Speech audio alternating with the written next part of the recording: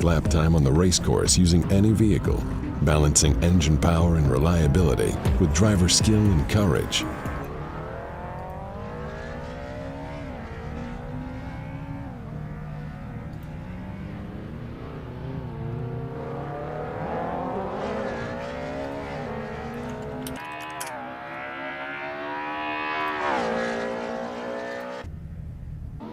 Welcome back, folks. Looks like we had some issues there with the stream and server connection issues. Sorry about the late start, but here we are at Touge Battlegrounds, Ontario Time Attack e-racing season number 2. Quick word from our sponsors. Ontario Time Attack e-racing season number 2, Touge Battlegrounds, is proudly presented to you by HIP Motorsports. It's how I play. Check them out on both Facebook and Instagram at facebook.com/HIPMotorsports. HIP uniquely connects sim racing and real-life motorsports using full motion simulators, esports, driver training, mobile events, and more. HIP, it's how I play.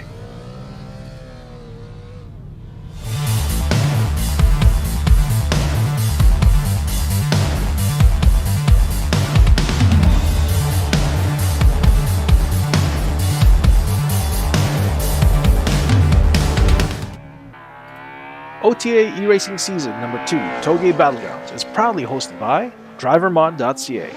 With plenty of articles regarding builds, car tech, and chronicles of his motorsports hobby, main author and time attacker Phil Oliveira will take you on a fun ride. Newly added this month is articles on the 2020 Ontario Time Attack season, as well as breaking certain stuff. Follow him on drivermod.ca. Welcome back, folks. Welcome to Ontario Time Attack e-racing season number 2, Touge Battlegrounds. So tonight, we are concluding part 1 of our 2-part playoff series, where we'll have 14 matches, starting with round number 1, where we will have Thomas Langille versus Amar Zia for the play-in round to see who gets a chance to duke it out with Alex Lamb. Then we'll move on to match number 2 between Ethan and Jackson, with Val DiPietro and Mike Puchik duking out in round 3, and in Edgar and Lee Larson in match number 4, followed by Jerry Chin and Imani Makalalad in round number 5, and obviously Alex versus whoever wins between Thomas and Amar in 6, and match 7 is Laszlo Toth versus Brendan Smith.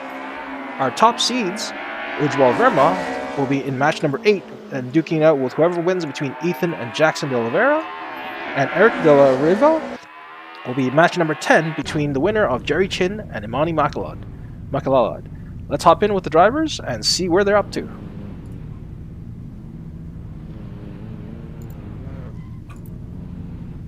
Alright, folks, looks like everyone's just warming up their tires. What tire warm-up strategy is up to the drivers, so they can choose to do burnouts, run hot, whatever it is, across the entire track. For those of you new to Ontario Time Attack e-racing series, we're doing a Touge Battlegrounds, in which 2 drivers will be sent down a track, and the person in front will be trying to gap the person behind them, and the person behind them will be trying to catch or even pass the driver in front. So, we'll see what all our matches do, and check out the course. The cars have been relatively balanced between all the drivers, although there seems to be a trend leaning towards the BMW. Here we are watching Imani Makalalad, who did a lot of the videos and also the balancing of the cars, go down the track in this J's S2000. There's also the option for the Mitsubishi Lancer Evo, Eurospec, and then there are cars like the BMW M3 E30, which as shown here by Laszlo. So we should be getting started fairly soon at this point. Let's just hop in for some footage with Imani here.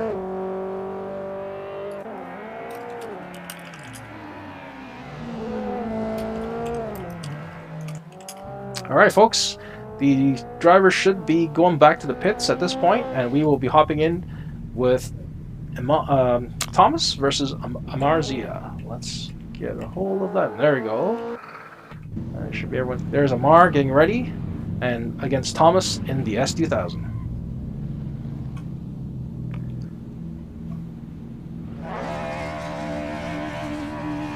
So you can hear Thomas rev up the car. He can probably dump the clutch and smoke some tires and get some heat into them. Remember, everyone starts off with the cold tires. Tire warmers are not allowed, so we'll see how this goes.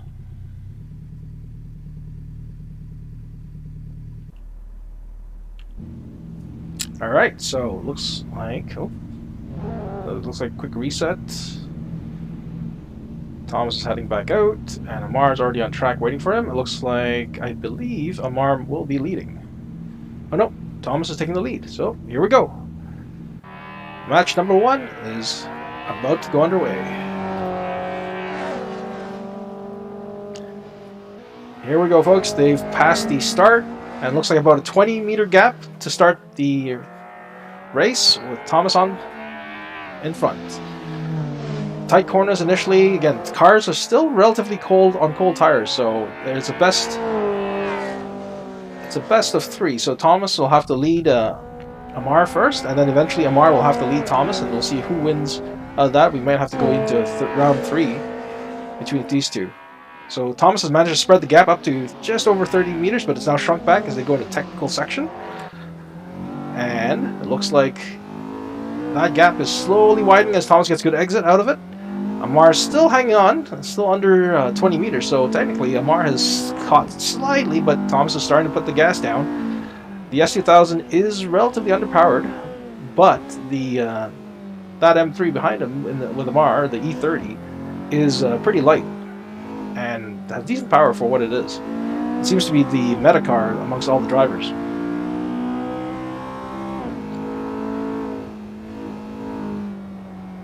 Thomas is holding on just a little bit. Oh, Amar seems to have made a slight mistake there on the rearview mirror, and the gap is now widened to just over 40 meters. To go through the underpass section here. Lovely little cresting action there between the two of them, catching air. And now Thomas is really starting to be able to put that power down in one of the longest straight sections of this course. But it heads up into a very, very tight technical section. And oh no! It looks like Thomas made a mistake, but Amar may have made an even bigger mistake in crashing out. So the question is, will Amar simply yield, or will Thomas have to drive the rest of it? Looks like Amar is not. Yeah, it looks like Amar is pretty much given up on that one. So Thomas is just. Yep, Amar has gone straight back to the pit. So Thomas is free to do what he wants because he's taken this round. Well done, Thomas. That was interesting, though. Just a slight mistake by Thomas, and Amar followed him right into it, and unfortunately, fared worse of it. So Thomas simply has to finish this lap and keep his tires hot. Again, tire warmer strategy is dictated by the driver, so he could have got teleported straight back into the pits, or, in this case, as Thomas has chosen to, finish the rest of his lap to keep his tires hot. And go past the finish line. There we go. So now, as with the Touge battles, Thomas will have to actually follow Amar to finish the match. So let's follow up with that and see where we go. Nope, looks like Thomas has gone straight back to pit, so here we go. Now we have some chasing action there with Amar leading Thomas, and we'll go from there.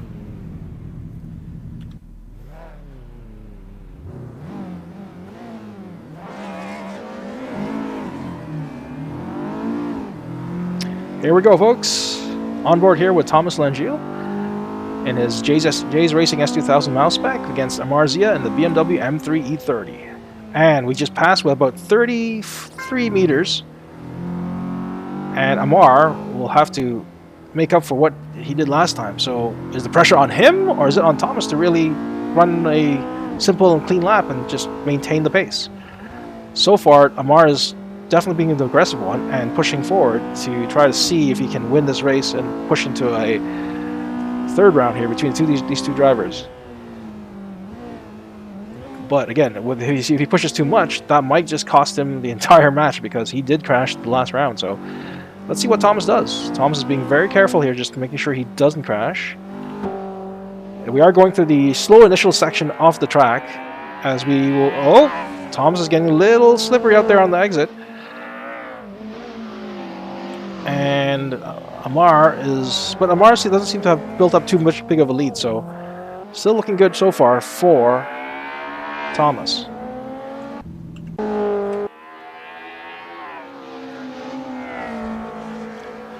folks, I've just been told by the race director that if Amar gaps Thomas, we will have to do a tiebreaker because Thomas took the first one, and now Amar will, if he gaps him successfully, which he looks like he is, we will have to go do a time attack run each to see who gets the fastest lap, and see what happens. But remember, folks, one tiny mistake by Amar could result, just like last time, him giving Thomas the win. So let's just see what happens out of this one. A bit of tail happy action there from Amar. Ooh, looking really good coming out of that corner there. More style than speed, but Thomas has closed in that gap. So here we go. We're now under 30. Oh, we're just around the 30-meter mark. So Thomas has definitely made up for what Amar had laid down in the beginning.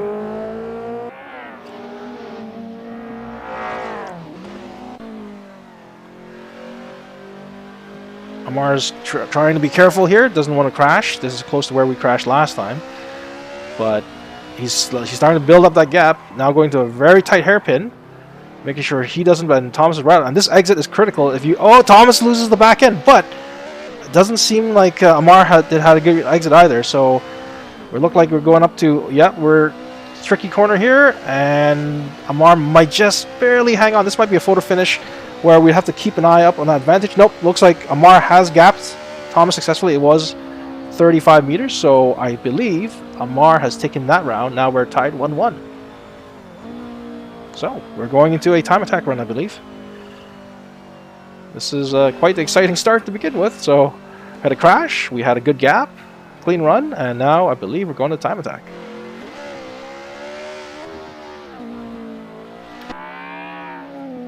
So, the drivers are opting to continue on the drive around the course to keep their tires hot, and we'll go from there.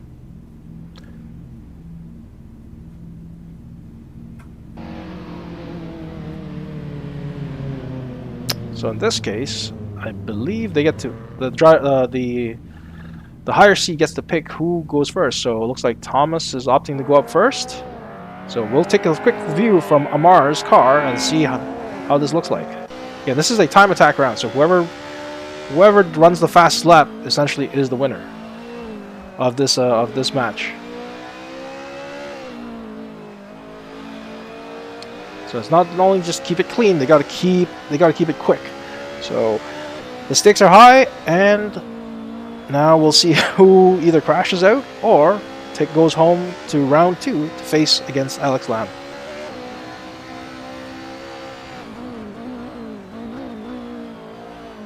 Looks like Thomas is being very, very cautious here. And Amar may have just made a mistake and rode the rails a little bit. So how does that work for lap times though?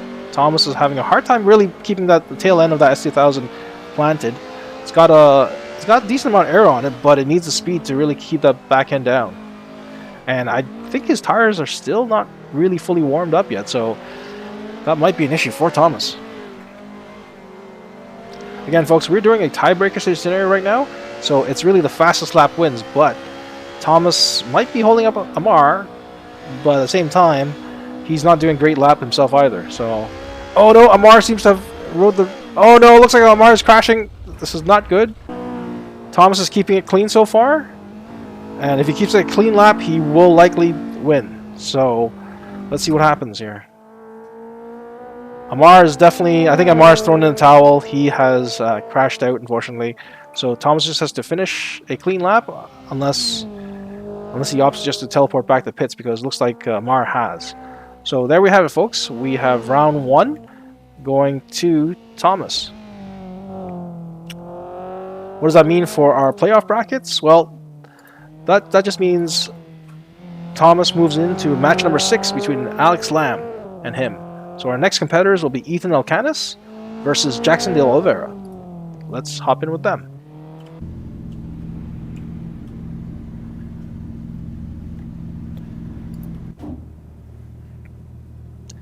Ethan has opted to pick the Mitsubishi Lancer Evo 6 Eurospec. Now, none of these cars are actually stock. They're all hand-picked by Imani Makalalad, who helped us design essentially this layout of the series, and all of them have unique traits in terms of their power to weight ratios, and also have had ballast added to them, just to balance out the fact that they have a certain amount of they were all within a certain time, lap time of this track. So as much as we try to do that, there's still little flares between all the cars to give them a little bit of character and therefore keep it spicy. But it seems like the meta car is that actually that BMW that you see in front of them, driven by Lee Larson. A lot of the top seeds seem to have picked that car, but who knows? Maybe this Evo can do some damage, and we'll go from there.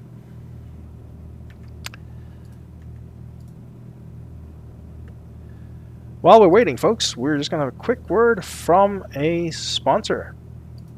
Ontario Time Attack E-Racing Season Number 2 Touge Battlegrounds is proudly presented to you by HIP Motorsports. It's how I play. Check them out on both Facebook and Instagram at facebook.com/HIP Motorsports.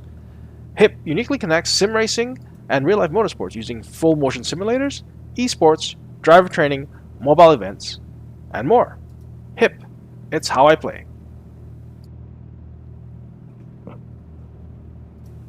Welcome back, folks. We are just about getting ready to start our second match between Ethan Elcanis versus Jackson De Oliveira. We're just getting ready, clearing the track out. And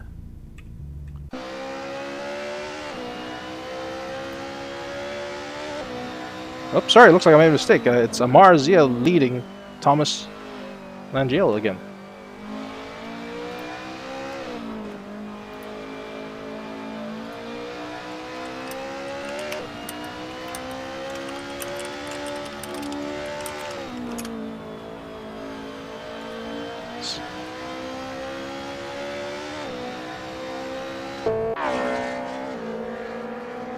Looks like Amar is really putting the hammer down and is gapping Thomas pretty hard. So let's see what happens.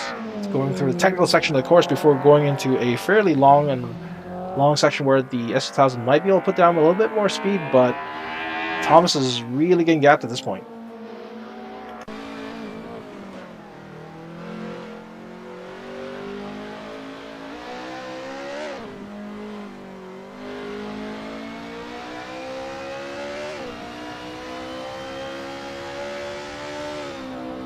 Just over with a triple-digit lead, Amar is really trying to redeem himself for the earlier couple of crashes that he had. So, going through one of the fastest sections of the course, where speeds are hitting, I believe, close to 180 kilometers per hour in these cars, it still is not a really entire full straight. So there is still a possibility that I can crash, but Amar catches that slide beautifully. But Thomas may have just made up some ground because of that slide, and now definitely visible in the rearview mirror. Oh no! Amar can't keep it on track, and Thomas makes the pass. So, Thomas makes the pass on Amar. Remember, Amar was leading the session, and now Thomas officially overtaken him cleanly, by the way, I should add, because you're not allowed to bump or have any unsportsmanlike conduct here.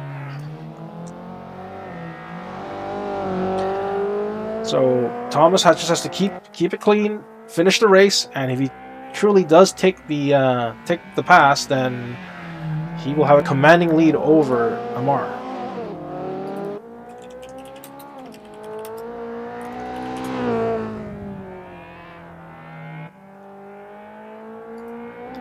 Going to the final stretch here, it's a pretty long straight, and let's see. Yep, Thomas finishes the match officially ahead of Amar. Remember, a win will get you 1 point, but a pass will get you 3. So Thomas currently has a 3-point lead over Amar for this matchup.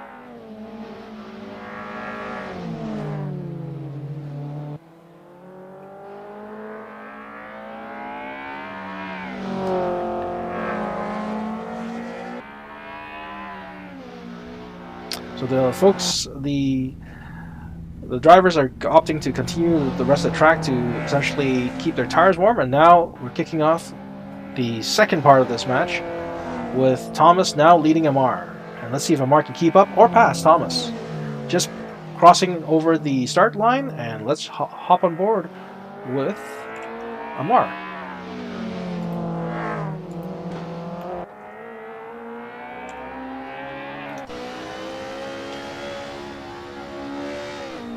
Amar's unfortunately had a string of bad luck. He's crashed 3 out of 4 times. So let's see if he can just keep it clean and just maybe for once make Thomas crash, because Thomas had a few issues on power down and exit.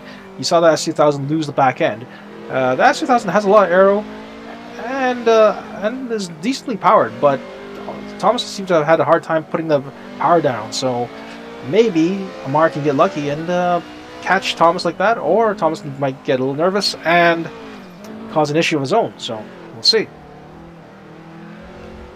Keeping it very, very tight. Both drivers are extremely cautious. This is a very, very sketchy section of the track, because it seems like a long straightaway where you just want to put the power down, but there's no real actual straightaway per se, let's put it that way. And Thomas catches some dirt, but manages to keep it on track. And Amar is very, very cautious, but losing ground to him. As you see the discrepancy between 2 drivers getting close to now actually it's changed down to just over 90 meters. So Amar is falling behind Thomas. Now just at over 115 meters gap between them. But we're now entering the most narrow section of the course. Let's see how Amar can hold up. Remember, one bad exit could still mean Amar can win this. But with Thomas having passed Amar in the previous round, that might be a daunting task for Amar. As you can see, a bit of a tail-happy exit there by Amar, and now Thomas is starting to put the gap on. Nope. Yep, putting the gap on, going into the final hairpin, the trickiest hairpin off the track, and now Thomas is almost back up to a 3-digit lead. And let's see if Amar can no, Amar's going right into the wall. Unfortunate, but Thomas made a clean exit and is on his way to the finish line. Unfortunate for Amar, he's had 4 crashes, so Thomas just has to keep it clean. And there he goes, past the finish line. Looks like Thomas has taken this one too. So I believe that means Thomas moves on to for a play-in round and goes up against Alex Lamb in match number 6. So now that means now we move on to match number 2 between Ethan Elkanis and Jackson de Oliveira. So we're going to hop on board with Jackson de Oliveira, who has picked also the S2000.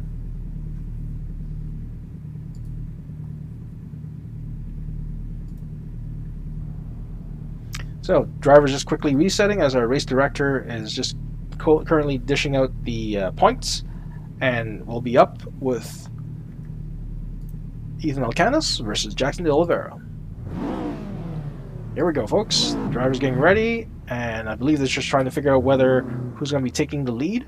The higher seated driver will have the right to pick whether he wants to lead or fall. And looks like Ethan has been. Oh wait, hang on. They're still getting set up. And Ethan has picked the Evo 6, one of the rare all-wheel drive cars that are actually available to pick from by the drivers. As mentioned before, Imani Makalala did a lot of the balancing of the cars, and while the power to weight distribution amongst all cars is not entirely the same, some of them have been added, have had ballast added. So here we go. Ethan leading Jackson, just passing at 27 meters roughly. So that's the initial gap, and let's see if Ethan can increase that gap or Jackson can close it. Right now, Jackson's just slightly closing, but Ethan's now starting to put the power down, and we're going into a decently long stretch of ability where the cars can put their power down. But Jackson is not letting Ethan walk away with that turbo all-wheel drive. Going into the first tight hairpin, and Ethan's got to be very careful here. And Jackson's caught right back up to him, essentially on his rear bumper, which is not good for Ethan. Will Ethan get... Oh no, Ethan! Ethan has unfortunately lost his nerve and lost the back end and went off onto the wall. So officially, Jackson has passed Ethan, and I believe Ethan has teleported back to the pits. So that's an automatic concession to Jackson, and he has taken round 1 by passing Ethan Elkanis. So it looks like Jackson is opting to just simply keep his tires hot and keeping a clean run and just trying to keep that heat in the tires so he can then lead Ethan Elkanis for the second round of this match.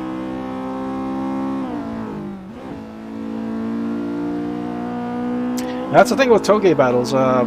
One tiny mistake, and if you can't handle the pressure with someone behind you, or get overly aggressive, or just see red mist when you're chasing someone, one mistake can really ruin your day. In this case, unfortunately, that tight initial sector right off the start line, after that bit of a straightaway, caught Ethan off guard, and he could never quite get that Evo to settle down, even with all that all-wheel drive.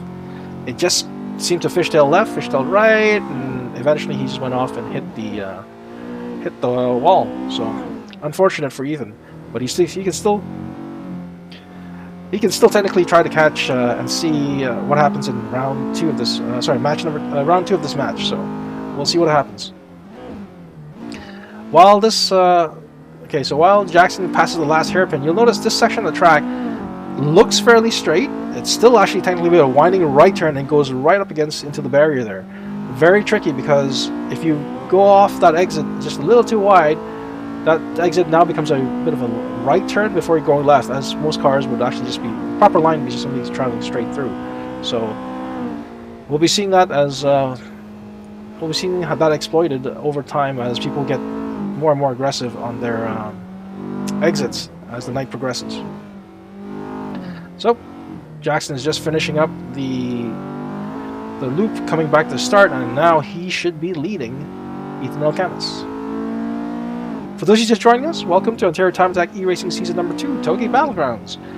I'm your host, Kevin Wong, and we will be doing match number 2, currently with Jackson now leading Ethan Elkanis in the Evo. Here we go, folks. Both drivers are simply getting ready. And I believe they should be off pretty soon. We'll jump on board with Ethan Elkanis to see what he does.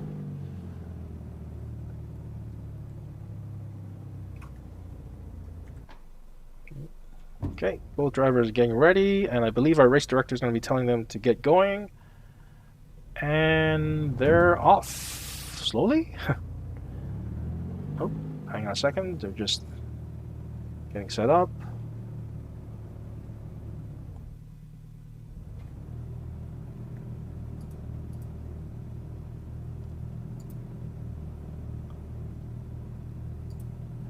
While they're waiting here, we'll have a quick ad here from one of from our main series. As some of you might know, Ontario Time Attack is a real-life track attack series where we actually go on track and do time attack with live timing, with fair classing, and really fast drivers. So if you have a car that's relatively stock or even modified, come join us on Ontario Time Attack. And here's a quick snippet of what OTA is all about.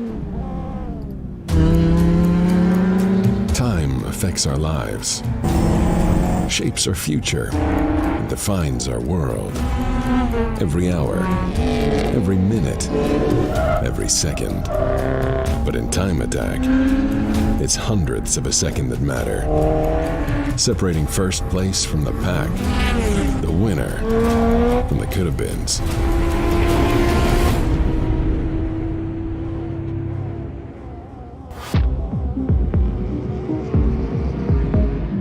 Originating on the racetracks of Japan, Time Attack has grown into one of the most important and exciting motorsports available today.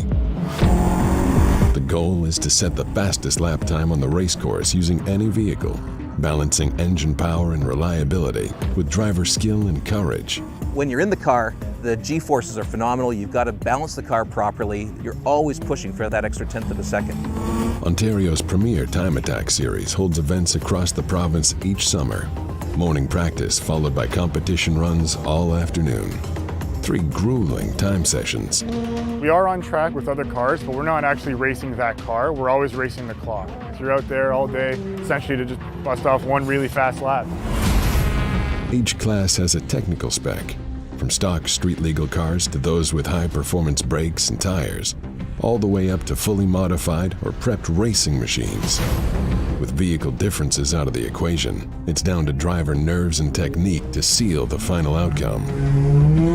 Without distracting wheel-to-wheel competition, lap times are usually faster than the race divisions. But the biggest wow factor? When a racer lays down a lap time that not only beats competitors in his own class, but blows the doors off the classes above him. A big part of it is the speeds you get up to. The back straight at Mosport, you're going over 200 kilometers an hour.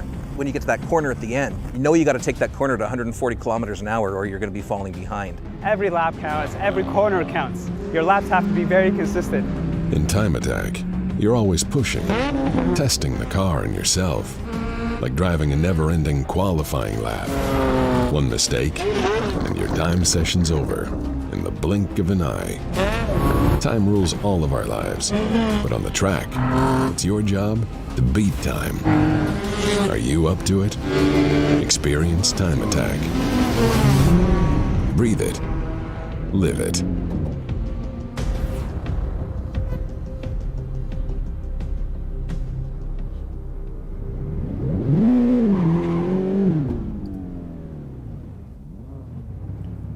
Welcome back, folks. Sorry for the long interlude. We had some technical issues where the server had to be restarted, so we're back now.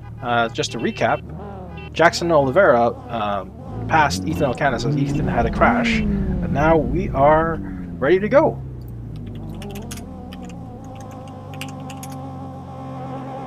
So, Jackson this time around will be leading Ethan Elkanis, as Ethan was in the lead before, and Jackson passed him. So, we're just getting ready, getting queued up, and we'll get them to go. For those of you new joining us, welcome to Ontario Time Attack E-Racing Series, Season number 2, Touge Battlegrounds.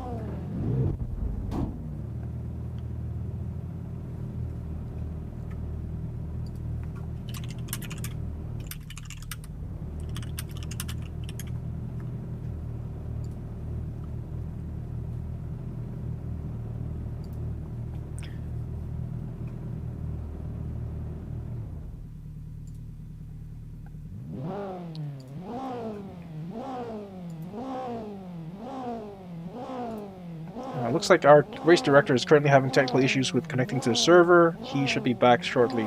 So sorry for the wait, folks. But for those of you new to Touge battles, effectively what it is two cars get sent down on the track, and you have one car in the lead and one car in the follow position. And the person in the lead is trying to gap the car behind him, and the person in the back is trying to catch, or even pass in this case, the car in front of him. So whoever successfully does their mission, either gaps the person behind them or leads or catches or passes the person in front, they get the quote-unquote win for that specific round. And we're doing a best of three to decide to decide who wins a match, and there's a double match for each of the drivers, so that at least they get to fight each other twice and see who gets to move on to the next round. So just trying to overcome some technical issues. Sorry folks, it's been a bit of a long downtime. But we are currently getting ready for the second part of this first match, or the second match rather.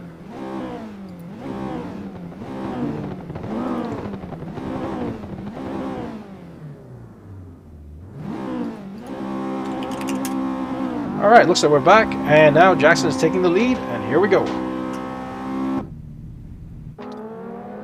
We're off, folks. They're heading into the start line, and it looks like Ethan wants to keep it tight. And they're about to cross the start line at just about 9 meters. So now what that means is Jackson has to gap Ethan by over 9 meters, or Ethan has to close that right up against him. And I think Ethan is counting on that all-wheel drive to really pull him out that corner versus the S2000, which on cold tires might not do as well on just two-wheel drive on the rear. So we'll see, but currently Jackson's really putting a bit of a gap on Ethan at just over 40 meters at one point, but now we're going to a bit of a technical section where Ethan had crashed out earlier. So let's see if Ethan's already hopping some curbs. Looking good on paper, but not winning any points in terms of the actual race in itself. That's a really sick slide by Ethan, by the way. Unfortunately, someone needs to remind him that this is actually a race, so as much as I love seeing the four-wheel slides, it's not, unfortunately, winning him this race. Let's hop on board with Ethan and see what he's doing. That gap is now in the triple digits with Jackson just hovering around the 100-meter mark. So Ethan's really trying to cut the course and see if he can gain any sort of time there. But Jackson is just really flying through this long, somewhat straight section of the course. Typically, you can see the drivers hit close to 180 kilometers per hour on this bit of a straightaway before it really narrows down and gets in the tight technical section of this. See, now he's already starting to catch Jackson as he slows down for that technical section. But man, that's a lot of counter steer by Ethan. Let's see if he can really hold this, because that Evo really doesn't want to stay straight. Going through a bit of a hairpin here. He has managed to cut that lead down to a little bit, but remember, we started off with a 9-meter gap, so Ethan still has to do a lot of work to chop down the rest of that 40-some odd meters. And Jackson is going into the final hairpin. Let's see how he handles it. Oh, bit of a drift coming out, but Ethan's still having trouble coming out of that hairpin himself. So technical right turn here. Jackson has to make sure he keeps it clean. And Ethan crashes, unfortunately, a little bit. That's not going to help him cut down that lead. And unfortunately, Jackson has passed the finish line at just over 65 meters. So that means Jackson takes this round completely, giving him the I believe that would be a total of 3 points, because he passed Ethan earlier and now he's gapped him on this round. So Jackson takes this one. So now the two of them will get to duke it out again against each other to see who moves on to the next round. For those of you just joining us, welcome to Ontario Times e-Racing Series. I'm your host, Kevin Wong. We are doing a Touge style battle for this time around, as opposed to last year when we had the wheel-to-wheel racing. For those of you new to Touge Battlegrounds, essentially it comes from the hills of Japan, where you have two drivers being sent down the course, trying to either gap each other or try to catch up. So the person in front is trying to smoke the guy behind him and leave him in dust. So now here we go. Ethan's going across the start line at just over 20 meters, and now Jackson is trying to keep up with him. So Jackson's done a good job, but Ethan's really having a hard time. Not sure if that necessarily is a lag issue or what it is, but Ethan's having a hard time keeping that Evo straight. You can see there's a little jerkiness in the view. I'm wondering if that's actually a lag issue and not necessarily Ethan misdriving it. So connectivity might be an issue here, but I'm not entirely sure what's going on there. Hopping on board with Jackson in the S2000, we can have a better view of that Evo as it tries to really cut into the dirt, but I'm not sure if that's necessarily helping. Oh, Ethan's losing the back end, and Jackson makes the pass. Oh, that's unfortunate. That was actually a similar spot to where Ethan crashed before as well. So looks like Ethan's thrown in the towel and just teleported back to the pit. So I believe that's an automatic win for Jackson for this match.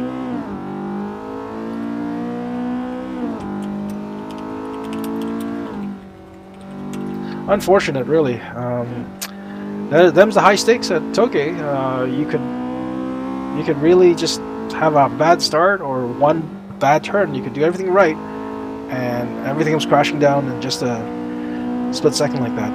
Unfortunate, really, for Ethan. That Evo seems to be a real handful, and I'm not sure if that was necessarily the car, connectivity issues, or both. Remember, this is an e-racing series, so lag can potentially come to an issue, and we did see his view kind of skitter a little bit, so I'm wondering if connectivity was an issue, because if you see here on Jackson's screen, everything's nice and smooth.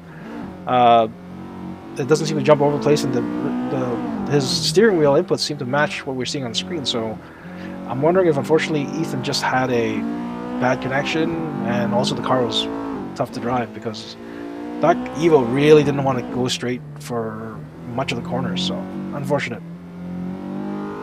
So Jackson just needs to cleanly finish this lap, he's opting to keep his tires hot, and going through the final hairpin. As I mentioned before, this final hairpin is really tricky. As you're going uphill, a lot of drivers will lose the back end and lose a lot of acceleration going into this mini straight, which actually then comes into a very technical right-hander.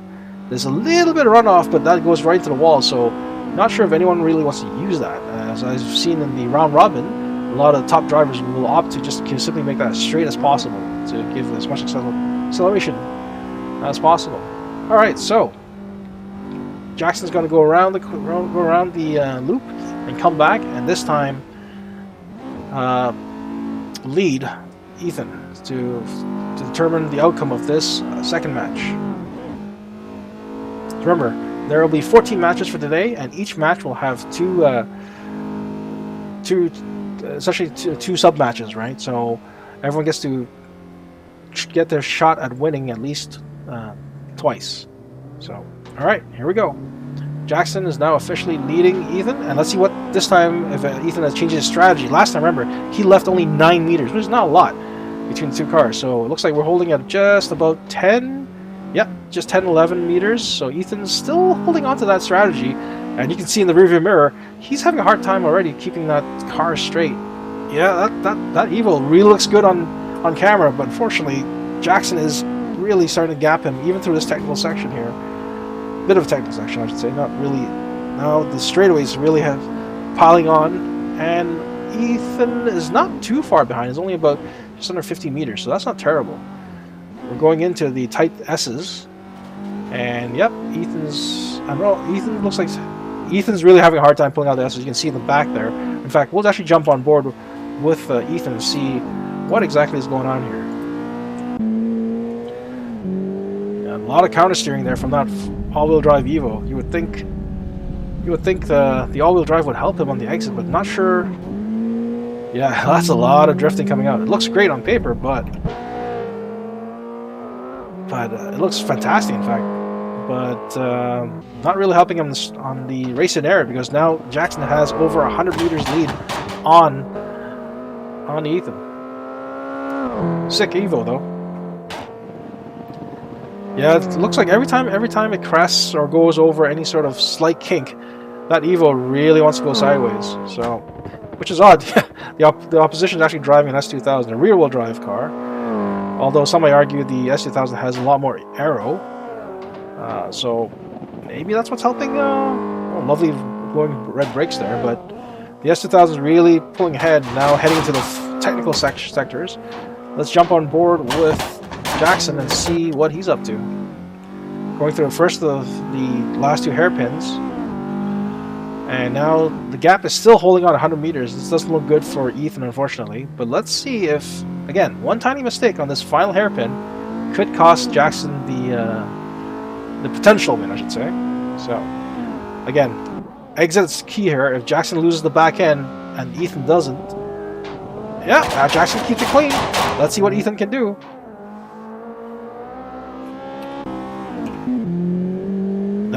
That gap is, unfortunately, yeah, that gap is really good. Yeah, that's it, folks. I don't think Ethan's going to be catching up to Jackson, unfortunately. Well, there you go. Jackson wins that second round. So it's that second run. So Jackson will be moving on, and we'll be moving on now to match number 3 between Val DiPietro and Mike Puchik. On board here with Val DiPietro in the BMW M3 E92 Enfini Special.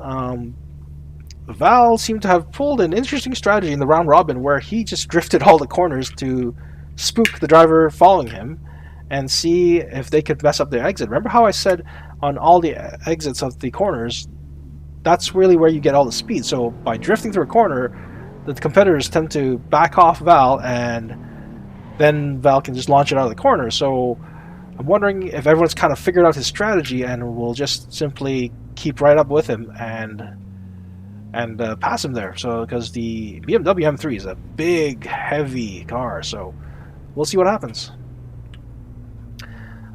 Alrighty, so as Val gets ready to line up there, we're off on a rolling start.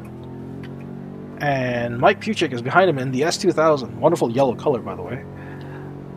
And here we go. Just Val's playing a bit of mind games there, passing the start at 10 meters before really trying to put some power down, or maybe the car's just heavy. I don't know. But there he goes. He's already doing his thing in the drifting. And Mike Puchik is just staying glued onto him, not falling for any of those mind games.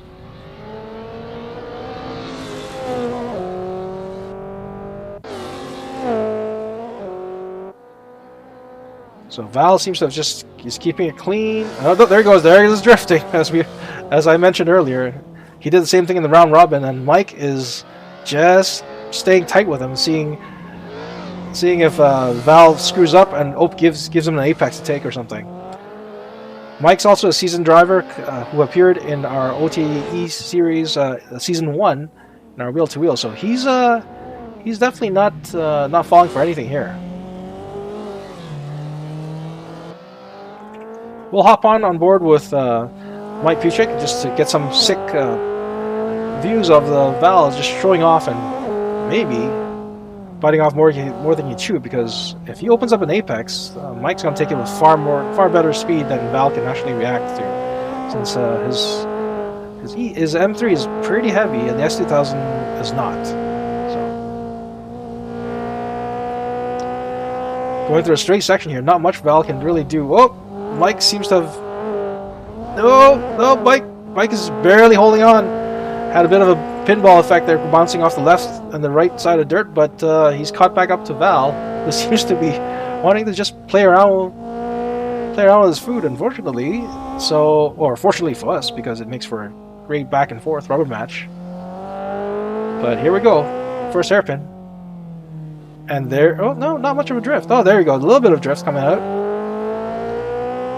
But remember, technically right now, Mike Puchik is actually winning because he has closed the gap between him and Val DiPietro. So we'll see what Val does in this last corner. Remember, the final hairpin where acceleration is pretty much tantamount to leading to that final straight there. And no, Val keeps it serious and launches right out. So it's now essentially a drag race to that tight right-hander to see what they do. Val goes a little bit wide, has to tuck the car back into the right. Now it's a drag race all the way to the end, and Val unfortunately has the power and gaps Mike Puchik. So I believe Val takes that first round.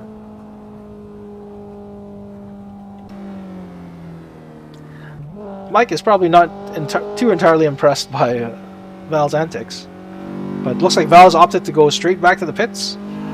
And Mike is opting to continue the rest of the course to keep his tires hot. It's an interesting strategy because technically it's perfectly legal, because you're not supposed to crash into the opponent. At the same time, if there's an opportunity to take a pass, which Val can open up in the form of drift by opening up the apex, it's up to Mike to really take advantage of that. So, but now with Mike leading, we'll see what Val can do, since the drifting won't help him in the back. Here we go, folks. Mike is just trying to cap his gap a little bit and passes the start line with just over 21 meters. So Val has to close that gap, or Mike has to increase it. So Mike is definitely not doing any. Mike is definitely driving a little bit of anger there, increasing that gap to over just hitting 50-meter mark at one point, but now going through a technical section here, and now being able to put down the hammer down and really starting to gap Val there. Val just opted to choose for that Infini M3. It's pretty big and heavy, and he's the only one, I believe, that's picked that car. I believe the official statement from him was that he wanted it for the lulls. Mike's playing it serious, keeping it clean, very nice tight driving there. Again, the course here can get narrow and wide at some points, and Mike's keeping it very, very clean. Hopefully he doesn't have that same pinball effect we saw last time around, where almost lost it.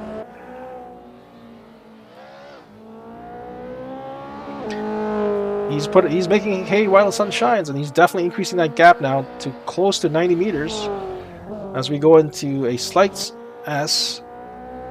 A beautiful color, by the way. And roaring through the forest, getting close to just inching his way towards the 100 meter. There he goes, 100 meter mark. Wonderful use of the track, full use of the track there on exit. And going into a very, very fast sector here before it starts going into the last 3 hairpins. Sitting at just over 120 meters gap at one point there. We're heading into the technical, so naturally gap will close down a little bit. But the S2000 does have the ability to be agile even at low speeds, thanks to the lighter weight. So going into that first hairpin, very clean, and Val really has a hard time trying to do any sort of closing gap there. But remember, Val does have the power edge on that final straight, so if he can keep it clean, he might be able to take Mike. But Mike's really trying to make sure that doesn't happen. Going up the last hairpin, does he keep it clean on the exit? Yes, he does. He does not lose the back end. And whereas Val does, you can see in the back there in the rearview mirror, going to that right-hander, keeping it tight. Very good exit. Yes, keeping that straight. So, yeah, that's pretty much, unless something goes wrong here, Mike will probably take this round. There he is at 119 meters lead. So he has gapped Val. So we're having a bit of a rubber match here. Val takes the first one, Mike takes the second one. So we're heading into a tiebreaker where essentially they have to do a time attack round and just to see who figures out who takes the win for this match. So the guys are just heading back to the start, and then we'll be doing the tiebreaker. Welcome, folks. In case you're new to our series, this is Ontario Time Attack E-Racing Series, Season number 2, Touge Battlegrounds. I'm your host, Kevin Wong. So both drivers have opted to pop back into the pits. Actually, no, it looks like Val just drove by. So I believe we should be going into a time attack session. There we go. Val's popped back in the pits. And now that both drivers will be heading out to do the tiebreaker round.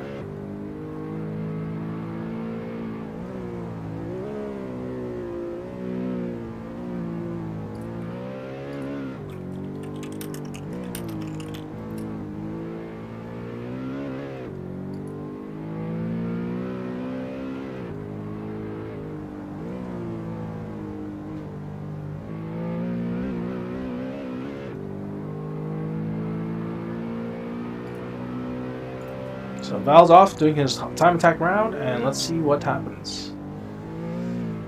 Essentially, who runs the fastest lap wins. And for those of you that don't know, Ontario Time Attack is actually a real-life time attack series. We go to all the tracks most of the tracks in Ontario, where we do Toronto Motorsports Park, Shannonville, Canadian Tire Motorsports Park, DDT, and we're the only time attack series on the big track, Canadian Tire Motorsports Park Grand Prix track. So check us out at timeattack.ca if you want to talk to people that drive anywhere from stock cars, like a stock BRZ, all the way up to a race prep Corvette or a Camaro or Mustang. There are those guys too. So we offer some of the best classing that we believe that we have in Ontario, because we try to balance out all the cars and try to essentially make sure that everyone has a decent chance to win, and not necessarily just whoever spends the most money. Naturally, there are some perks to having some mods, but we try our best to balance it out. Check us out at timeattack.ca. So Val's currently doing his time attack run here.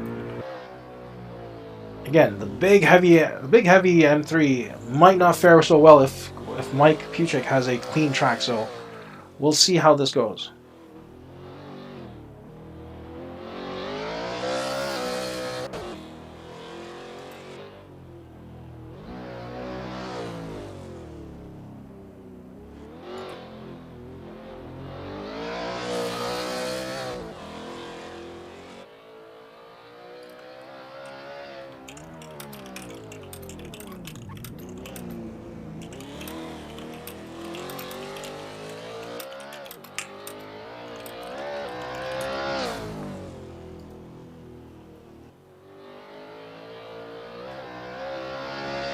Val's entering the final stretch of the course, and he will put in his lap time, and our race director Joe Lee will now let out Mike Puchik and see what lap time he puts down. So let's hop on board with Mike Puchik.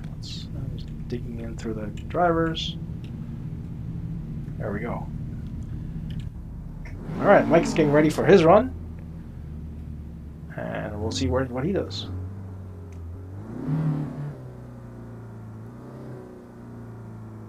So folks, for those just joining, we just had a bit of a rubber match between Val DiPietro and Mike Puchik.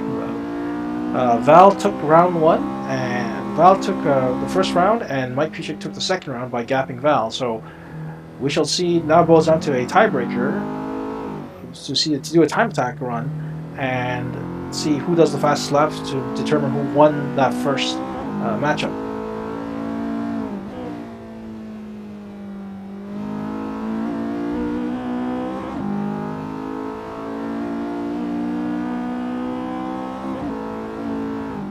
So far, some very clean driving from Mike Puchik without Val having to drift in front of him. That giant M3 does kind of make for a fairly large obstacle. This S2000 doesn't have insane amounts of power, but has decent amount of aero and grip, so it should make for a very decent time attack car, unlike the M3, which is big, heavy, but powerful. Question is whether Mike can keep it clean and not crash. So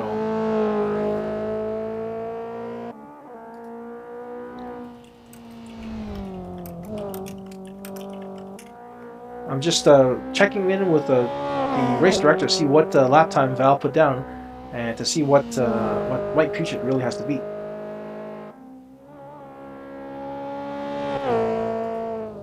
Unfortunately, my lap time counter is not quite working, so we'll have to rely on the race director. It looks like Val put in a 2 minutes, I believe it was 2 minute 31.068, so let's see what Mike Puchik can put down.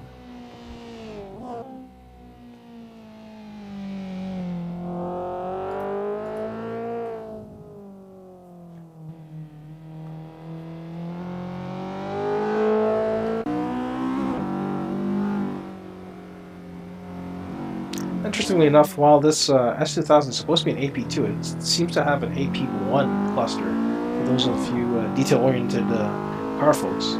Not sure if the mod itself was the issue, or maybe the Jay's Racing car is just like that. So, just some interesting facts from one S2000 owner to the folks.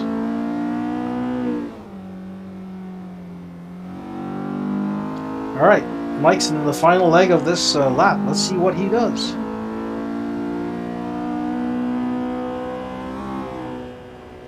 Let's quickly pull up the lap times. So he did a 228.777. So I believe he should be taking the win from Val DiPietro. So let's double check with race control and see what's going on.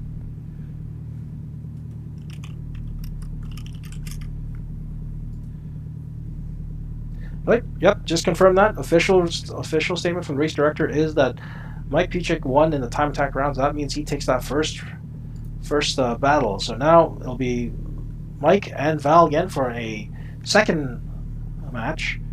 Remember, everyone fights each other twice to determine who moves on to the next round. So this time looks like Mike will be leading to start, I think. Nope, Val is taking his position in front. No, yeah, it looks like Mike Puchik will be going up front, and we'll take a look from the outside just as they pass the start line at just over 15 meters. So Val has to close that gap, or Mike has to increase it.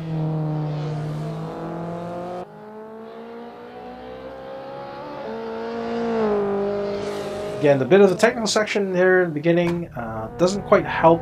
Val's got the heavier car, so Mike's really making hay while the sun shines by putting in as much of a gap as possible, so forcing Val to really squeeze as much power as he can out of that giant BMW. But Val seems to have really cleaned up his drifting, because again, there's no point in him holding up anyone in the back there, so he's trying to put down as much as he can, but having a hard time with that heavy BMW. Whereas Mike is keeping it very, very clean. Remember, Mike did beat Val in the time attack session by almost a margin of 4 seconds. So the S2000 naturally seems to have an advantage here with this driver car combo. So we'll see what Val can do to keep up. We'll hop in on board with him, in fact.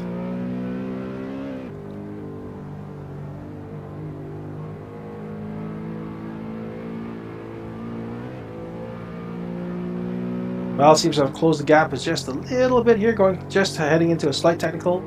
And Mike seems to have kicked up a little bit of dirt there, so Val may have made up a little bit of gap there. Yep, he has. Heading into the technical. Slight bit of kink here. But again, that BMW just is a bit of a beast there to throw around in this technical section. Heading into the last 3 hairpins. Val's got to be very careful on the throttle. Unfortunately, gets a little bit sideways there on exit, and Mike seems to have taken advantage of that. Going the second hairpin, and Mike is starting to gap a little bit, and Val's having a hard time putting that power down. Heading to the final hairpin here. Will Mike be able to keep it clean? On exit, and he does! So that's really putting all the onus on Val to make sure he can really put the power down. So that gap is just seemingly increasing at this point. So doubt that Val can make this up, unfortunately. That's sitting at over 110. Yep, 110 meters passing the goal. So Mike takes the first round. So does that mean Val will change up his race strategy for round 2? Will he continue to drift, or will he just try to see if he can try to pull away? Or, again, it's a perfectly valid strategy, so let's see what he does. Some very good driving there from Mike. Kept it very, very clean. Had a good time attack session there. So, and then also leading Val. So following Val is another question, because now he has a big M3 sitting in front of him. So let's see what he does. Val takes the lead, and here we're off.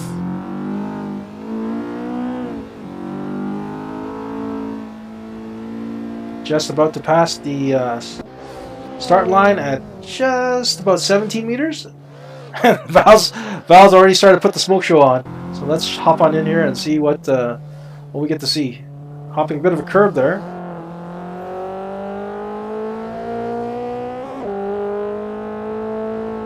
And there we go again, getting that back end out. But Mike seems to be keeping a fairly decent distance. I guess when every time Val does his drifting, Mike can use that to really catch up.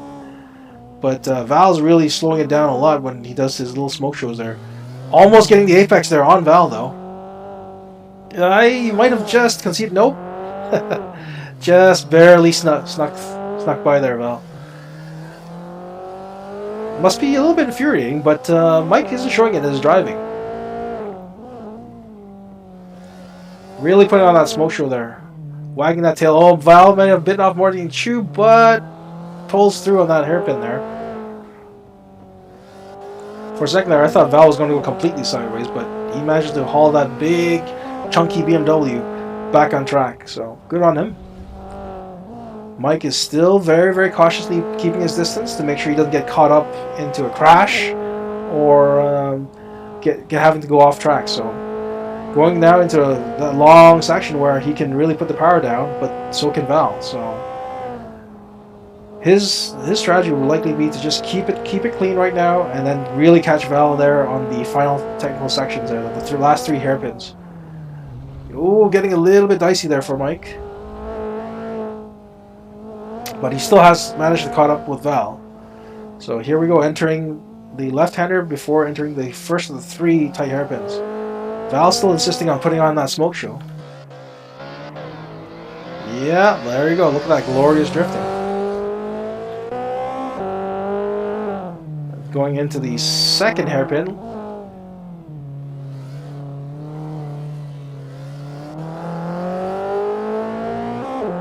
And now the last hairpin. And we'll see if Val can keep a good exit and essentially try to gap Mike from here. Yep, he keeps a good exit, and now it's starting to put the hammer down. And we'll see what the final gap remains. Going that tight right-hander, and Val loses it a little bit, but Mike keeps it very straight. But Val really has that power going down and crosses the finish line with a bigger gap than he started with. So he takes this round.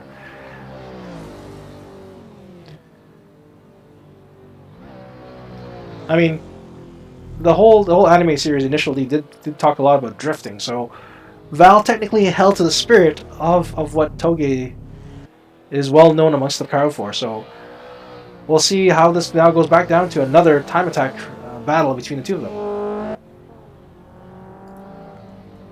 For those of you just joining us, welcome to the Ontario Time Attack E-Racing Series. I'm your host, Kevin Wong. We are in Season 2 doing Touge battles. So what that means is we will be sending two drivers out on the track,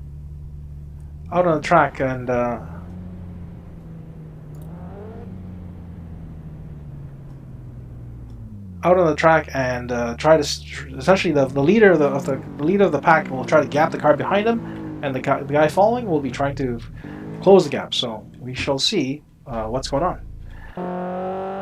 Mike is off on his time attack round, since we have a tiebreaker, since Mike won the first round and Val managed to gap Mike on the second round. So here we are back again, familiar territory where we're doing a time attack round. So I'll turn on the lap timer so that way everyone can see.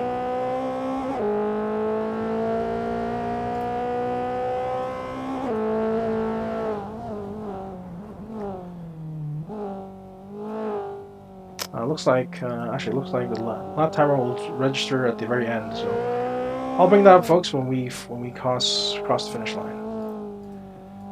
Mike has been very, very patient with Val's shenanigans, so we'll see how this goes. Mike is a seasoned veteran with our series, having joined us in Season 1 and did all our wheel-to-wheel racing when we hopped around the globe, going from racetrack to racetrack in our Season 1. You can watch that on our YouTube channel.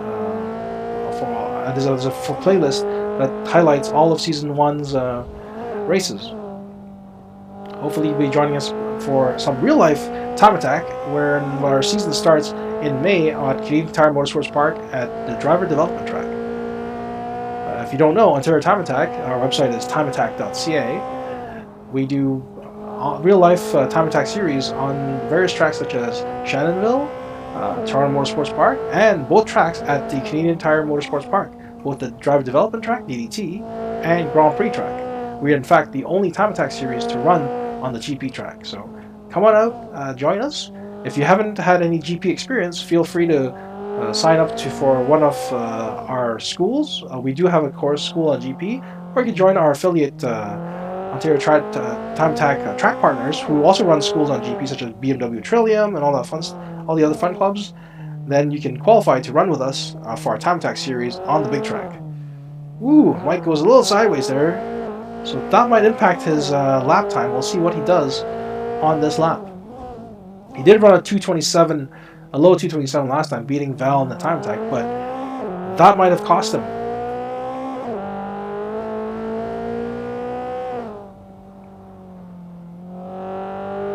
So Val's already on track doing his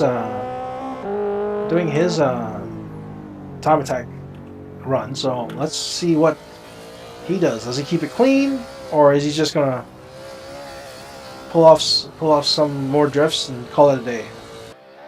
Woo! A little bit of air there coming over that crest. That corner is very fun to watch cars as they come flying right over.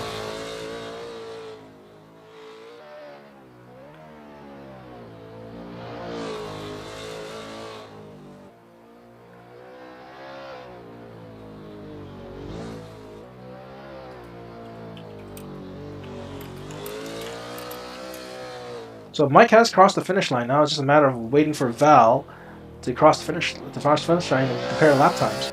From what I'm hearing from the race director, I believe Mike has run a 2:31.182. So that drift. Oh no, Val has crashed. Val has officially crashed. That might have cost him potentially the world win. So we'll see what he pulls off. But unlikely now at this point he'll be catching Mike. So it looks like Val is just drifting for the lulls, as he would say.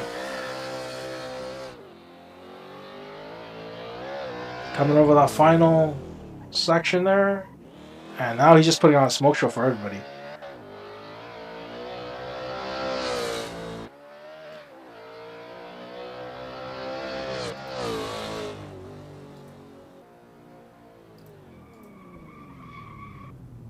Hey, nice 360.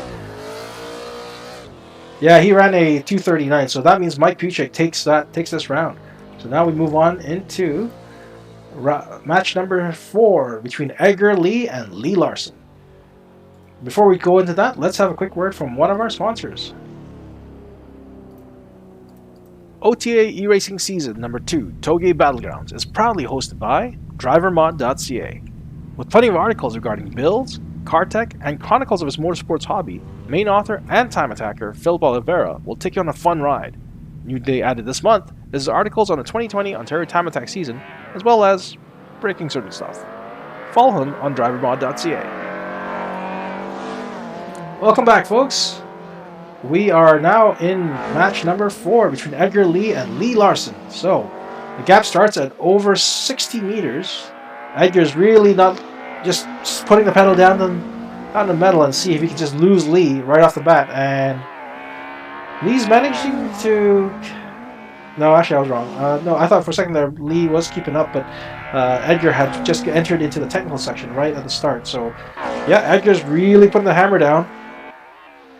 And sitting at over 150 meter lead just at this point, so going into the first technical S's. And at this point, Edgar did qualify very, very well in the, I believe he was actually the 5th seed in the round robin stage, so no surprise there against 12th seed Lee Larson. So just the real question of whether Lee can keep it clean, and hopefully Edgar makes a mistake and Lee can capitalize on it. It's not unsurmountable at this point. Just sitting at just over 100 meters, going to the straight section of the course, or relatively straight section, of course. But yeah, no, that's really piling up. Edgar's keeping it very, very clean, and not really making any mistakes there. Going under the bridge, and just about to crest. Wonderful little bit of air there. Going into the straightaways, and yeah, at this point it's a bit of a bloodbath. But again, maybe Edgar might make a mistake. We'll never know. As Ross Bentley once said, like you can't give up, right? And the guy in front of you might just make a mistake, and you might go from 0 to hero very quickly. But we'll see what Edgar will do. He's keeping it very clean to that first hairpin.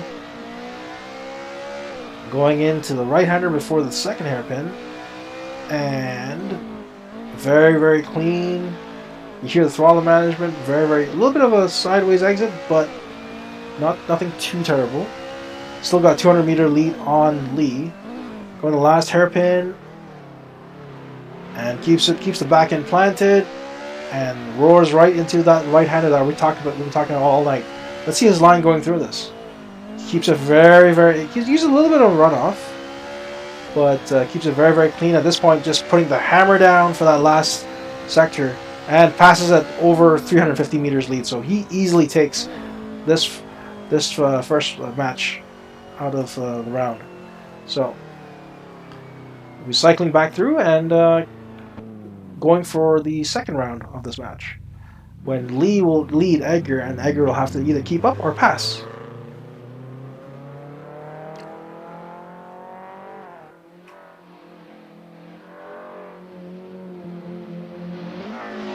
As mentioned before, Ontario Time Attack runs our real-life Time Attack series starting this year in May. In fact, while we're waiting for the drivers to reset, let's take a quick look at the season schedule.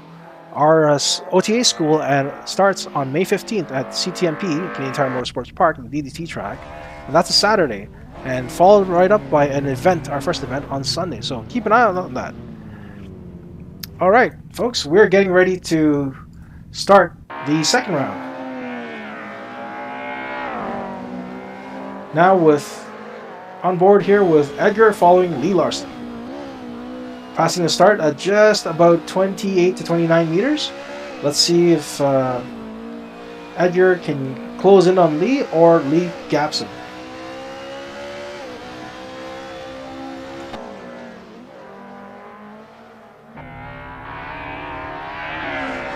Edgar's slowly encroaching on that lead there. He's sitting at just 24 meters behind him, even though they're entering into the technical section, of course. So That gap is now closed down to pretty much a car length.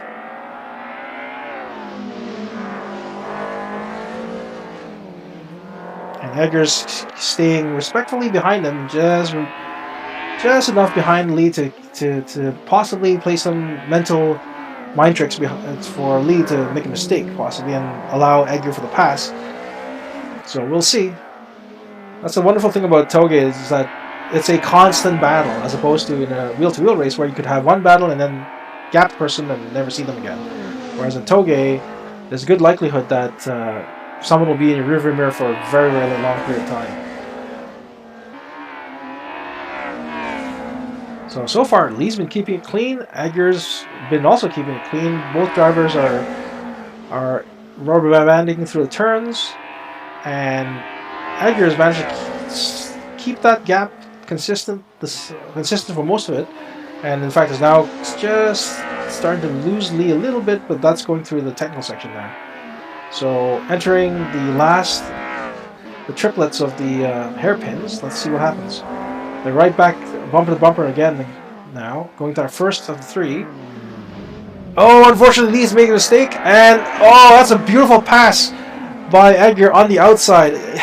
Unfortunately, Lee took that hairpin a little too tight and went right over the apex. So that allowed Edgar to really take that pass, and that was a beautiful pass. In fact, we had the perfect camera angle to see it happen right in front of us, folks. That was wonderful. In fact, let me see if I can pull up the replay. Battlegrounds. I'm your host, Kevin Wong. Here Oh, we go. unfortunately, Let's I did watch not this clip that, race. so my apologies. So, but Edgar had a beautiful pass. We saw it live here, folks. Beautiful pass, and Edgar easily takes the second match by passing Lee. One well driven there by Edgar. So we now move on to match number 6 between Alex and Thomas. Thomas had won our play-in round between Thomas and Amar. So let's see what Thomas can do in his S2000 against Alex Land.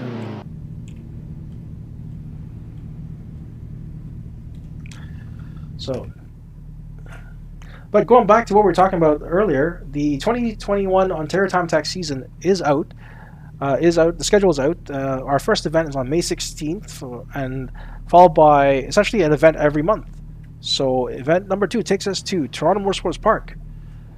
Event number 3 takes us to the GP track where we talked about earlier on July 25th on the Sunday, and event number 4 takes us to Shannonville for the weekend bash. On the 28th, we were running the Pro configuration. On 29th, we run the long configuration. And event number 6, our season finale, goes right back to where it starts for most people on track driving in Ontario, Toronto Motorsports Park. While our drivers are getting set up, I'd like to thank our season sponsors, Automoves, Toyo Tires. The official race shop for 2021 is NV Auto. Our supporting sponsors include Braden Wheel and Tire, GRP, 7 Automotive, 13 Motorsports, and Team VDG. Alright, let's hop back in with the drivers and see where they're at. So it looks like we're still getting...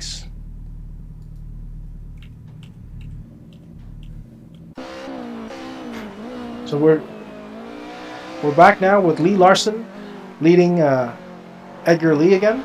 Remember, this is a double. It's a double match. So Edgar took the first match. Now this is the second part of the playoff. So Lee again has to just keep it clean and see if he can gap Edgar.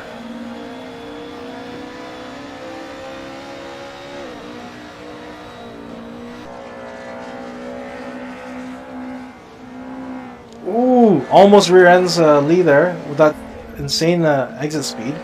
But last minute managed to divert away from him. So remember, if there is contact between the two cars, the race director will have to review that and see if there was if there's any malicious intent. That just simply looked like the skill gap between Edgar and Lee, resulting in a very large differential through a turn. So, but Edgar skillfully avoided Lee, so we avoided any sort of incident there.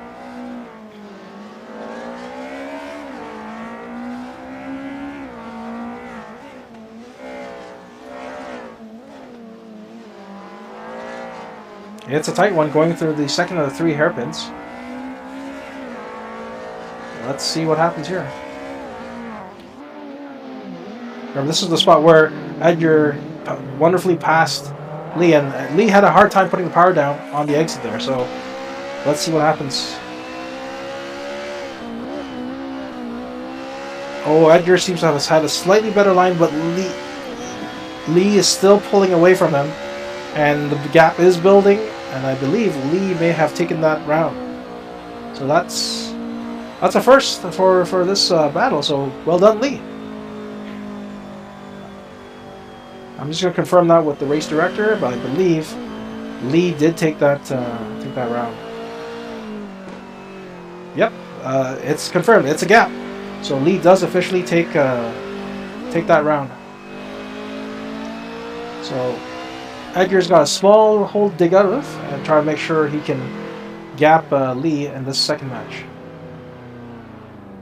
All right, here we go. We're going to do a quick reset and get ready to go.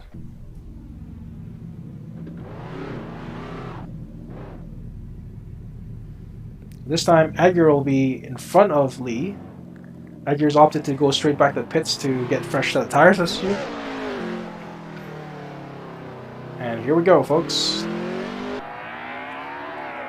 Lee Larson is now chasing Edgar Lee.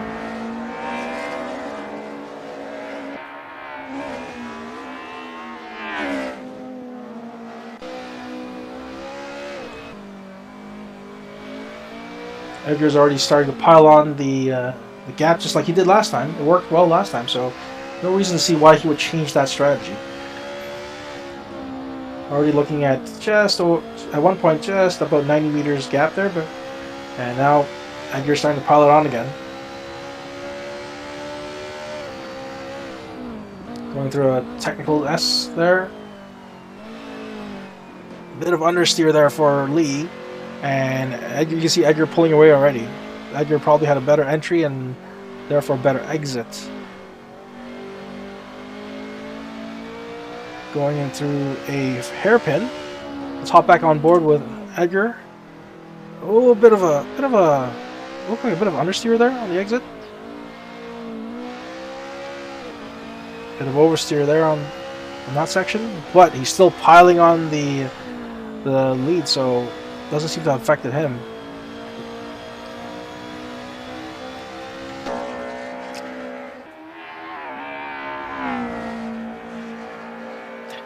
For those of you just watching this, it seems like the M3E30 is the meta car for this series.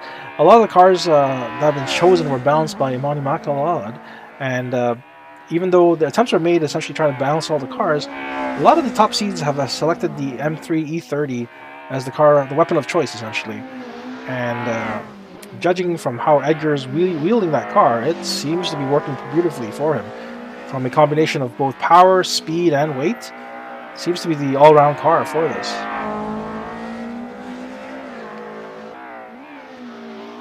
Sitting at just over 120 meter lead, Edgar seems to be pulling away from Lee, so he might be able to pull back to a draw with Lee Larson, and then it boils down to a time attack after this.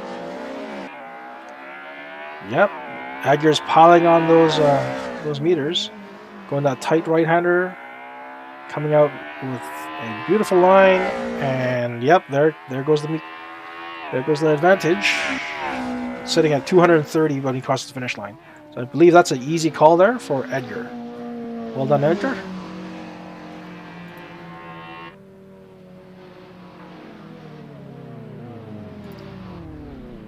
Okay, so both drivers have opted to go back to the pits, and now we'll be running essentially a time attack because we had a tie at 1-1. So it will be actually, is it going to be a tie? Because Edgar did pass Lee, whereas Lee just simply gapped Edgar.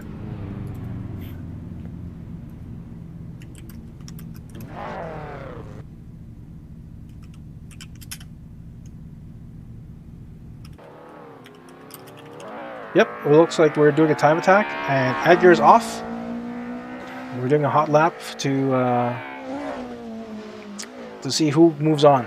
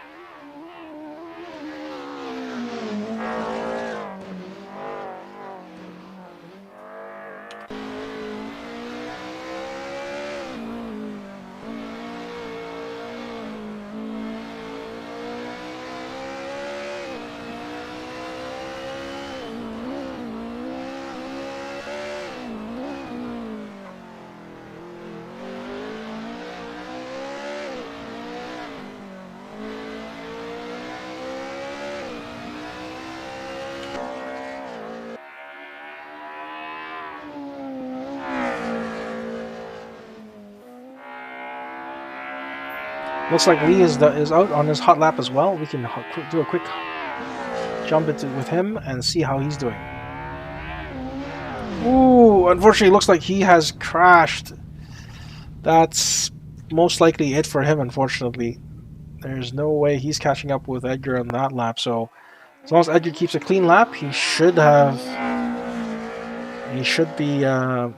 taking this match.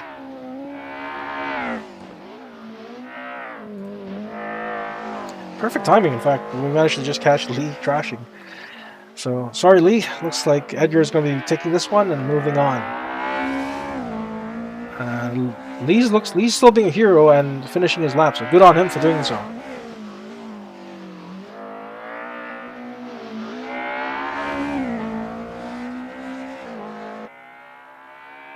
Going into that last final hairpin, let's see how Edgar handles this one.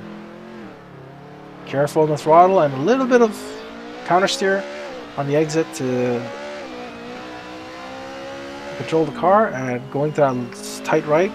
Use a little bit of that overlap, that overrun, sorry, that runoff area, and going in for that final goal. There we go.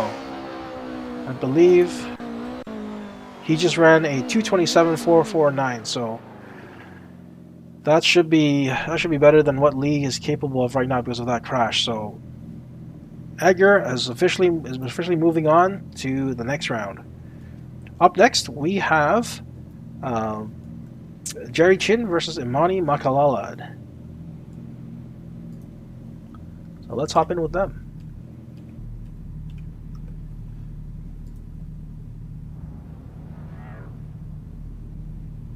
Oh, there goes Jerry, and Imani is going to follow out shortly. Warming up his tires. So I guess the drivers will have to decide. Again, the top seed, which is Jerry, will get to decide whether he wants to lead or follow. So it looks like Jerry has opted to follow. Oh no, sorry, lead.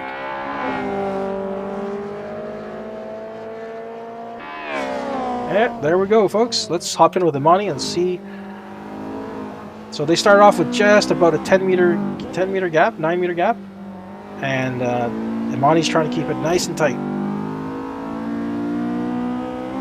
And these two are interesting battle because Imani is seeded 10th and Jerry's seeded 7th, so it's fairly close in terms of what they did in the round robin stages. So I expect to see a very good rubber match between these two. Oh no! Unfortunately, Jerry had to crash on the outside, and looks like Imani's coming out of that one with the lead. Now, keep in mind, folks, just because Imani's taken the lead doesn't mean the race is over. He has to still hold it. So let's see if Jerry can make that up, and maybe even pass him again, or just retake the lead and go from there.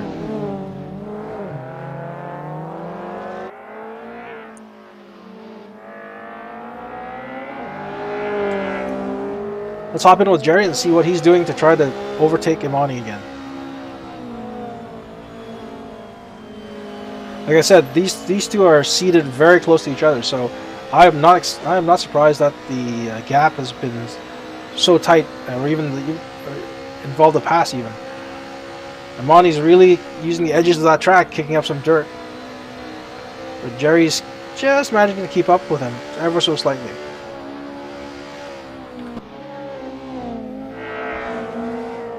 Oh, Jerry's having a hard time keeping that back end. That's in fact what happened. Like, he's having a hard time in general. Looks like that car seems to be very wiggly on him right now. He understeered into the rail, and now on the exits, he's having a bit of a hard time putting that power down. Might be just be a little bit too aggressive and trying to get back his rightful place up front.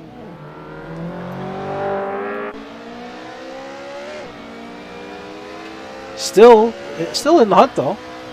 Still in the hunt. Going into our last hairpin, and Imani keeps it clean on the exit and starting to power down. Let's see if Jerry can catch him.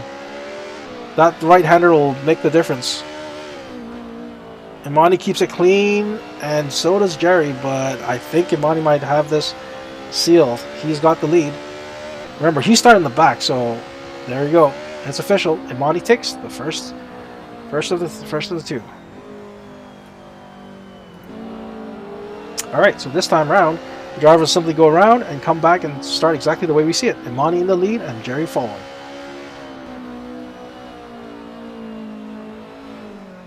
For those of you joining us, welcome to Ontario Time Attack E-Racing Season number 2, Touge Battlegrounds. I'm your host, Kevin Wong. We are running a special variant of racing called Touge, which originated in Japan, where you send 2 drivers down a track, and the driver in front, back-to-back by the way, the driver in front has to gap the guy in front behind, the person behind has to catch. In this case, Imani is leading Jerry, and they're passing the start just with 17 meters, and essentially that 17 meters is what Imani has to increase, or Jerry has to decrease, because he's following Imani.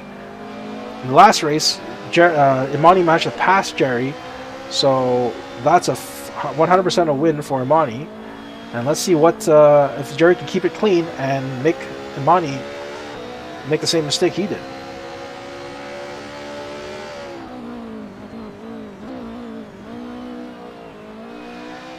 So far, both competitors are seated very, very close to each other.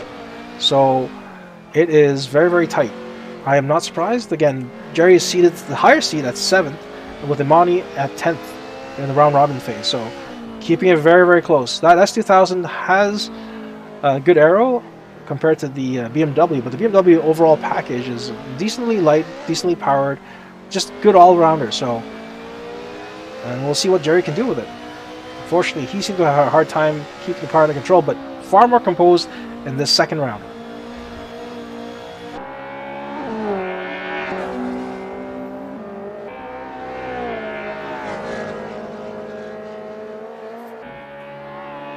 Oh, lovely error there. Going a bit sideways there, but still keeping on track. So, no, unfortunately, Jerry's having a hard time. He's barely wrestles the car back into control. But that caused him to lose almost another 20 meters on Imani.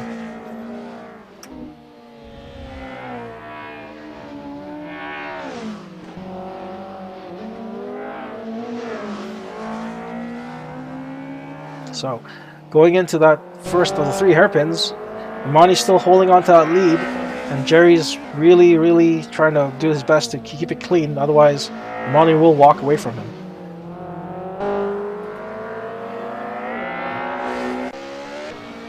Going into that final hairpin, will Imani be able to keep it clean? Goes up and keeps it very, very clean, yes, on the exit. But he was maybe a little bit too cautious, but can't see much of Jerry in that. Oh no, Imani's crashed! Imani's crashed! Will Jerry... And Jerry has officially made the pass, so there you have it, folks. Jerry has taken the second of the rounds, so... Oh no. What a finish. Right down to the wire. Imani has crashed, so... At the very, very end. That's unfortunate. That right-hander, folks, like I said, is critical because it's deceivingly slow. So we have a tie currently. Imani took the first match and first match, and Jerry takes the second one. Now they're going to a tiebreaker, which will happen in the form of a time attack competition. So I believe, I guess Jerry will go out and try to put in his best, cleanest lap, and then Imani will follow after and see who takes this first round. Remember, there are 2 matches, right, between these 2 drivers. So we'll see how this works out.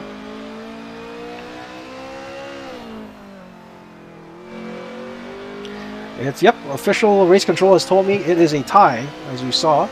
So they're both tied at 3-3 for this round, and we'll see what they can do in the time attack race.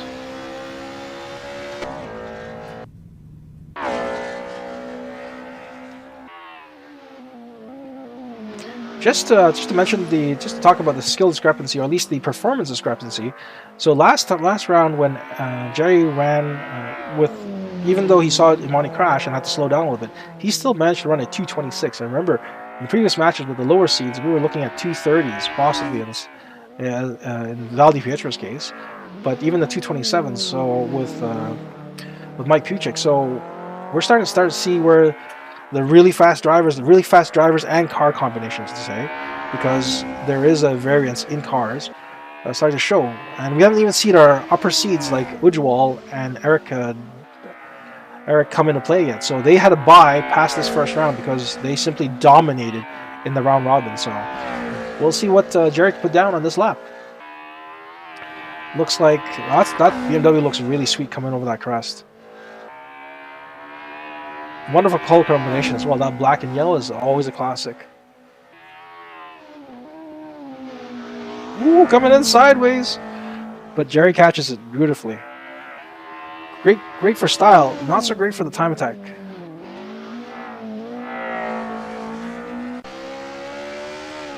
And we can see that Imani is out on the track right now. He's doing his time attack session, so we'll hop in with him. But Jay's racing S2000, going through its paces.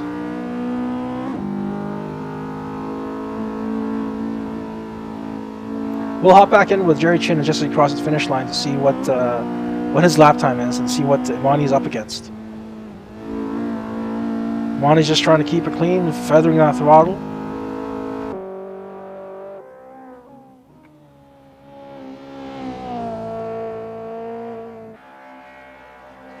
Kicking up a little bit of dust there.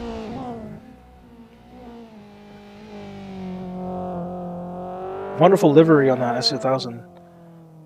Going through the hairpin. And Jerry officially clocks in a 2:25.209. That's a very, very good time. We'll see what... yeah, 2:25.209 there, folks. As you can see it, last lap. So let's see what Imani can do. Again, his last lap when he crashed, there was 2:35. So we'll see what he does in this lap. Going to our last segment here.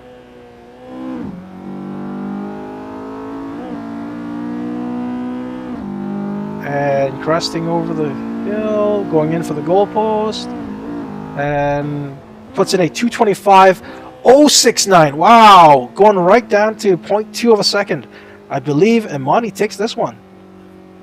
Again, just to confirm, let's double check again. That's a 2:25.069. And Jerry ran a 2:25.209. So Imani manages to take this one just by less than 0.2 seconds. Very tight finish again, folks. Not surprised because these two were seated very, very close to each other. So that means Imani takes the first of the two rounds.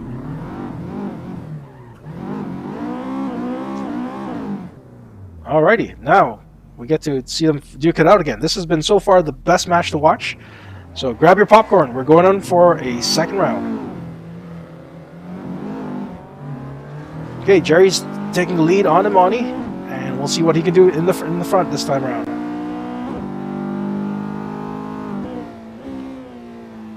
The gap starts at about 17 meters, and we're off.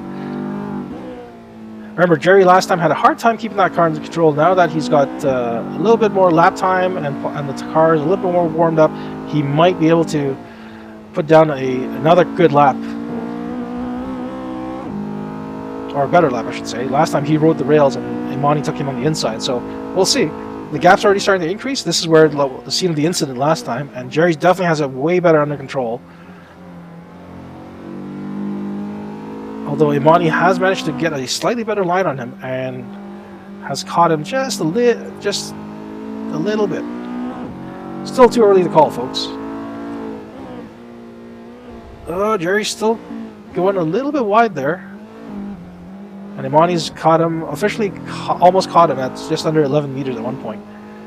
But had to back off as Jerry was a little bit slower than him exiting that turn.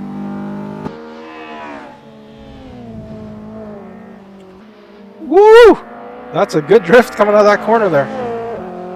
Not good, again, great for style, not so great for racing. So let's hop in with Jerry and see what he's up to. See that S2000 right in that rearview mirror, man. That is not something you want to be seeing a lot of. I think Imani might actually be almost passing him. I was just on the outside, but he's had to back off. Again, folks, you can make a pass, but you got to make sure it's clean. So if it's not clean and you cause a crash, you could be penalized. So Imani's being very, very careful there not to cause an incident. Remember, all Imani has to do is close the gap. Not necessarily pass. A pass would be better, but if he can close the gap, he still technically wins. So we're going to the second of the 2 hairpins.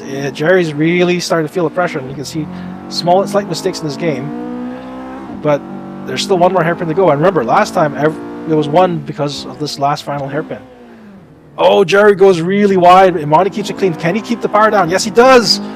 He does. And let's see what happens when they make that right-hander, that tight right-hander. Oh, I think Jerry might just have this. Yep, Jerry does have this. It looks like they passed the finish at about 29 meters. So Jerry has managed to gap him just in that last corner. So Jerry takes 1. Again, one of a super fun match to watch. There was almost a passing incident. Very good show of back and forth here, folks. With 2 very different cars.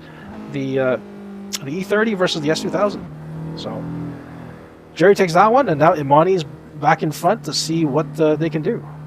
And remember, the first round, it went down to a time attack, and Imani took it by less than 0.2 seconds. So that was fun to watch. All right, here we go, folks. They're holding about a 19 meter gap, 20 meter gap. And here we go, 21 meter gap to start.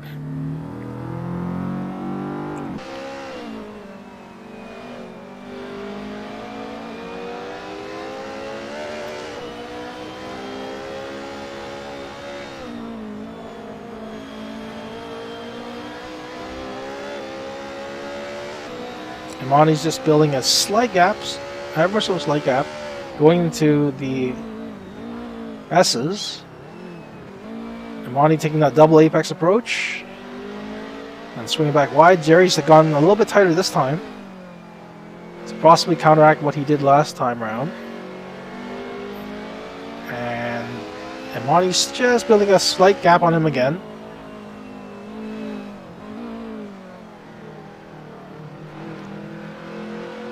But again, a bit of a rubber match, folks. Imani is gapping him and then suddenly losing that gap. It's going back and forth, folks, back and forth. This is a wonderful match to be watching right now if you're just hopping on. Welcome to Ontario Time Attack E-Racing Series, Season number 2, Touge Battlegrounds.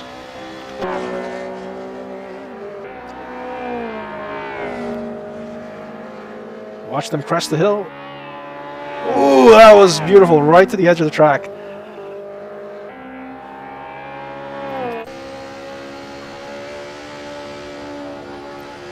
Imani's building an ever so slight lead, but Jerry's starting to catch him again, and we'll see what happens. Again, last time it boiled down to the very last corner, so I would not be surprised if we were going to see that again. First of the 3 hairpins, Jerry keeping it nice and tight. Very good line through that corner. Bit of a hard time putting the power down though, but it's still not over yet because they go in the second head to 3 hairpins. Keeping it very tight and good exit. No fuss on the exit. This might go down to a photo finish or even to another time attack. Very good exit. Oh, that may have cost Jerry a little bit. Imani holding him up. Again, a perfectly legal strategy. But let's see if Jerry can... Yeah, Jerry had a good line, but Imani simply had that acceleration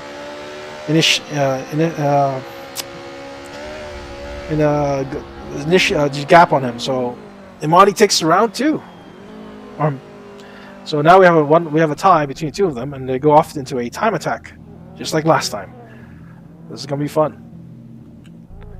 So there goes Imani. Let me just hop in with car with him.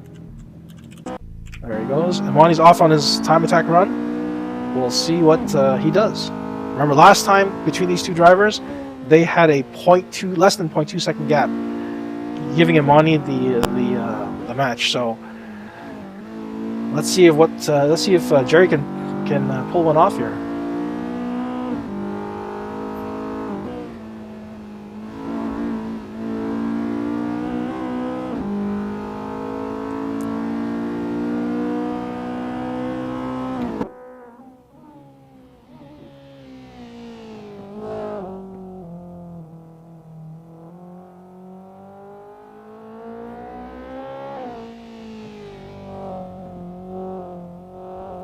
Imani seems to have kept the race with simple strategy of just keeping it clean, keeping it on track, and sticking to the fundamentals of keeping a tight line. Jerry's been seemingly more on edge, but it's been showing to be a wonderful back and forth between the two of these. So we'll see the two approaches as we swap back into Jerry's car, who just started the time attack lap. So let's see if Jerry takes on his approach from his previous match, or will he simply try to go flat out again and see what happens. Remember, it was less than 0.2 seconds that separated these two drivers in their last time attack tiebreaker. So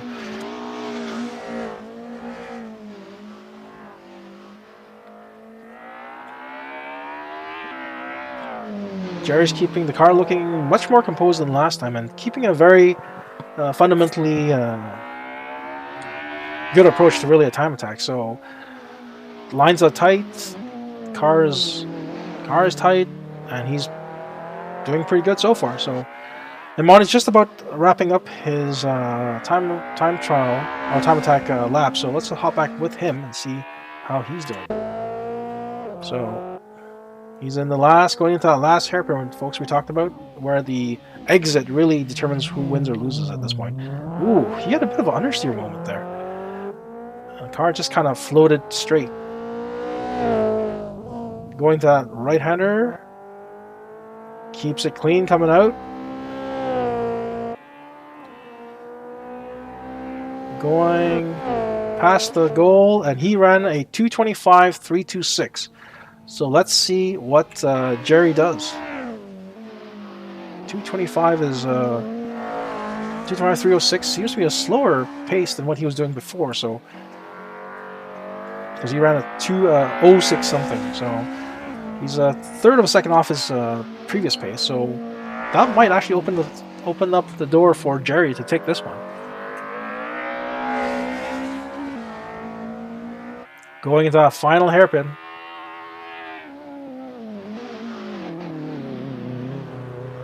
Very clean exit coming out there. Beautiful exit. No fuss at all. Let's see what he does into that right-hander here. Uses all the track out and comes through. Let's see what he does. 2:24.617. So he officially beats Imani.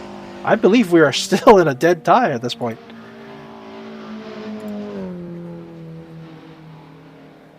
So I'm just going to talk to race control and see what the plan is right now, because it looked like Imani took one and Jerry took one.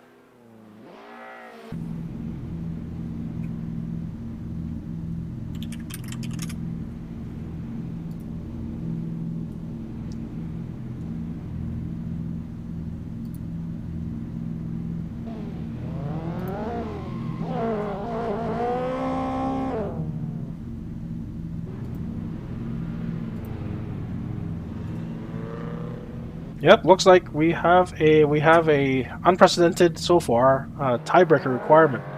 So two of them are going back at it again.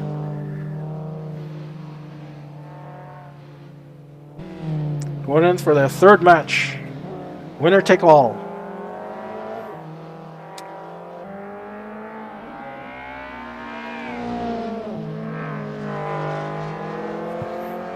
This time Imani's leading, and let's hop in with Jerry following Imani.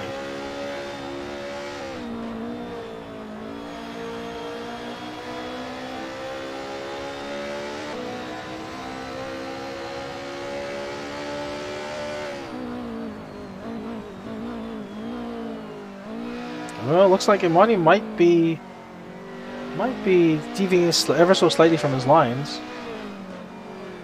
Again, these two have been battling it out. This has been the longest round of this playoff stage. So both drivers might be suffering a bit of mental fatigue, having seen each other for so long on this match. And then Imani may have gone just straight ever so slightly from his apex there, whereas Jerry kept it very, very clean. So you can see in the gap there, Jerry's caught Imani officially. We'll see what happens.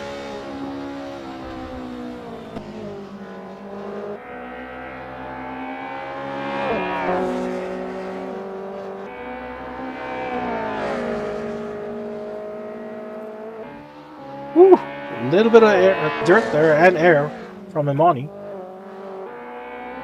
And Imani might be might be actually unraveling a little bit here.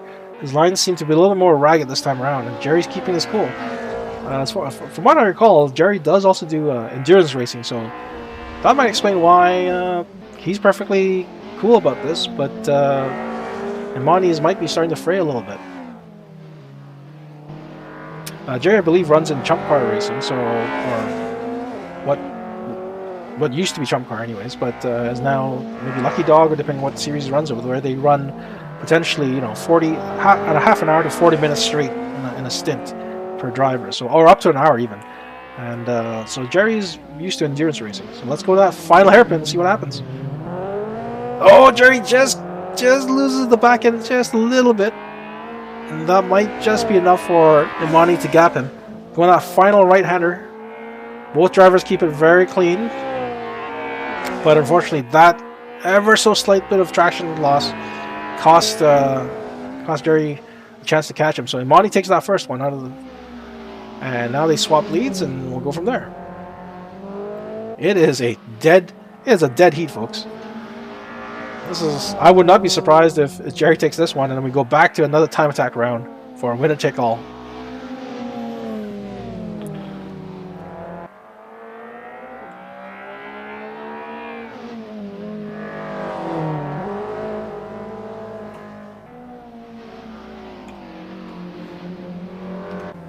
Alright, the drivers get queued up. Jerry's going to take the lead this time around, and Monty's going to follow.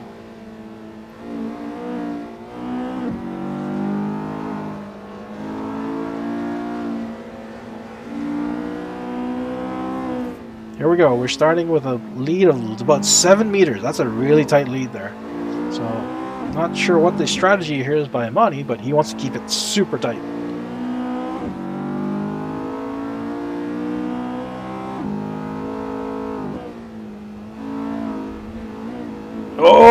Oh, Jerry might be just gapping Imani with that mistake by him. So, Imani barely held it onto the track. Almost fell off the track there for a second. Oh, but Jerry just made a mistake going into that railing, just like he did on the very, very first round. So Imani's caught right back up to him. Man, wonderful rubber match to really describe this battle so far.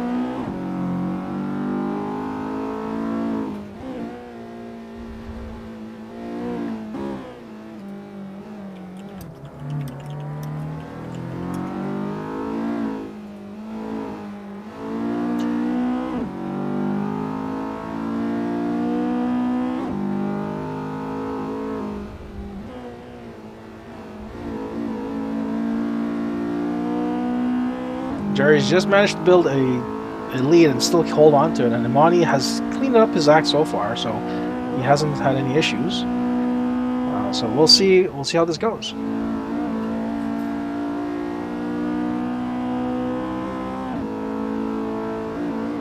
Oh, looks like Imani's catching Jerry ever so slightly. Yep, chipping away at that lead, and right back on his bumper again now. So we're heading into the triplet of hairpins, and let's see who makes a mistake first, really, at this point.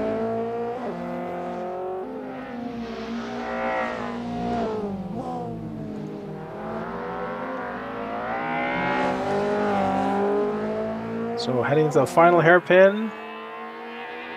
At this point, really, who's going to flinch? Oh, Imani may have just, again, same problem that Jerry had last time. Swung the back end out a little bit too aggressively to try to make up for some acceleration. And and he also makes another slight mistake on that right-hander I talked about. And Jerry's already piling on the gap. And now we're officially, again, 1-1 again. So we're going down to another time attack. Time attack battle at this point. Man, this has been the longest battle that I've had to commentate so far. Hope you guys are staying safe and healthy. It's been a bit of a wild year so far, so hopefully our series can help bring some entertainment to you guys, and we hope to return back to real life racing sooner or later. I'll hop back in with Jerry, who's off to do his time attack session. Let's see what he does. Let his driving do the talking.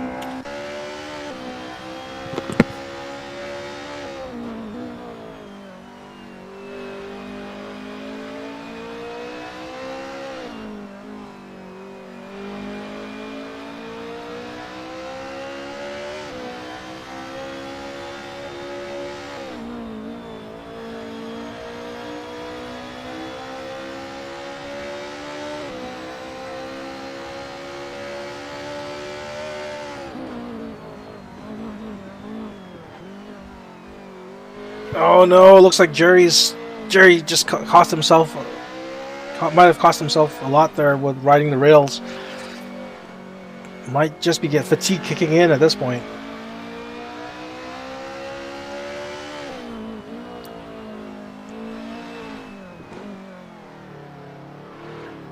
Imani's kickstarted his time attack run, so if Imani can keep it clean, there's a good likelihood that Imani might wind up taking this.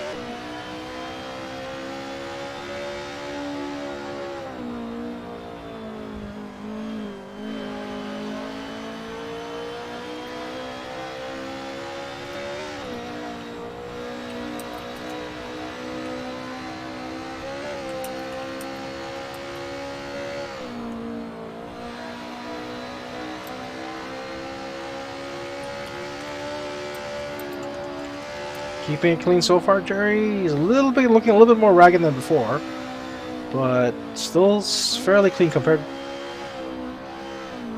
Yep, entering into the triplets of hairpins.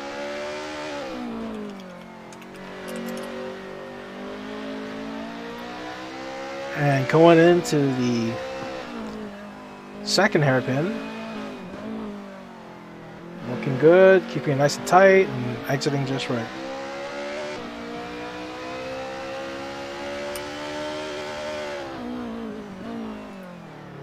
Last hairpin.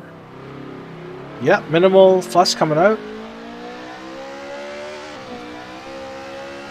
And that right-hander using a little bit of that runoff and finishing off at, let's see what his lap time was, 2:25.257. So that's interesting because that's still a decent lap, even though he rode the rails there for a second. So let's hop in with Imani and see how he's doing.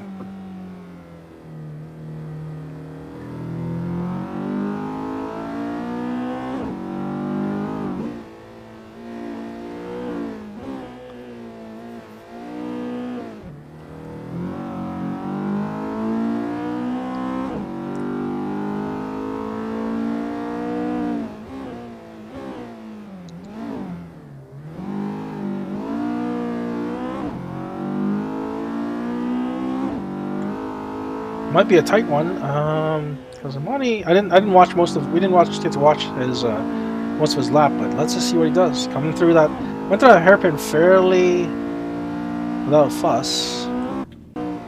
2:25.437. Wow, these guys are really. I think he just beats Jerry by like 0.1 seconds.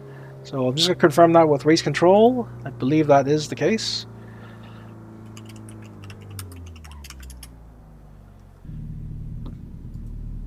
So it looks like Imani, I believe that's what the current state of affairs is. Imani is finally moving on from this insane battle between him, endurance battle between him and Jerry Chin.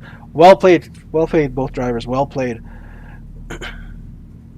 So we're finally moving on to match number 6 between Alex Lamb and Thomas Langiel.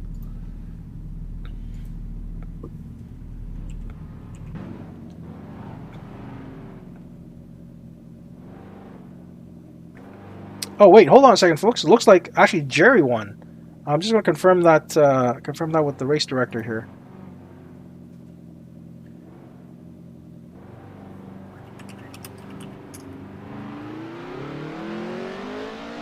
Anyways, we're starting off the next matchup between Alex leading Thomas.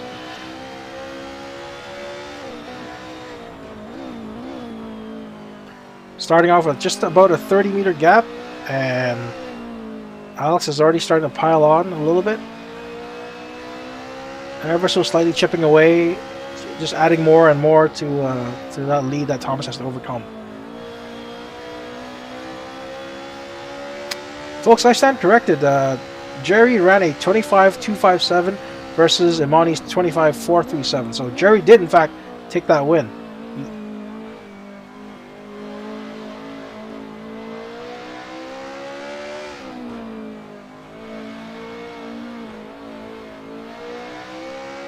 All right, Alex is building on that lead, keeping it very, very clean.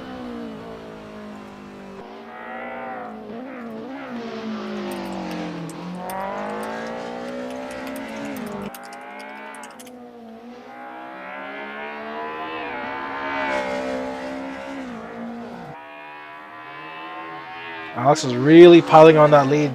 Again, you want as much lead as possible in case you do make a mistake. So.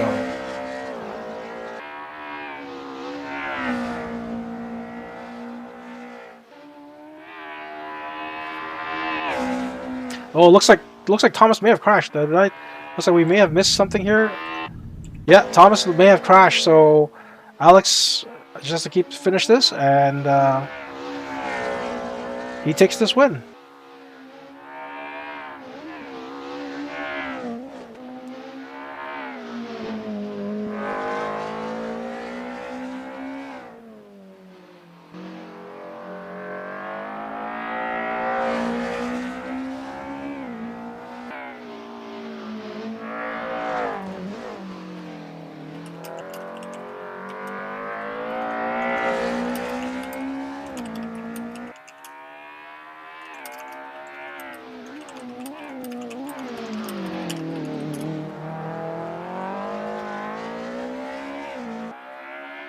Folks, looks like we're heading way past our scheduled time. The initial plan was actually to finish this up, wrap this up by 10, but thanks to that epic battle between Jerry Chin and Imani Makalalad, we're going well past our scheduled time frame. So grab some refreshments, stay hydrated, and we're going in for the home stretch to try to wrap it up with this part 1 of playoffs tonight. Someone had asked in the driver chat earlier, like, do you guys get sweaty? You know, when you guys do essentially e-racing, right? And then the answer is yes. It's still a workout. You're still using motor skills. You're still using your brain. So no surprise that you actually get a good workout. So here we go. Thomas now leading Alex Lamb. Starting off with just about a 14-meter gap.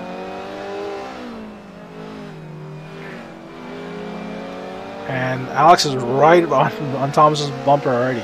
So this is going to be very, very interesting. Can Thomas keep it on track, or will Alex make a mistake falling this close to behind him?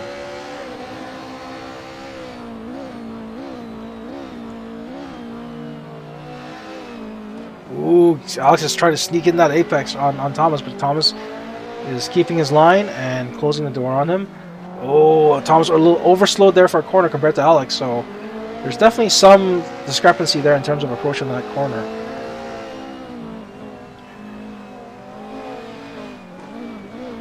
Oh, Thomas is going wide. Alex is pulling tight, but not enough speed there to make the pass.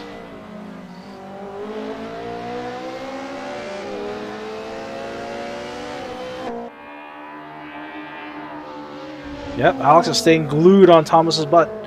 So we'll see how this goes.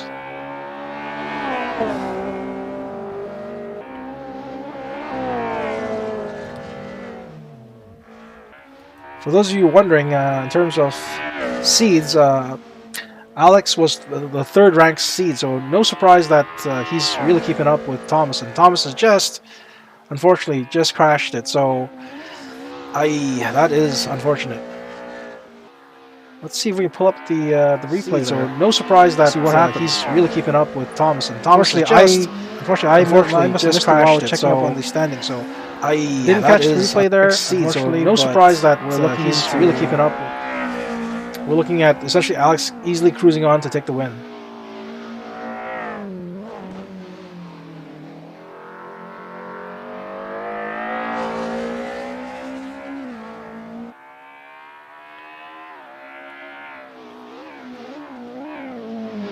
So what that means is just whoa, Alex, Alex may have gone in a little too hot there in that corner, but Thomas has already thrown in the towel. He's back in the pit, so Alex has nothing to lose really at this point. So we are likely going to be going back to this, the second part of this matchup between Alex versus Thomas. So Alex takes a clear 2-0 lead for this one and takes this round. So now he's getting set up. Yeah, he's turning around, getting set up for part 2. And you can hear Thomas pulling up to him. And yep, here we go.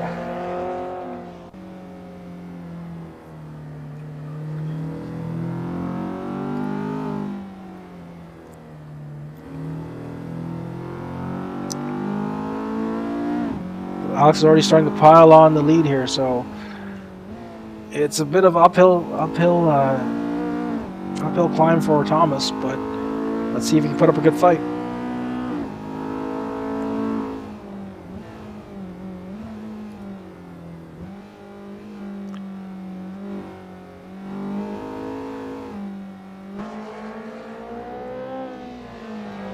The gap's already starting to re-emerge again, and we're looking at easily 110 meters at least between the two of them. So Alex is really not letting up at all. No easy buckets.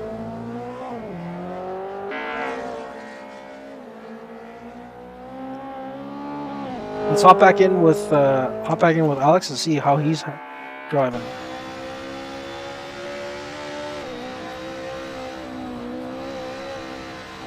Ooh, getting a little squiggly there. But he's got it back under control. Remember, all it takes is one crash, and next thing you know, Thomas might be able to catch him. So it's not over yet. Back on board here with Thomas. Ooh, catching a lot of dirt there on the exit, so I may have compromised his speed coming out, but we're going into the... No, Thomas! Oh, unfortunately, he has crashed, so that's might just seal the deal here for Alex, unless he causes unless he is involved in another incident as well. So we shall see. Current lead is at 200 and some odd meters, so it doesn't help.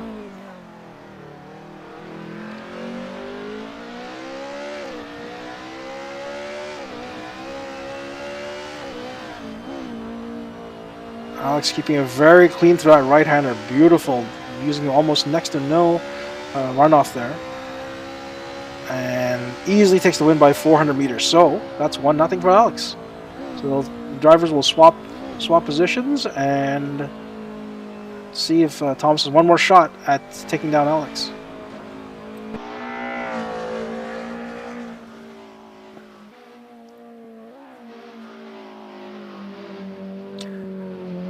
For those of you just joining us, welcome to Ontario Time Attack e-racing season number 2, Touge Battlegrounds. We are changing it up for this year, where we're doing toei battles between the competitors instead of wheel-to-wheel racing. For those of you that are new to Touge, it originated in Japan, where you send 2 drivers down a track and back-to-back, and the driver in front his job is to increase the gap between him and the driver behind, and the guy in the back has to catch up or even pass the driver in front. So in this case, we have Thomas leading Alex into the start line. So here we go. We're passing the start with just about 21 meters or 20 meters to go, and we'll see how Alex does to try to keep up with Thomas. Thomas is having a bit of a hard time there with the back end there. And we'll see an interesting discrepancy between the two drivers as we approach this double apex left-hander coming up. Alex is taking it tight, almost the entire way actually. I guess maybe possibly hoping that Thomas drifts wide and then he can take the inside, but he's right up on Thomas's bumper. So and again, this might simply be the fact that Alex again did amazing on the round robin and is actually seated third, whereas Thomas Thomas is in the 14th seed, or possibly lower, in fact, actually. So this discrepancy of skill that we're seeing here is just luck of the draw when it comes to the round robin and the playoff placement. But again, Alex did crash in the previous round, so although Thomas had already thrown in the towel, but it's still possible that Alex can still crash and Thomas can take a win here. So again, never give up.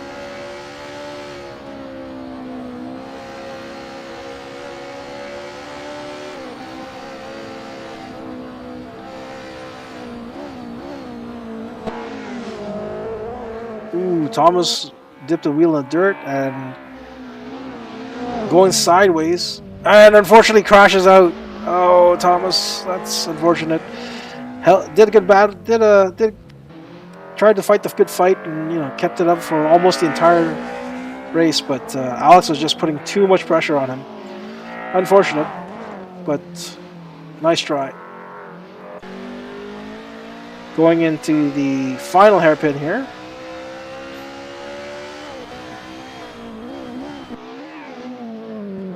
Ooh, a little bit of understeer there by Alex. But again, he's already passed to Thomas and is comfortably holding on to that lead because of Thomas's crash. So highly unlikely Thomas is going to catch up. Yep, at this point it's pretty much sealed as he crosses the finish line, and Alex sweeps through the entire match and takes the win. So we're done with round number 6. We're going round number 7 between Laszlo Toth and Brendan Smith.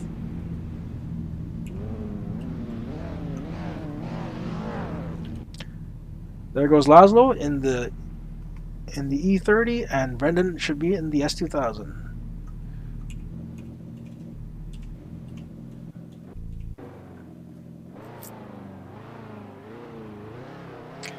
In terms of the seeding, Laszlo was seeded 6th versus Brendan, who was seeded 11th. So, bit of a gap there in terms of round robin action there, but we'll see. All right, so Laszlo looks like he wants to take the lead, with Brendan following him. Here we go, folks.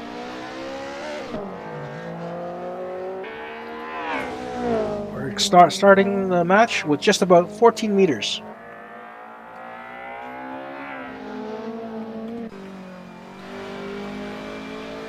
Brendan seems to be holding on ever so slightly, so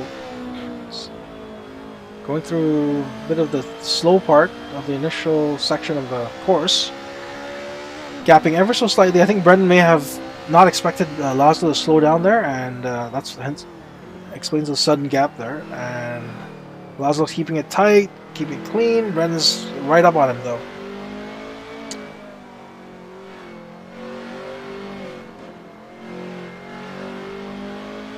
And that exit by Laszlo was better than Brendan's, possibly because Brendan was so close to Laszlo. There's a bit of strategy there when you're doing the Touge, because do you want to be close to the guy, but if he is suddenly slower than you into the sector, that suddenly throws you off your rhythm, and possibly put your car in a position where you're underpowered coming out of that section. So lots of strategy to be at play here, even though it's just a one-on-one battle. So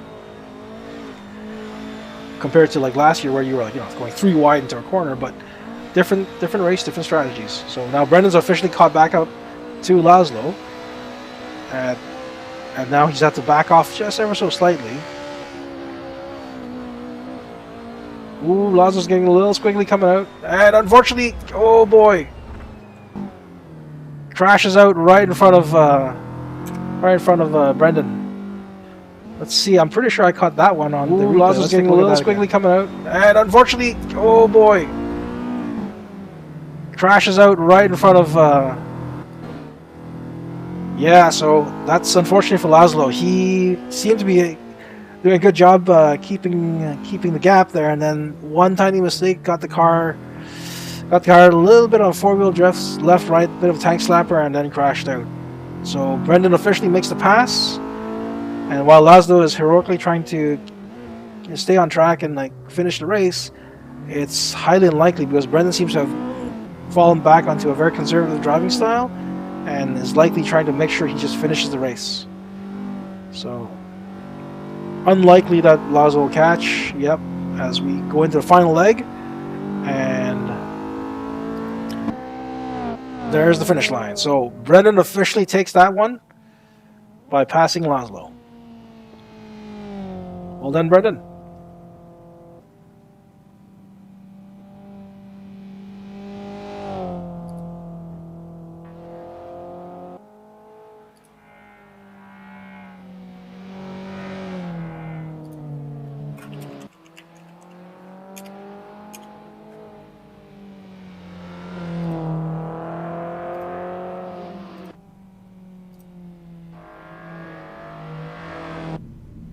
All right, our driver's just simply getting started now, swapping positions. Brendan should be leading. Laszlo, and here we go, folks.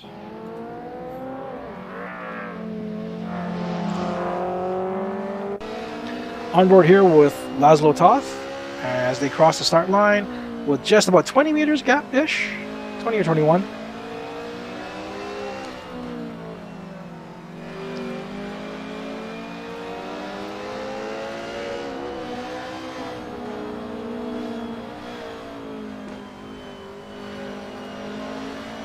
You can see where now Brendan is starting to gap Laszlo. This was the same section last time where Brendan was catching Laszlo suddenly and then he had to back off. So we might see a different approach here, or at least different delta between two drivers now that Brendan's in front and doesn't have to worry about someone suddenly slowing him down. Or you might see Laszlo also pick up the pace because he's no longer looking in the rearview mirror. So that's good. It's good to be in front or behind. There's ways to learn from either position. Oh, closed up the gap there, Laszlo. Brendan seems to be a little bit more cautious for some reason. Maybe after witnessing such a crazy crash, he decided, I'm just gonna not lose the race, but you still gotta win it. There's that gap there forming again. So hopefully Laszlo can keep it steady, because last time just about here was when he started getting squiggly again because of the whole elevation changes. You can see, yep, just a little bit of. He's managed to keep it clean, but Brendan has kept it cleaner and was gapping him. Ooh, lots of off throttle time there, but Brendan doesn't seem to have built an insane amount of lead, so Laszlo still has a chance. Going through the first of the three hairpins, everyone's keeping it very, very clean. On board here with Brendan.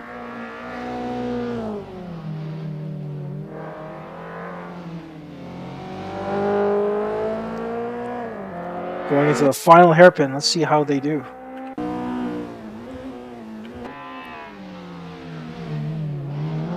Oh, Brendan loses a little bit of the back end, but Laszlo keeps it clean. Let's see if Brendan can still gap him, and it looks like he can.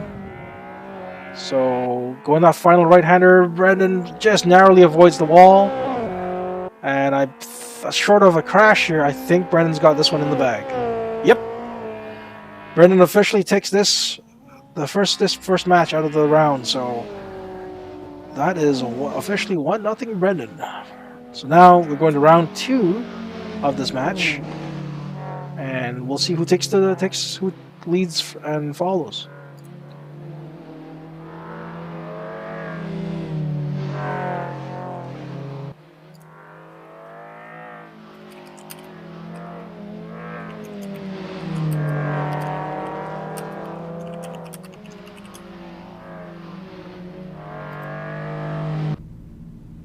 Alright, so here we go. Laszlo takes his position up front, and now we get to watch from Brendan's point of view.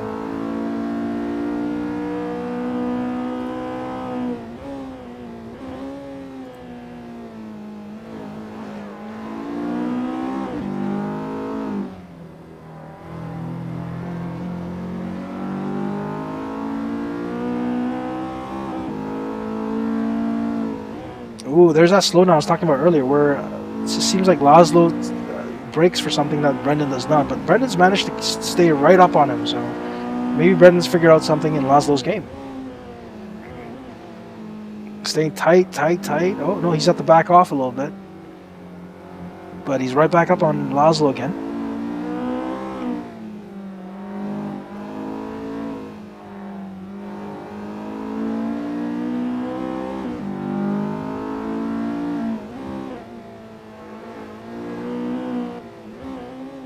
And right back up on Laszlo again. So this time around, Brendan has kind of figured out how to stay behind Laszlo without necessarily causing any issues.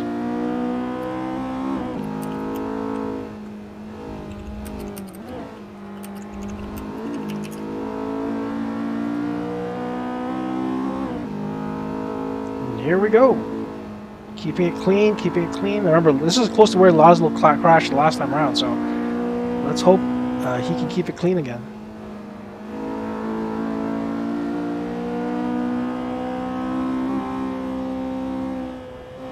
And I think both. Oh, that was a sudden slowdown there by Laszlo. That kind of kept Brendan on his toes.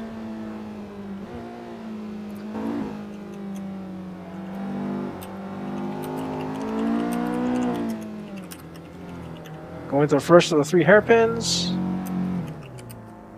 Oh, unfortunately, Brendan may have caught himself there.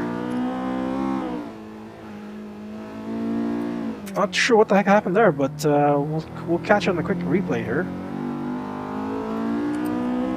Oh, unfortunately, Brendan may have caught himself there. No, unfortunately, the replay didn't. Oh, unfortunately, show much, so Brendan may have. Well, I think Brendan may have just clipped the apex a little bit too much, and then just gapped himself. But going to that final straight, I think Laszlo might have this in the bag. So, and yep, Laszlo officially gaps Brendan, so he takes the win.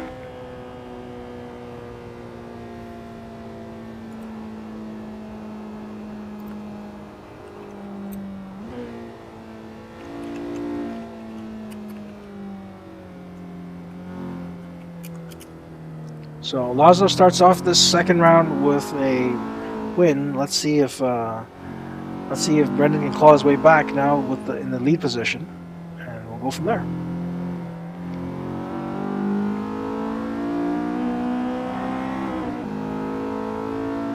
Here we go.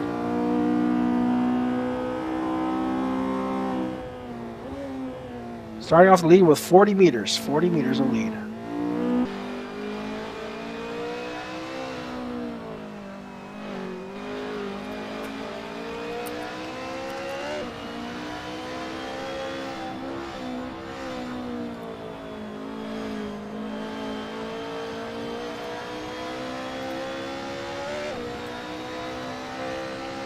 Brendan's really piling on that gap now, so nothing to hold him back in the front.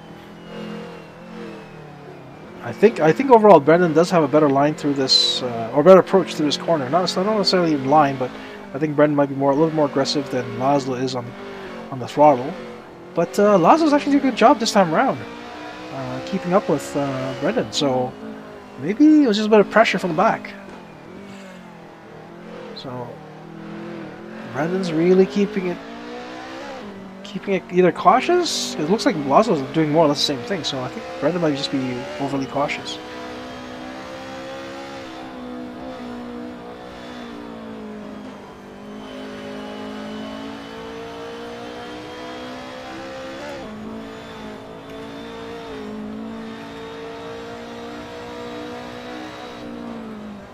Oh, that's a close one there for Laszlo, right on the edge, and he could have easily caught that green fence and gone airborne. But Brendan's made sure he's paying for that mistake by gapping him.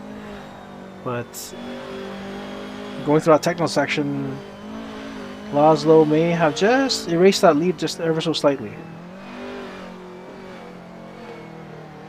Going into the first of the triplet hairpins, and unfortunately Laszlo could not gain any ground there. Brendan's just within sight, but unfortunately so close yet so far. Both drivers keeping it very clean on that second hairpin. And now watching Brendan as he goes through the last hairpin. Very clean exit. Oh no, he just caught a little bit of dirt. but still not enough to cost him the win. Looks like. Oh no! Wait! No! He's no. That's I was wrong. That right-hander made the advantage meter look like Laszlo may have been catching him, and officially, Brendan takes the win. So we're at a 1-1 tie. So we're going off into a time attack playoff to see who wins this round.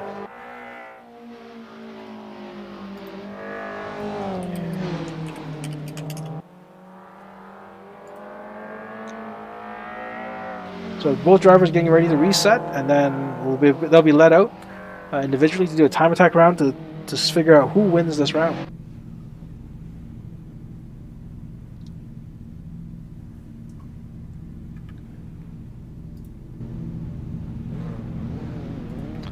Alright, so it looks like Laszlo will be heading out to do his first time attack round. So his last lap was a 2:30, 2:15. Let's see if he can improve on that. For essentially, if he loses this, he's out and Brendan moves on. Because remember, Brendan swept the first round, so.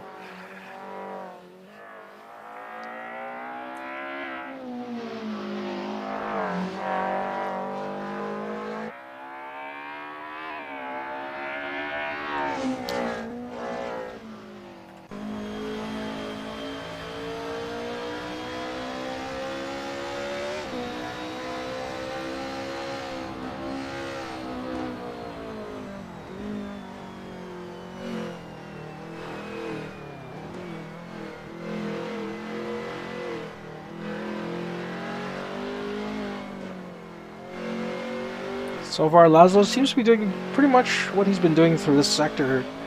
I think compared to Brendan, he might just be a little bit more timid on the throttle, and possibly Brendan might have a different line build. But Brendan's just about to start his time attack round, so we'll get to see them side by side, or at least close enough, anyways, in that same sector. So every time Brendan went through that area, he would always suddenly catch Laszlo. So I'm wondering if it's just one of them is more brave than the other and has a better or a better line. We'll find out soon enough. Let's hop in with Brendan and see what he's up to. So, like I said before, during that double apex return, we'll see how Brendan takes that with a clean track in front of him.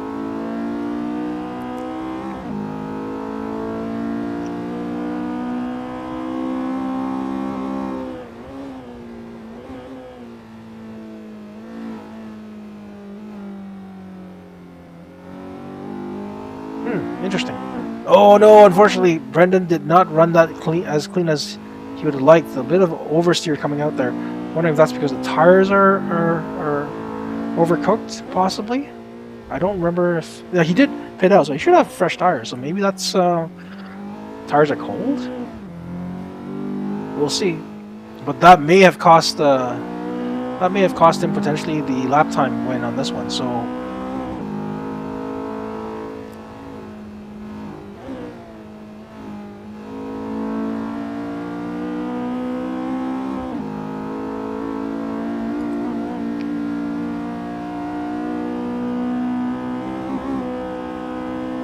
Laszlo's just about to cross the finish line, so let's see what lap time he just did. Laszlo does a 2:30.903.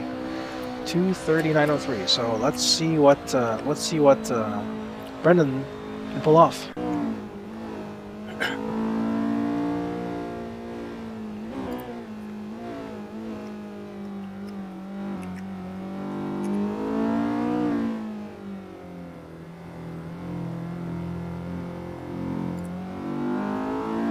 Going through the second hairpin. About to go to the second hairpin. So Brendan's keeping this very, very conservative. So I'm wondering if he thinks he may have lost it because of the tail end coming out, but he might still have a chance. So again, never give up. Never give up. Let's see what happens on this final hairpin. Keeping going a little bit of the wider than he'd like, probably. So let's see if he can crack a 2:29, just like he did last lap, then he would easily take this and move on. But I'm not entirely sure if he cracked that. He does a 2:28. Yep, he officially does it, even though he lost time there on that little back-end action. But Brendan officially takes this round and therefore moves on past this match. Well done, Brendan. Now lets us move on to match number 8. Now we're talking top seed Ujwal Verma going up against the winner of the second match.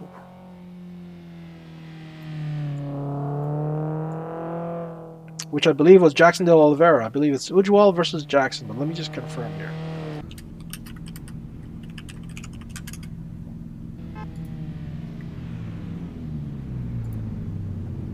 So here we go.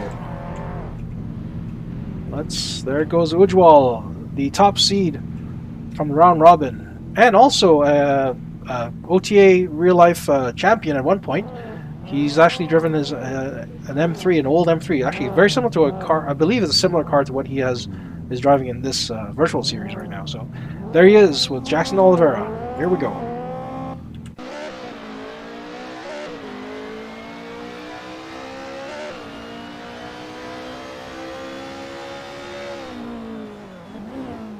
Oh, he slows down to a 15-meter gap initially. Interesting. I'm not sure if that's a strategy by him or just him prepping for that first corner. But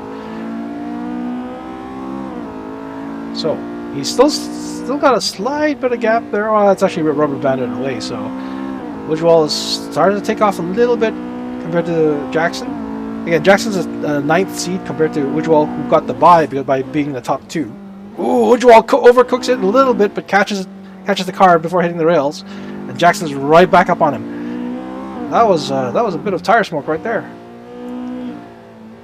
Ujwal's keeping it clean so far. Again, the problem is for the top seeds is they haven't been driving since pretty much the stream started. So Jackson has actually had more laps on this than Ujwal has tonight. So we'll see how this fares for our top seed. Ujwal's pulling away ever so slightly again. Going through a bit of a technical section there. And coming out clean. But again, Ujwal is still piling on that lead.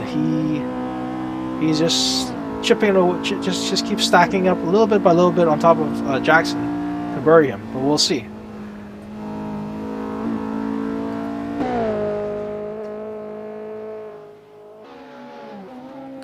Well, that lead's gone down a little bit. Ooh, Jackson's looking a little bit squirrely coming out there. But he's hit the curb. But he hasn't completely lost it because there still was a tight section there. But he's definitely driving much more aggressive than Ujwal currently is. So going into the second hairpin.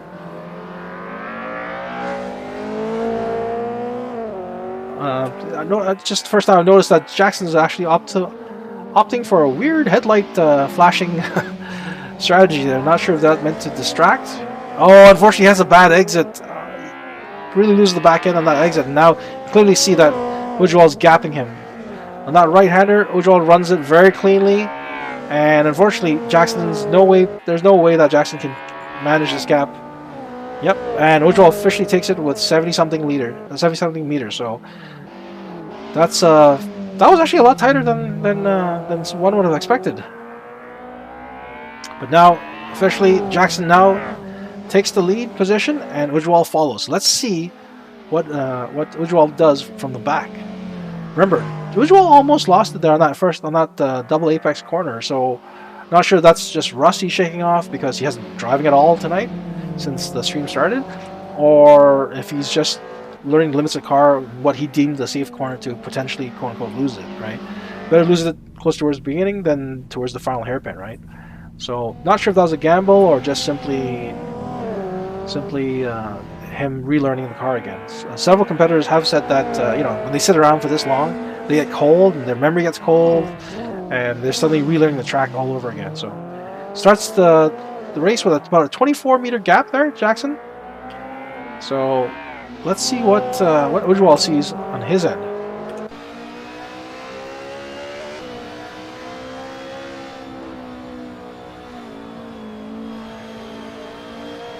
Jackson's putting on the gap there. Ujwal seems to be just okay with letting this go for now and going that double apex turn now. Keeping it tight, and Ujwal does not make the same mistake he made the first time around, so he is closing in on Jackson pretty hard on that, just on that one turn alone. And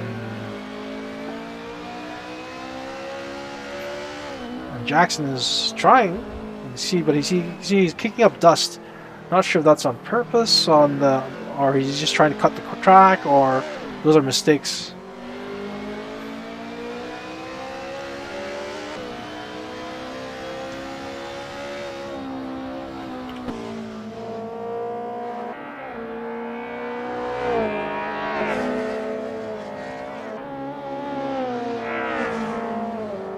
Here we go. Let's see them catch them there.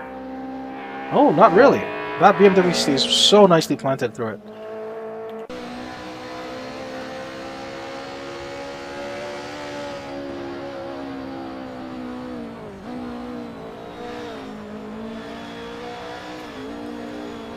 Entering the final sector with the triplets of hairpins. Let's see what Ujwal can do. This is a tough section, simply because the leader has an inherent advantage because they can put the gas down earlier, and they can tend to control the tempo of what goes to that corner. So, but Ujwal has cut down that lead. He's not backing off. Let's see how if he can pass or force Jackson to make a mistake. Let's see what happens here.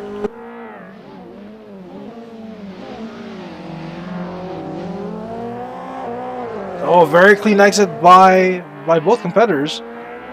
But I think Jackson might actually have the advantage, possibly. Oh, it's tight. It's tight. It's very tight. It might come down to the wire, folks. The gap is shrinking, and I think Ujwal just took that one. We will actually have to double check the tape and make sure I am correct. I don't want to accidentally declare a winner, but I think Ujwal may have taken that one. Because I think when they crossed the finish line, it was just at about 10 meters. So that's a tight one, folks. Well done, Ujwal.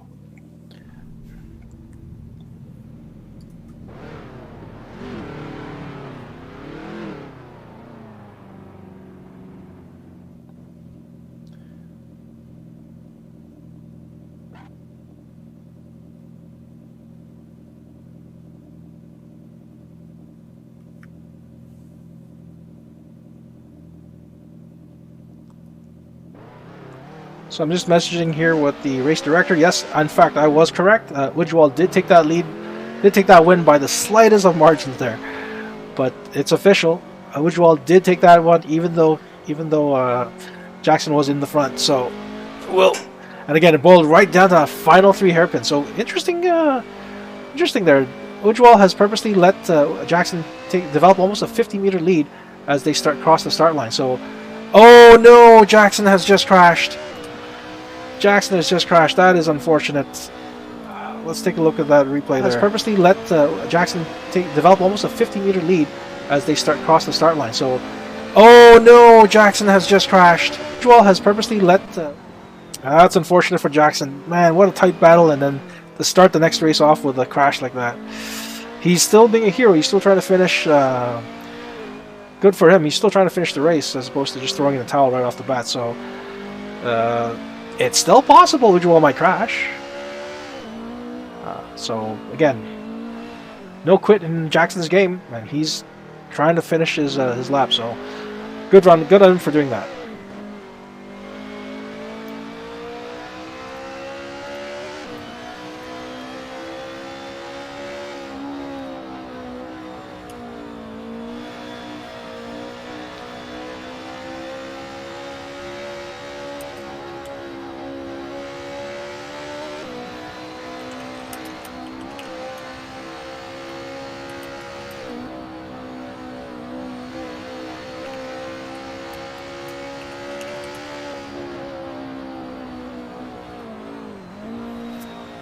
Again, fairly uneventful so far. Ujwal is just essentially trying to drive to secure the win.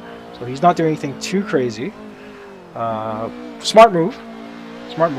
And Brendan, let's hop in with Brendan, see what he does to try to claw back anything, if at all.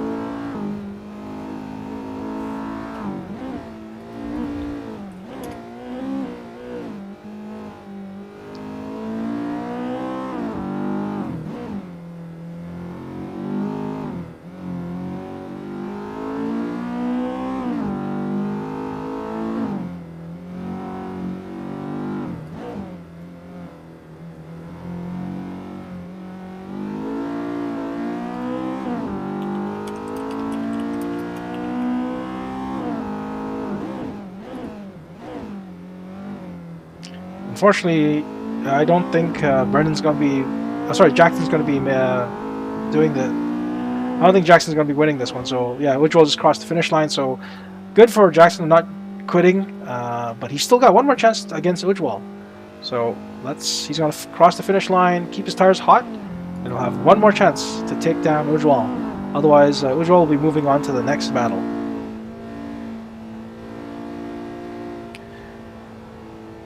For those just joining us, folks, this is the Ontario Time Attack e-racing series, Touge Battle. We are doing Touge Battles, unlike last year where we did the wheel-to-wheel racing series, just to spice things up a little bit. And to be honest, Touge Battles are actually more like the Time Attack sessions, because essentially you're trying to run your best lap against someone who's in front of you, and essentially try to do that on track. In real life, obviously, we don't actually do wheel-to-wheel, but it's still the best driving that you can put down versus someone else in front of you. So in real life, we actually try to make sure the person in front of you is faster than you, so you never theoretically catch them, and then you get the best quality track time that you can think of. Alright, here we go. Ujwal is now leading Jackson.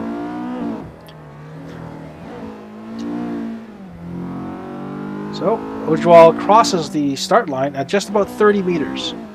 And we'll see how Jackson handles this one. Will he recover for his mental mistake just when he crashed, or will he let that fester? So far, he's kept it clean. And Ujwal has been... Oh, no! It spoke too soon, but he manages to catches it. He caught it well, but Ujwal built on that mistake and is going to that double apex turn. Beautifully in, but Brendan may have gotten a slightly better line. No, negative, never mind. I take that back. Ujwal is slowly stacking on that lead, and Brendan's having a hard time really keeping that back end. You see how much counter steer he's having to dial in every single time he hits the gas. So he's trying to put down the power, but it's just not working right now.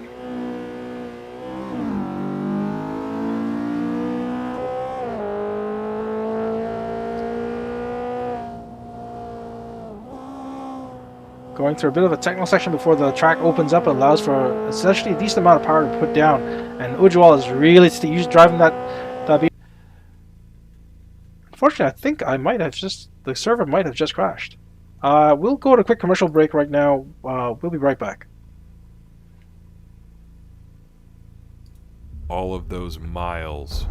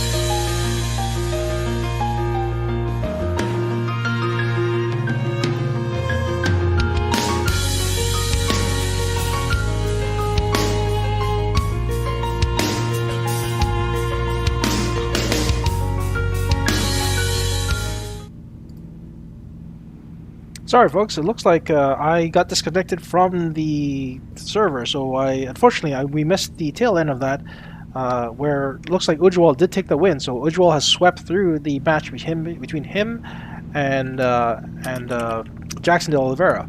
Sorry about that, folks, but nothing surprising happened there. It looks like Jackson did not crash. My connection disconnected, and that's why it looked like he crashed. And then when we tried to switch to a different car, nothing happened. But Ujwal did take that match, so he moves on to the next matchup. The next race that we've got is race number 9 between Edgar and Michael Puchek. So let's just get ready to hop on with Mike Puchek and Edgar. In the meantime, let's do a quick walkthrough about our season. Again, our season is coming up on May 16th with our first event, and ending on event number 6 at September 25th at TMP.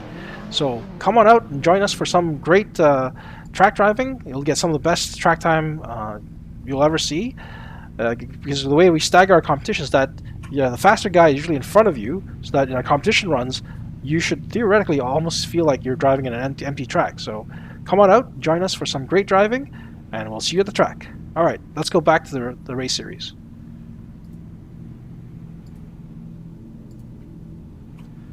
Okay, we're here with Edgar versus Mike Puchek. So just waiting for Mike Puchek to line up.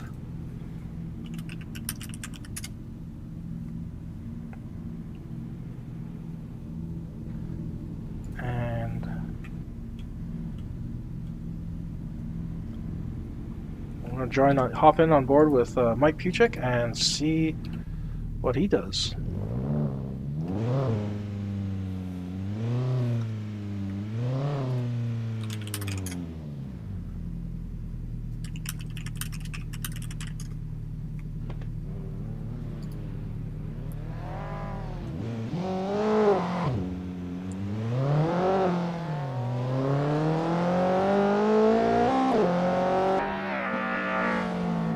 Alright, Edgar Lee takes the lead and starts off the race with just about 14 meters of lead. Let's see how this goes. Edgar is seated 5th versus Mike Puchek, who was seated 13th. And I think Mike Puchek did have a bit of a hard time in the round robin, so that might be understating how good of a driver that he actually is, but we'll see. Gap's now had grown at one point to 55 meters. Edgar's going into that double apex corner pretty well, nice and tight, and Mike Puchek is almost keeping up with pace with him. So this might be a tighter battle than the ranks might show.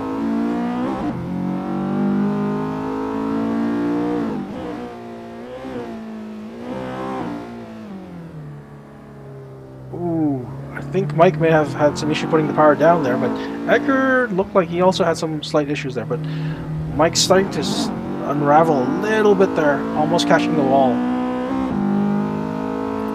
And Edgar's taken advantage of that situation and has really put the hammer down, increasing lead to almost 100 meters at one point. And they're going through the fast section, so I'm expecting that lead to grow even more. That BMW is getting really tiny in his eyes. Oh no! Mike just caught the edge of that green fence there and almost lost the car for a second there. So Edgar's taking advantage of every single mistake Mike is giving him and really putting the lead down, even going to the tight section here. Final 3 hairpins, and let's see how Mike handles it.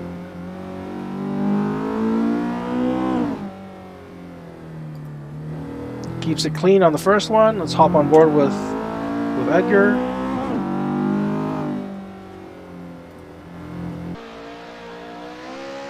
Going into that final hairpin.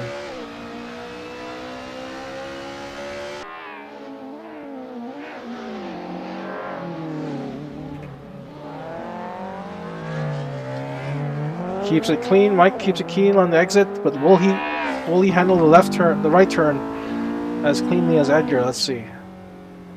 Ooh, a little bit. Yeah, keeps it clean on the exit, but I think the damage has been done. Edgar is going to really pull away at this point, and yep, 140-meter lead. That's the clear win for Edgar. Well done, Edgar. And now they switch positions, and Mike will take the lead.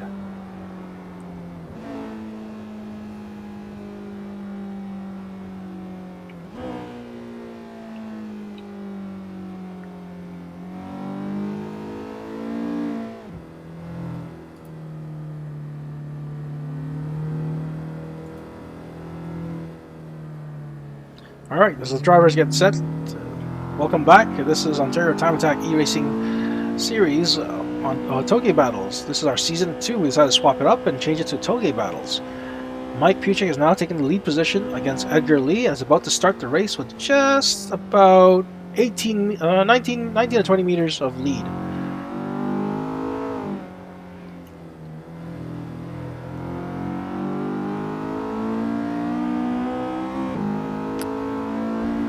Mike is holding on to that lead. Oh, gets all bent out of shape. Oh, really? Oh, unfortunately, both drivers have crashed. We're gonna have to take a look at that replay and see what just happened there. Shape. Oh, really? Oh, unfortunately, both drivers have the crashed. Replay doesn't We're really gonna have to show take a look much at of that. this It looks replay like and see they both had a racing incident where they just crashed into each other.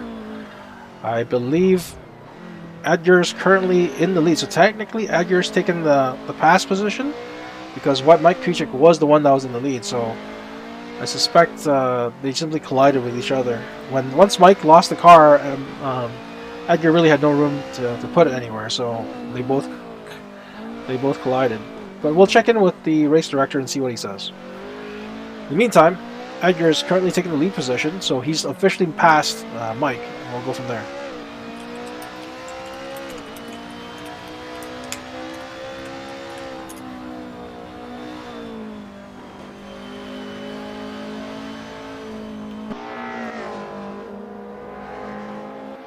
Yep, the official ruling is that Edgar has caught and passed Mike Puchik, so Edgar has to simply hold on to his position, and he will take this match out of this round.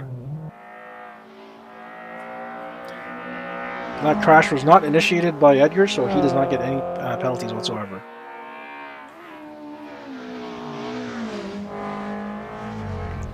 Oh, you saw Mike just crashed, unfortunately. Mike is not having a good round, unfortunately. And Edgar's, I think, come to a halt. Yep, Mike has conceded the match, so Edgar's was defaulted the win, and now we're gonna swap positions.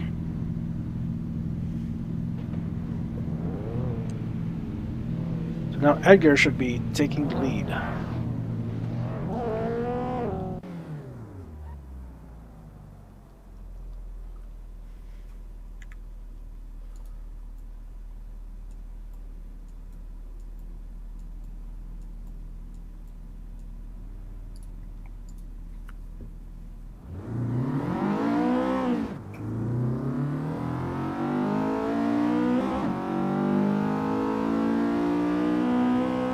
Here we go, folks.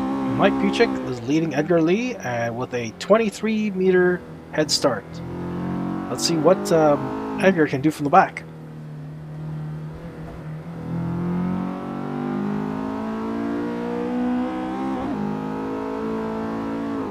Going into a bit of a kink here before settling off for a straight. Mike's really riding the edge of that track, but Edgar's right up on him already. So going into the double apex corner. Well, I think it's a double apex corner.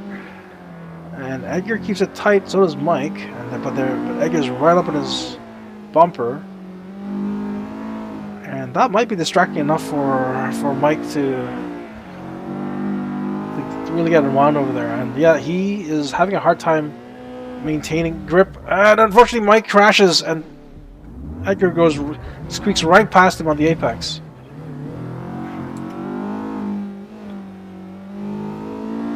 Let's take a look at the tanning of that again. And unfortunately, Mike crashes, hit the wall, and Edgar squeaks right past him on the apex. Unfortunate.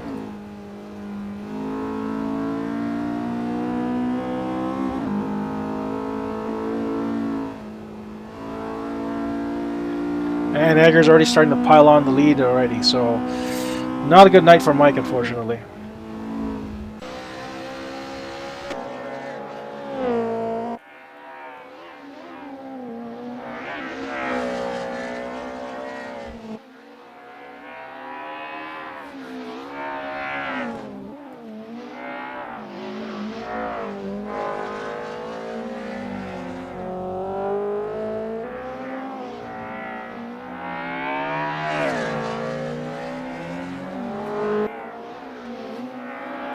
Edgar's going through the second of the 3 hairpins, and so far it's kept it very, very clean.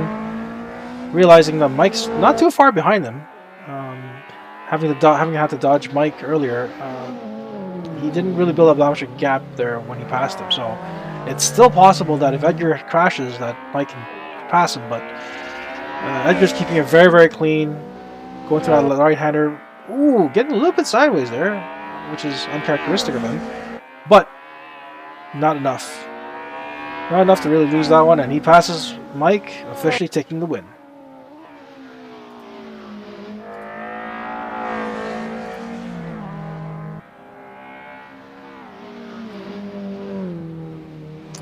So Edgar starts off this round with a win right off the bat, and just needs another one to seal this round, this match. So now Edgar will lead, Mike will follow, and we'll see what happens.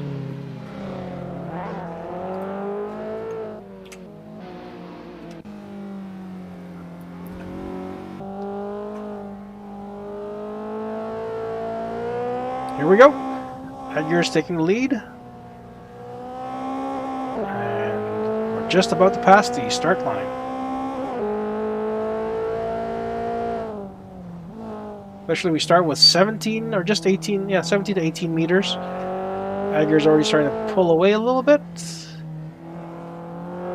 Yep, there's a little bit of gap forming. And Mike just keeps catching the edge of that track and causes him to get a little bit of bent out of shape, unfortunately.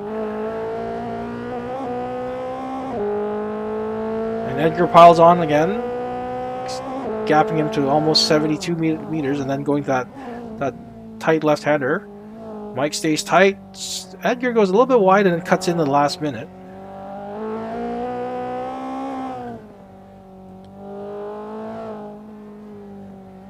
Mike keeping it clean so far. And Edgar is building a slight lead on him, but not a whole lot. Not a whole lot. In fact, I think that the leads are practically all but gone at this point. So Mike Vachik may have had a better sector there. Just ever so slightly. Edgar's now really putting the throttle to the metal and really starting to build up a decent gap there. As we open up the track into the faster section, and you can really see the meters start getting piled on Mike there. Going through the bridge. Ooh, catching some air. Again, that BMW doesn't seem to do the same thing. The S2000s and the other cars seem to catch air, but that BMW just is planted over that crest there. And therefore, Edgar's already built a decent-sized lead as we enter the trio of hairpins. It's not over yet. Edgar can still easily make a mistake, and Mike can capitalize on it. Going through the first hairpin. Oh, unfortunately, Mike has a hard time putting the power down. Now heading into the second hairpin, left-hander. Unfortunately, not working out for Mike. Edgar keeps it clean and starts to tack on more gap. Last hairpin, what can Mike do? Kept it clean, very clean actually, very clean on the exit. Now that right-hander. Last time Edgar had a bit of a four-wheel slide there, and Mike keeps it clean, but unfortunately not enough to prevent Edgar from really starting to gap him now at this point. So officially, Edgar takes the win, and officially the round. So, clean sweep by Edgar. Well done, Edgar. Well done. Now, moving on to match number 10 between Eric de la Riva and Jerry. Remember, Jerry and Imani previously had a ridiculously tight battle. In fact, the longest battle that we've had to witness. So, it's going to be interesting to see how Jerry takes on Eric, who was our second highest seed. So we'll see. Eric has opted for the BMW M3 E30, whereas Jerry was also driving this exact same car. So it's the battle of the BMWs. Battle of the E30s, I should say. So Jerry's already taken his place. Ujwal has... Sorry. Eric has not yet. So let's just take a quick look.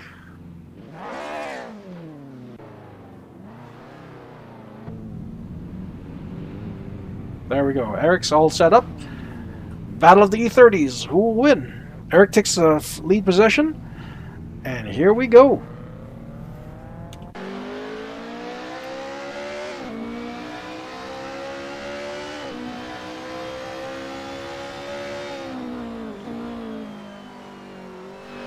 So starting off with just under 30 meters of lead by Eric.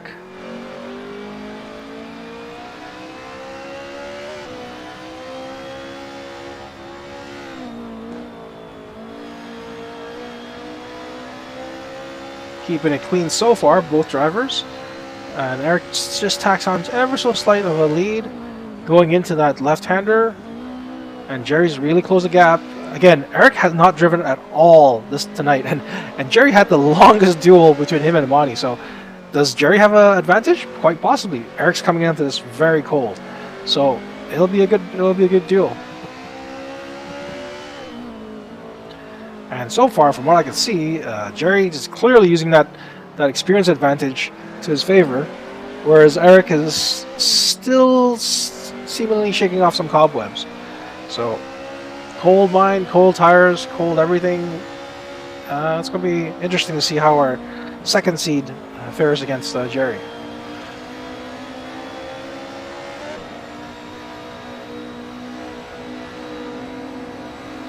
Jerry's riding right up against Eric's bumper, but Eric's keeping it clean, very clean.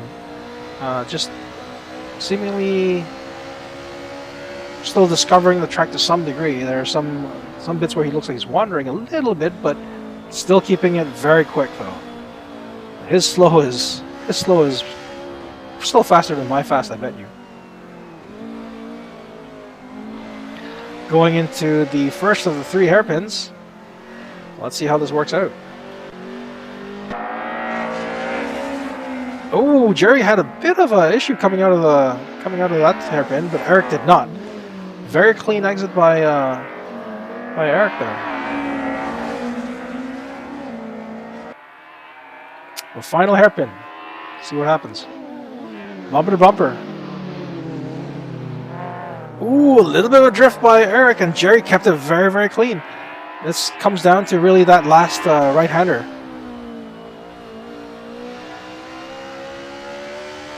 And Eric puts the power down early and fast. And it looks like he's building a gap. Yes, he has. He's built a 26-meter gap. So I believe he should take the win, but I'll just confirm that with race control.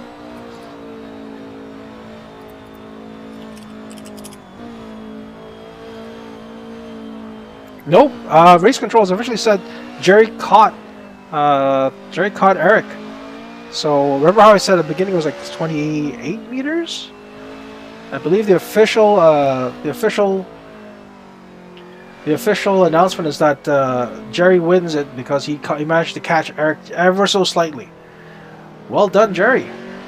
So now Eric is in the hole and now following Jerry. So let's see what happens. As I mentioned before, Jerry had the longest duel we've had all night today, and Eric came in totally cold. So that may have worked totally against Eric. So Jerry just passes the start line with a 24-meter lead. And let's see where this goes.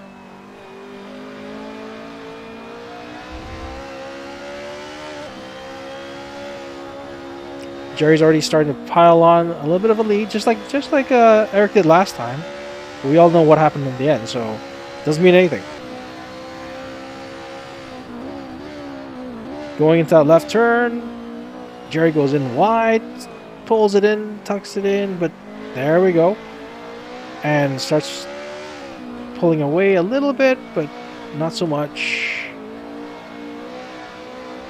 Again, I seriously suspect that Eric, having sat out most of the night because he got a buy into this round, may be working really, really hard against them.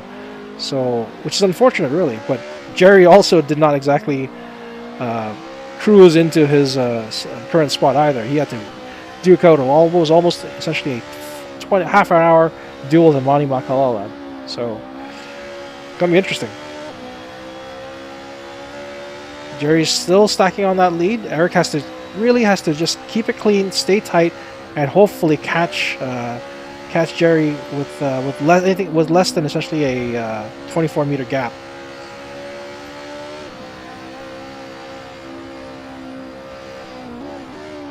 Coming into the almost last sector of this.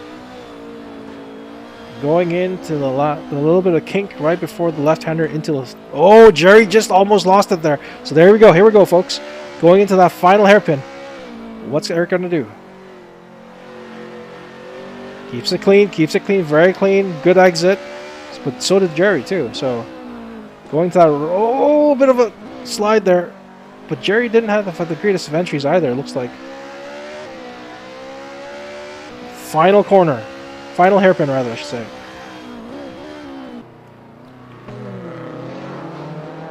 Very clean exits by both guys. Let's see what they wind up doing on the right-hander. Very clean by... Oh no! Eric hit the wall and Jerry officially gaps him. Jerry takes the second one also. Wow. Well done. Well done, Jerry. Very well done. So, out of that match, Jerry officially takes the first out of 2 rounds. So let's see. Eric's now dug himself in a bit of a hole. So this is going to be interesting going into this. We might not have another long match because if Eric catches up and wins both of these rounds, they go into round 3. So, and Eric is more than capable of doing that. So don't count him out, folks.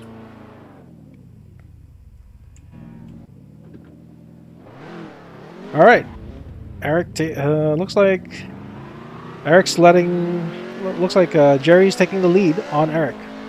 So let's drop in with Eric and see what he sees.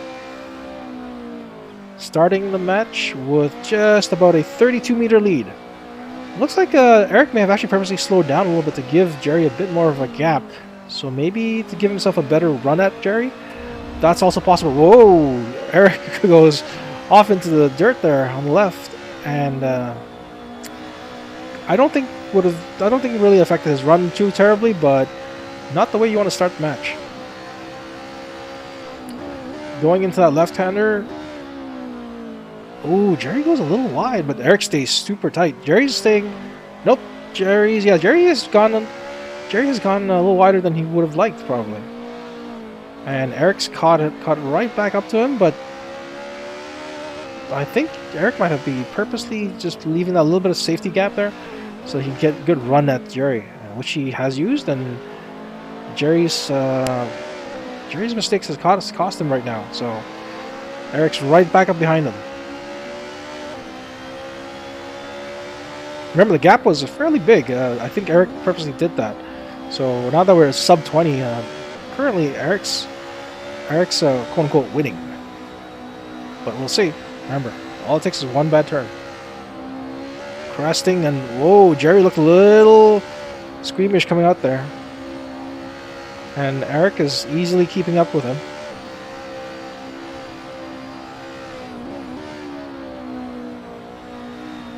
Ooh, Jerry's looking a little less composed there.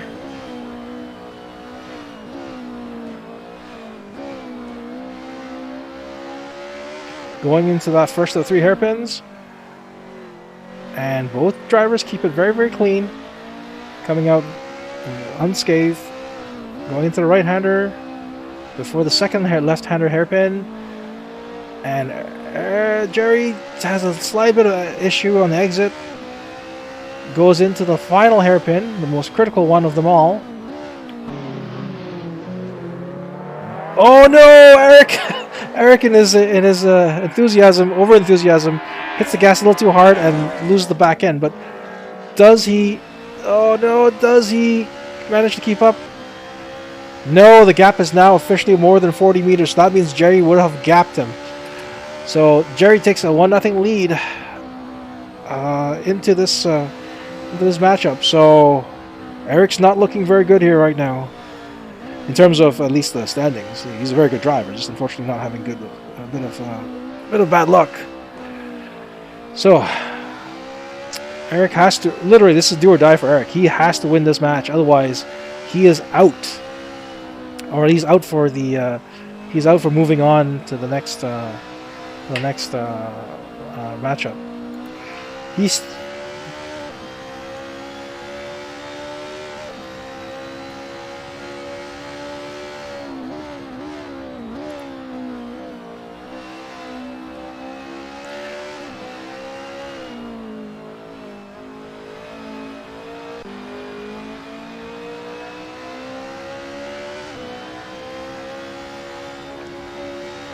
Eric started off this last match here with a lot of high tempo, so trying to see if he can shake off Jerry there. He's built up a pretty large gap, but we'll see how that goes. Folks, I made a mistake earlier saying that if Eric loses this, he's out. What I meant to say was he loses to Jerry and doesn't climb up this ladder, but it is a double elimination ladder match, so Eric can still have a chance at climbing up the other ladder to go back into the final. So he just has a longer path, unfortunately, that's all. So, which might, again, like I said, Eric walked in this cold because he had to buy into past the first round, so having the extra matches might work to his favor as he builds up, again, more driving time, really, more seat time on the car and the course. So it kind of worked against him tonight because he walked into a very tough competitor, Jerry, cold. So, and whereas Jerry had the longest match tonight, so it's a bit of them's the rules, folks. Unfortunately, them's the rules. So Eric still has a decent sized lead, but it is shrinking as they go into the tight section. So let's see what Jerry can do.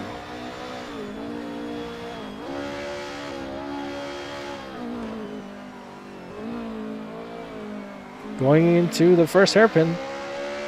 See what the drivers do. Very clean. Again, both drivers really didn't have much of an issue going to this first hairpin. It's the second into the third hairpin that's usually problematic. Oh, Jerry, and just as I said, Jerry has a little bit of issue on the exit, going sideways, but going to the last hairpin. Oh no, Eric has the same problem as he did last time. And really lets the back end hang out, just robbing of any sort of speed coming out of it. But Jerry almost loses it. This might go down to the wire, folks. This gap, I believe, is close to the gap that they started with. So I'm going to have to default to race control to tell me who won on that one. That was really tight. Hold on, folks. I'm just getting a decision from race control.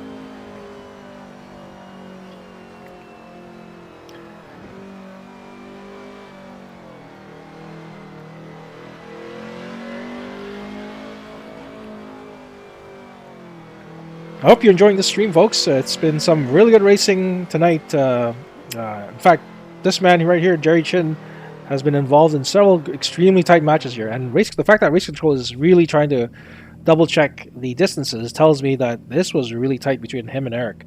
So we shall see. It looks like Eric may have disconnected from server, so I think the decision is that maybe Jerry won, but I'm just going to double-check to let you guys know. If that is the case, then we move on to match 11, where it is between Alex versus Laszlo. I'm still not getting a confirmation here from race control just yet. Sorry, Alex versus Brendan. So we're going to start off the next match here with Alex in the lead against Brendan, just about 17 meters.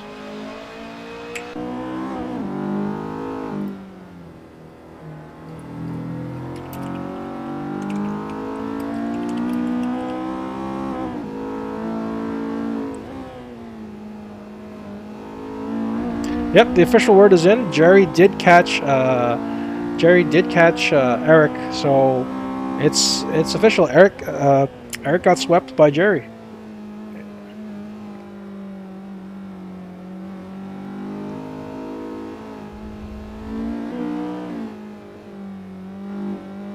And it looks like I was wrong. It looks like the start was actually 60 meters and the finish was 39. So, unfortunately, that thundering start by Eric didn't work in his favor, and Jerry wound up catching him. So, well done, Jerry. Currently, our two competitors on track are having a bit of a rubber band match initially, but then Alex has managed to really put on the gap between him and Brendan. So. Alex has been a very slow and steady builder where he just tacks on and tacks on and tacks on, very punishing on any slight mistakes by his opposition. So, well done on Alex maintaining the slow and steady rhythm. Oh no! Oh, looks like Brendan may have just had a bit of a crash. Oh there, no! So unfortunate. Oh. We're back on board here with Alex. Again, like I said earlier, Alex just very patiently nails every single one of his fundamentals to make sure he doesn't give up anything. And by doing so, just starts gapping his opponent. So, well done, Alex. Looks like Brendan has thrown in the towel and he went straight back to the pits with that crash. So Alex is just going to keep the pace up a little bit to maintain heat in his tires. And essentially finish the race. I expect no issues from him doing that. He's, like I said before, he's been a steady competitor.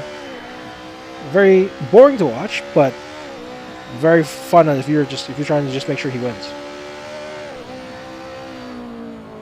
All right, here we go. So he's done that, and he's going to go back around and meet back up with Brendan to swap positions.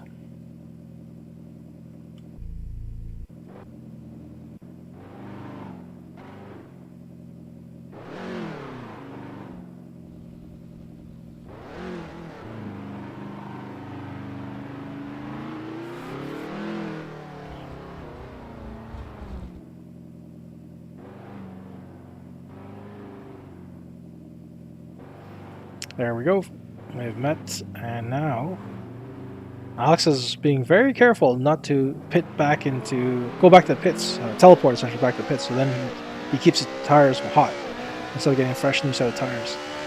So here we go. Brendan crosses the line at about 44 meters, and Alex has to keep up with him. And again, knowing Alex, he'll just chip away, and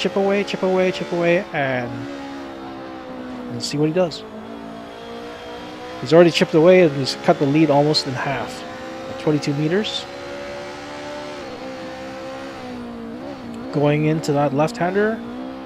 Ooh, Brendan's pushing out a little bit wide. He's pulled himself back in, but at the cost of speed as Alex really comes up on him. Practically on his bumper. So at this point, the question is, how is Brendan going to handle him, Alex in his rearview mirror? See how big that BMW is?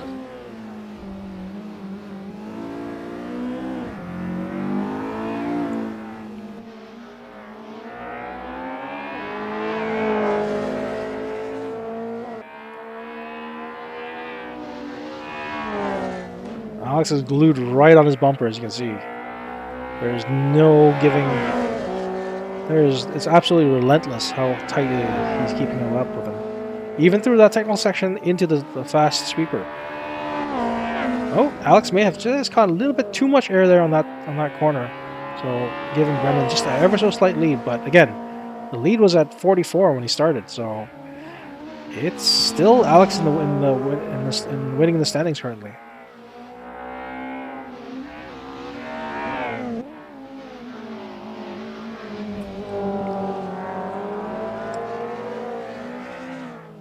Going into the first of the three hairpins.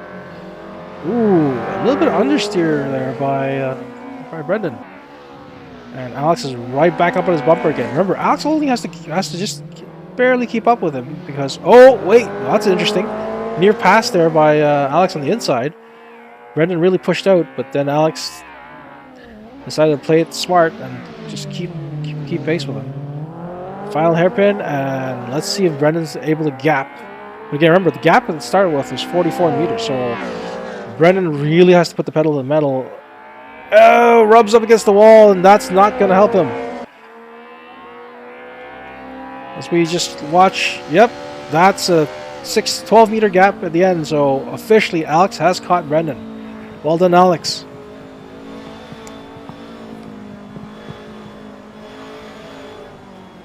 So, Alex has taken the first round of the 2, and now they're going up for round 2.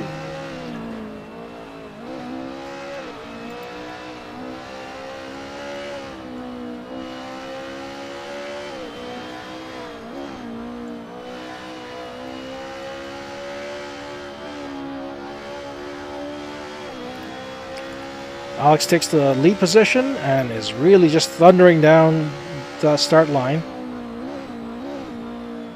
And but slows down just enough to start with a 14 meter lead. So there we go. That's our numbers to be established, 14 meters. Oh, Brendan unfortunately wipes out. You can see in the rearview mirror. That is unfortunate. That's our numbers to be established, 14 meters. Just take a quick look at the rearview mirror. Oh, Brendan unfortunately wipes out. There You can goes see in the rearview mirror. So again, Brendan's back on track at least. He hasn't given up, but we'll see what Alex does if he makes any mistakes and allows Brendan to sneak back into the game. For those of you just joining us, welcome to Ontario Time Attack E-Racing Series, Season number 2, Touge Battlegrounds. I'm your host, Kevin Wong, and we are doing Touge Battlegrounds, just as a change up from last season where we had wheel-to-wheel racing, or at least like more conventional wheel-to-wheel racing, and do a Touge battle this time. For those of you that don't know what Touge battling is, essentially, originally in Japan, you send 2 cars onto a track, back to back, and the person in front has to gap the person behind them, which is what Alex is currently doing to Brendan, and the following car has to close the gap or even pass the car in front. So we started off this match with Alex leading Brendan, and unfortunately Brendan crashed, and but he hasn't given up yet. He's still on track, trying to chase down Alex. But that's a fairly large lead there with 250 meters by Alex. As Alex goes into the last leg of the track, there with the hairpin, first of 3. And keeps it clean, very clean.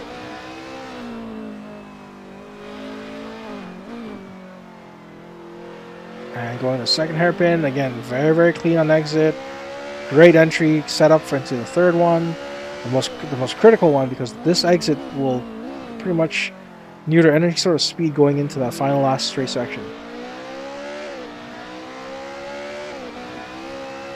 This tight right-hander is deceptive. Alex uses the same amount of runoff as he always has and thunders down that long straight and pretty much secures the win with 330 meters lead. Well done, Alex.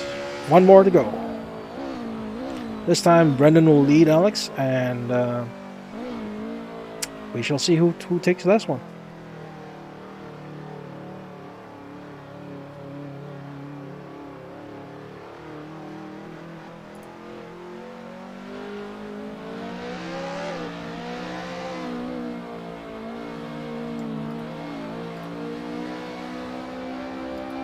Alright, Brendan's taking his lead position, and Alex is following.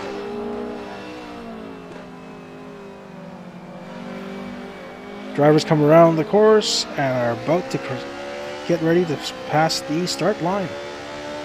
Here we go. Will Brendan keep up a big gap, or will he slow it down a little bit? Nope, he keeps it up at 26 meters. So anything less than 26 meters, officially Alex would have caught Brendan. Anything more than 26 meters, Brendan will officially gap Alex.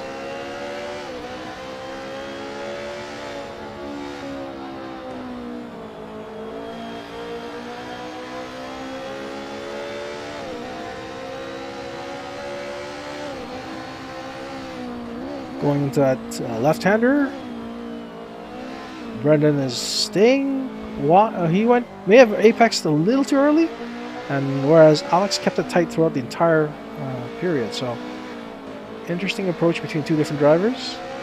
But Alex is right back on his bumper again. Relentless.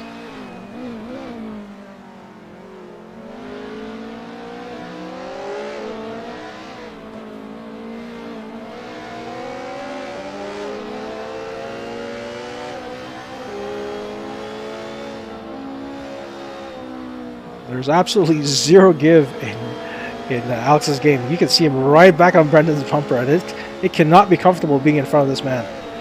He is utterly not giving anything to Brendan at all.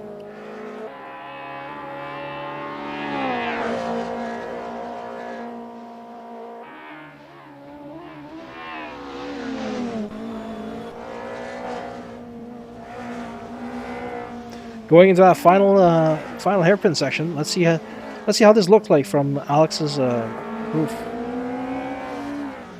Ooh, right up on his bumper! Holy smokes!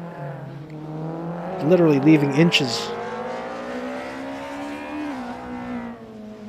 Remember, this race started off with a 27-meter gap. Oh no, Brendan may have gone in again. He did that before too. Alex almost took the inside the last time around, but it might work actually against Alex because he has to back off when Brendan comes back in front of him. So, oh, a little bit wide for Alex. Let's see how Brendan handles the tight right hand in front of him.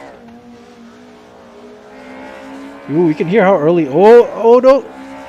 Oh wait, Brendan might actually take this one. Alex makes his tiniest of mistakes in the last bit, and officially, Brendan takes that one. Because he gapped him by 44 meters. So we still have another round where I believe it's going into a time attack.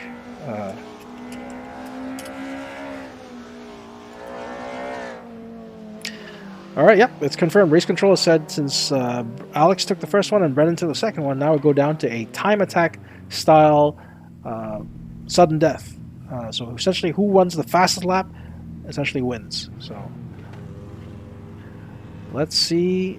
Looks like Alex is going out for his first lap. Oh, Alex is first to go out for his lap. And let's hop in with him and see what he does.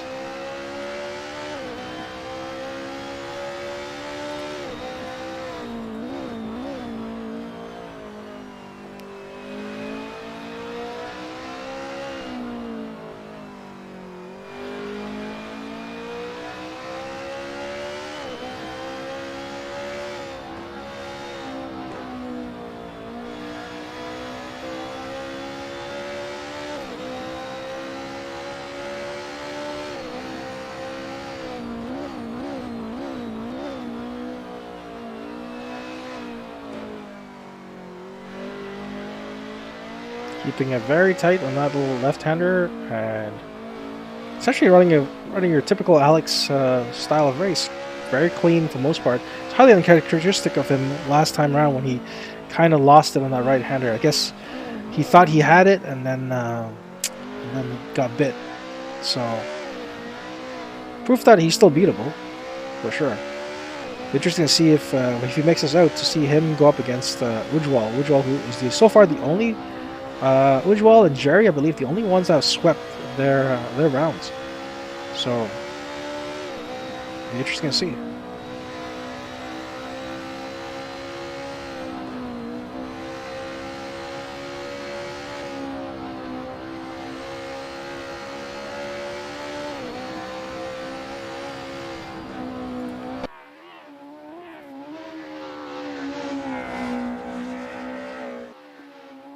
That BMW is so planted through most of these turns, and doesn't seem to really catch air through that crest after the bridge. So, Mike can understand why this is the meta car for all the drivers here.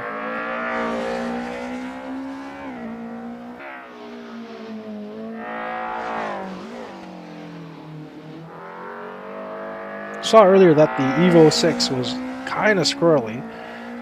With Val driving the M3, the big one, that was very chunky. Not the most agile of cars. Oh!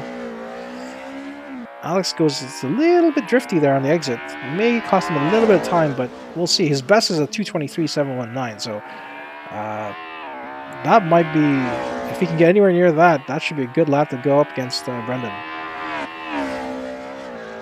So he does a 2:23.979, so very close to his best. So let's see what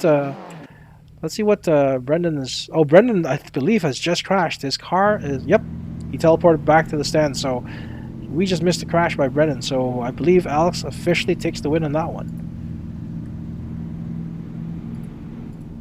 So that means we are moving on to the 13th match. Sorry, the 12th match of tonight, which is between Ujwal and Edgar, I believe.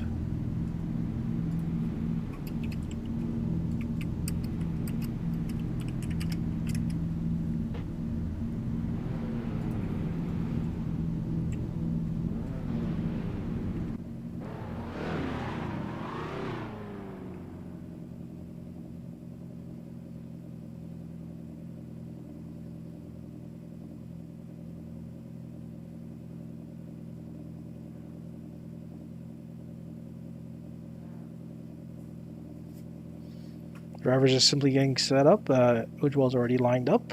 I believe it should be Edgar that he's facing off of. Yep, that was correct. Here we go. Huh. It's the Clone Wars, man. Attack of the Clones. E30 versus E30 Violets. Let's see how this goes. Ujwal is putting the pedal to the metal, but slowing down to let that gap shrink a little bit. It starts at 25. So, he's been doing that. So I'm wondering if he's purposely doing that just to make sure that the gap is small enough. Is small enough to the gap at the very end, but yet large, not too small to a point where it's impossible for him to really shake someone off. Going into a tight left-hander.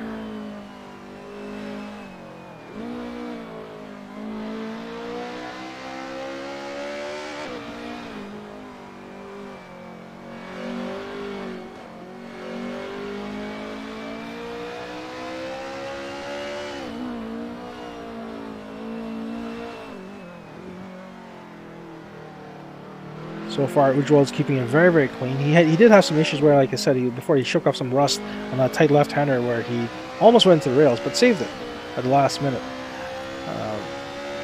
He's currently doing a decent job gapping Edgar, and Edgar's no slouch. He's currently sitting at over 58 meters of lead, and going into this crest. Look at how beautiful those cars crashed over. Just absolutely no fuss. Oh no! Edgar's crashed out of the back there. Oh boy, you can see the rearview mirror. Let's do a quick replay on that one. Beautiful, those cars crashed over. Just absolutely no fuss. Watch the. Oh no! Edgar's crashed out of the back there. Look at how beautiful those cars.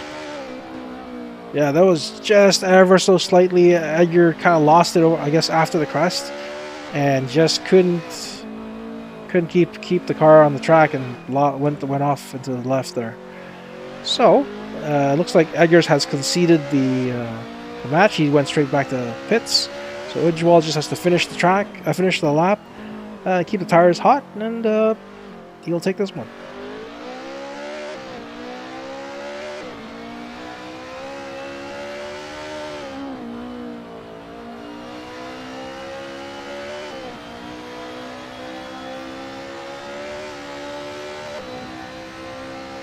Alright, there you go. Officially, Ujwal has taken that one. Now he just has to go back around and meet up with Edgar in the lead this time.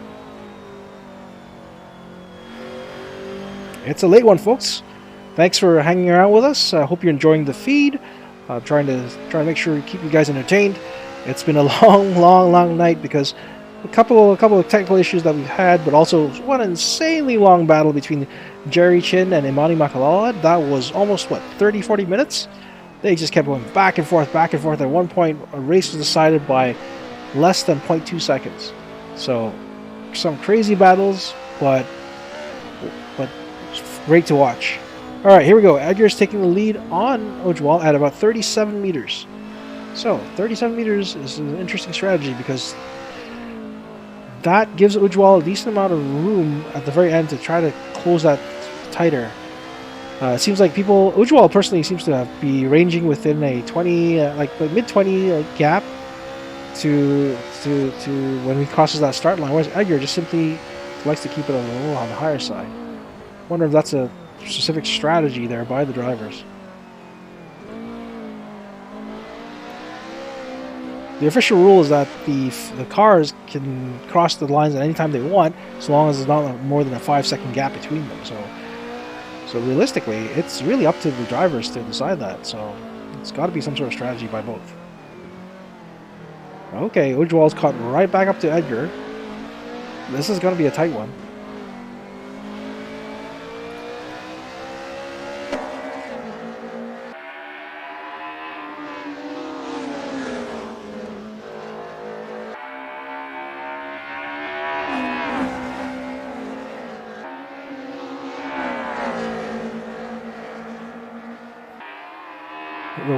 The way they're cresting and even driving right now currently with their lines. Help me, doctor, I'm seeing double. Going under the bridge. Very little fuss by both drivers. Maybe a little bit more on Edgar's side, but oh boy. Yeah, I called it. Edgar almost loses it, but doesn't give enough room for Ujwal to pass, so it's still not over yet because Ujwal had to back off, so he lost a decent amount of momentum there. So we'll see what happens as we head into the last hairpin.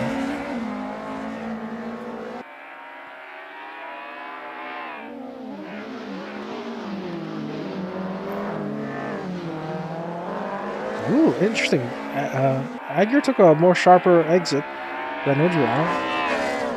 But the gap currently sitting at 16, 17, 18. Will Edgar be able to hit back that 30-some-odd meter gap? This might go right down to the wire. Nope, he does not. The final gap, it looks like, is 27 meters, so I believe Ujwal has taken that one.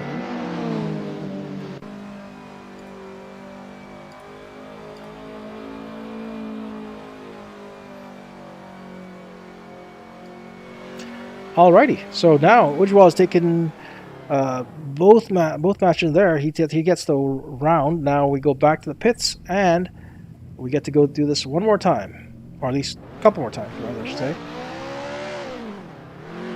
Again, both drivers have to swap the lead and the rear position, so they will do this at least twice to determine the outcome of the total match. There are 2 rounds in the match. So this is the beginning of the part 1 of round number 2 on this match.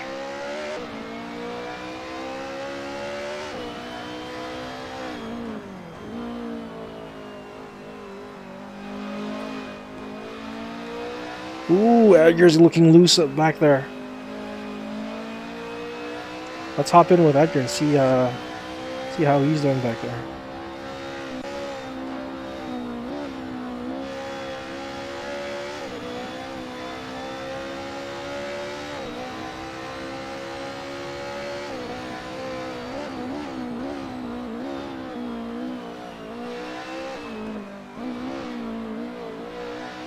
Very tight on the inside there by Edgar.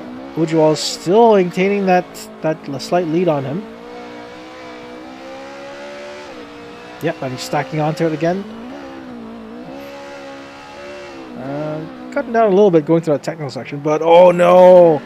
Understeer, heavy understeer inflicts some major damage to Edgar's plans, and now Ujwal is just totally taken away from him. Not sure what happened there. I guess just went in a little too hot, and Edgar's getting bent all out of shape on that corner. Ujwal's really stacking it now at this point.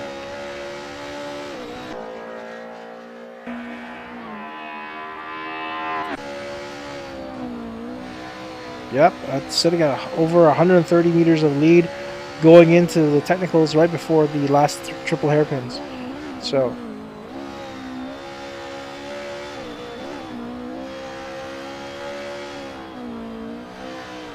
Nice little drift there by Edgar. Trying to stay tight in his corners. Going to that first hairpin without any real drama. Nope, a little bit of drifting on the exit. Not going to help him, unfortunately. Ujwal still keeping it clean relatively. Holding that roughly 40 to 50 meter delta on him. And going to that final last hairpin. No! Alex took it. Oh, sorry. Edgar took it too fast and goes understeers right to the outside of it. So, unfortunately, that's it. Most likely it for Edgar. And Ujwal easily cruises into the win.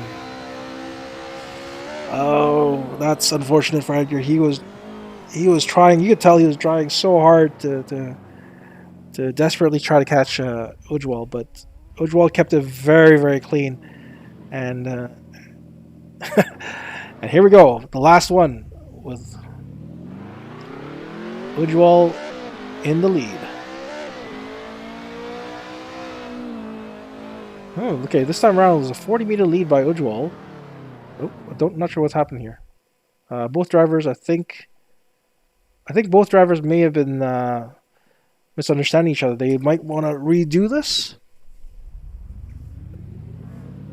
I thought, yeah, they're all backing up at this point.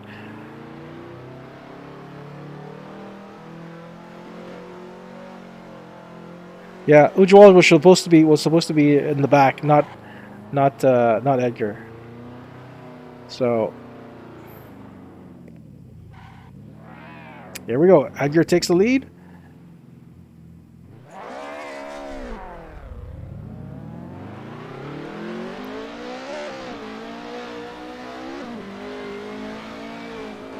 With a 36-meter lead.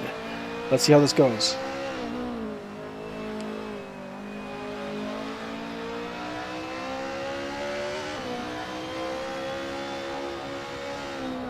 Edgar has stacked on a slight lead on top of Ujwal.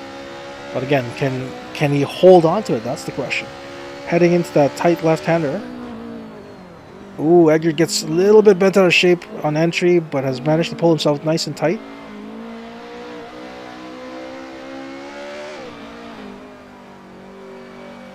Ujwal just looks like a robot.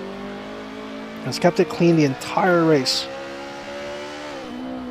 So it looks like a little bit more seat time seems to have benefited him compared to his first race, where he, in his first lap, he almost ate the wall there, but he's definitely a lot more comfortable now.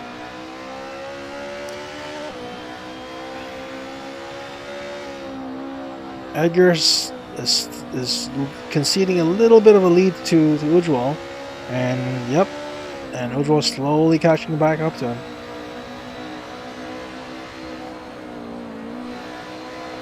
Could be the perspective, but it looks like Edgar's constantly cresting at a slight angle, which is not going to help him when he lands. So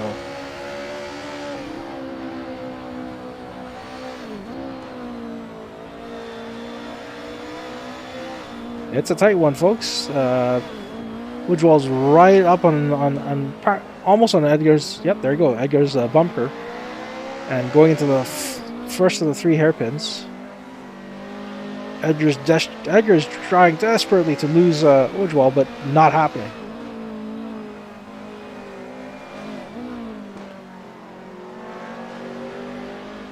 We'll see what happens on this final hairpin. Remember, all the acceleration you can gather here, every ounce of it will matter on this final long stretch. So let's see if Edgar has overcooked it, unfortunately.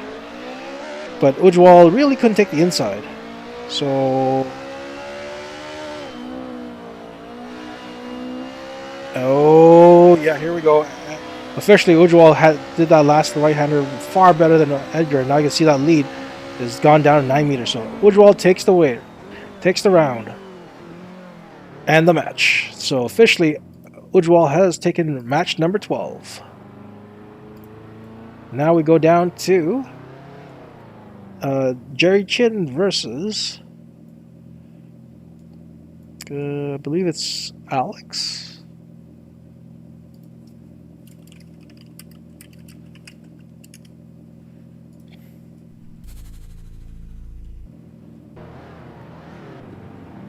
Here we go. Jerry versus Alex. Jerry's been a bit on a bit of a tear, having taken down Eric Dalla Riva, the second seed. So he must be on a pretty big high after having that crazy duke out with Imani Makalala. But that enduro experience is really helping him out. So here we go. Alex is taking the lead with a 44-meter lead on Jerry Chin.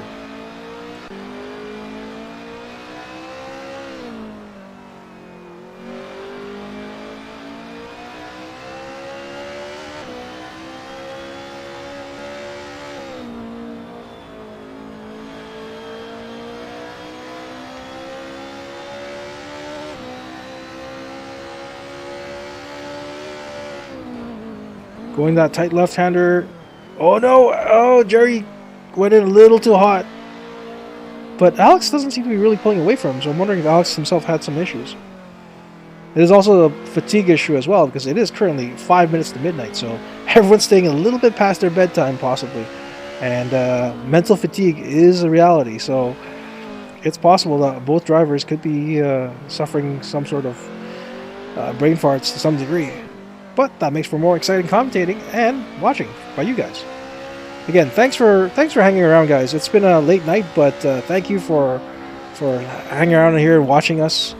It's been fun. A lot of good racing, especially by this man here, Jerry Chin.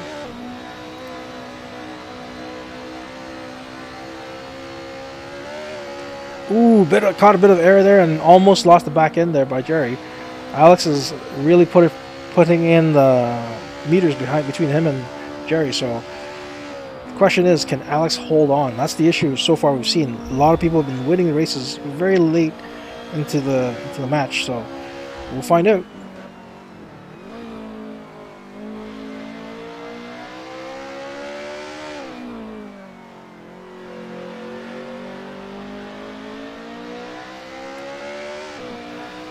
First hairpin was incident-free by both parties, looks like. Second hairpin is clean by both sides.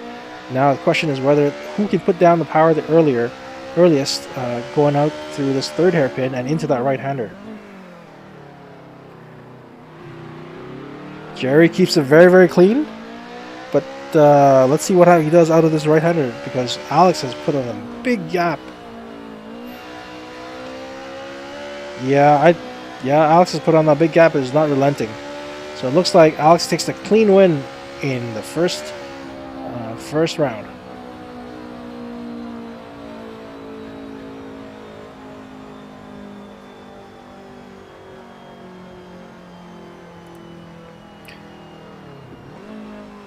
All right, so now the drivers will switch positions. Jerry will now take the lead position on Alex, and we'll see what they do.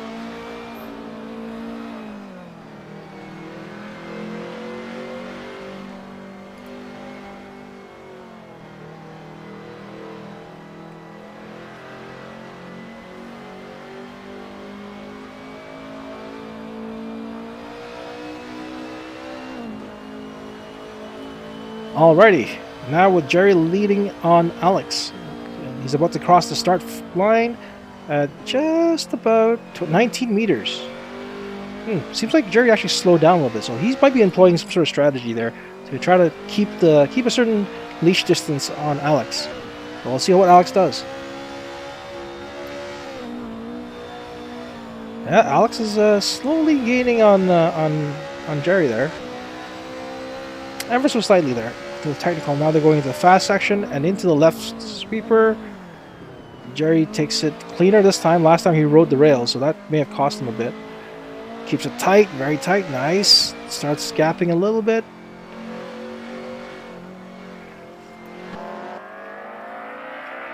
Coming out of that turn, and there, yep, Jerry is building a slight lead.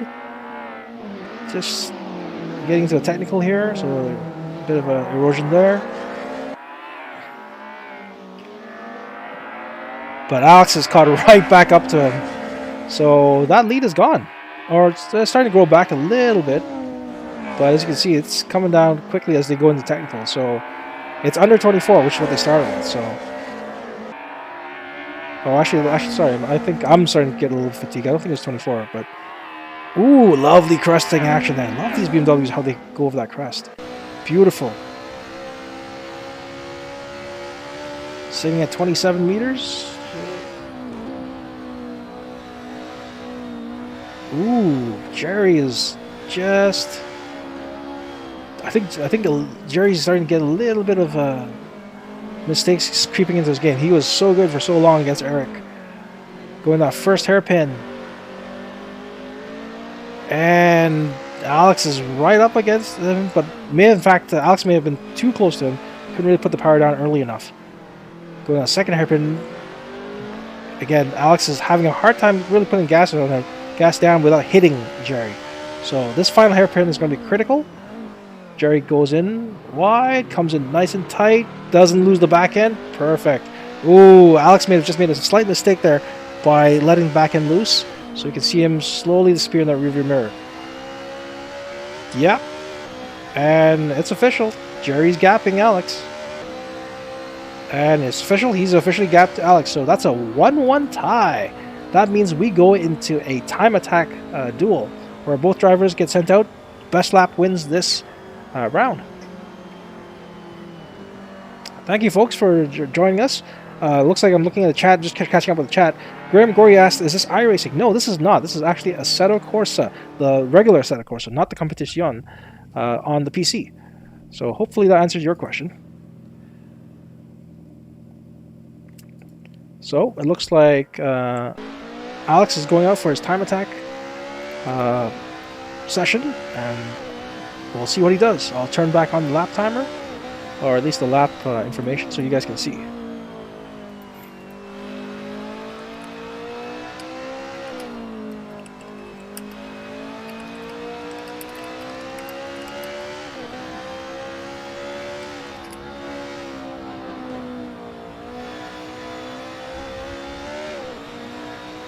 Bit of a wild exit there, hitting the dirt by Alex, but it hasn't affected his driving so far. Well, staying super tight on that left-hander.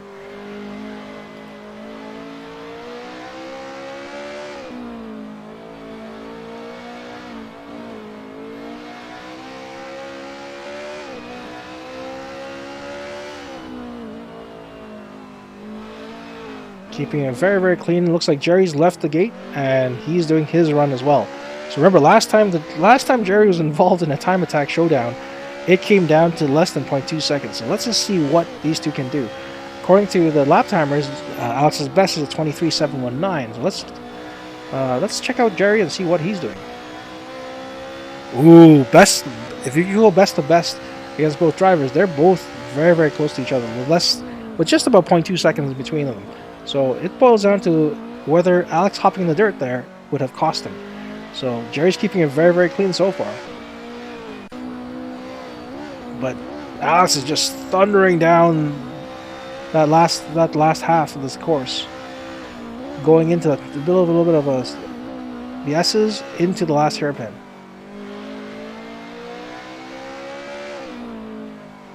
Keeping it clean. Oh, not as tight as you probably would have liked.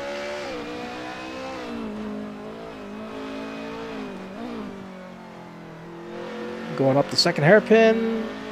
Incident free.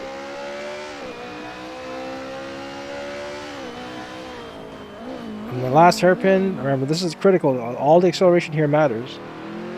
And very clean exit. Now that's annoying right-hander. Bit of a kink. Very clean exit. Let's see what he does.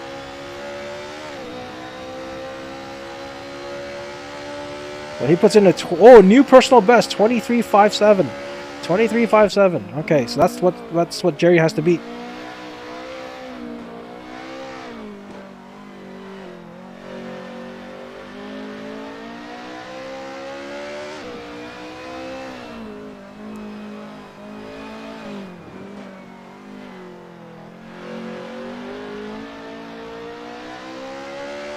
Here we go. Entering the last hairpin.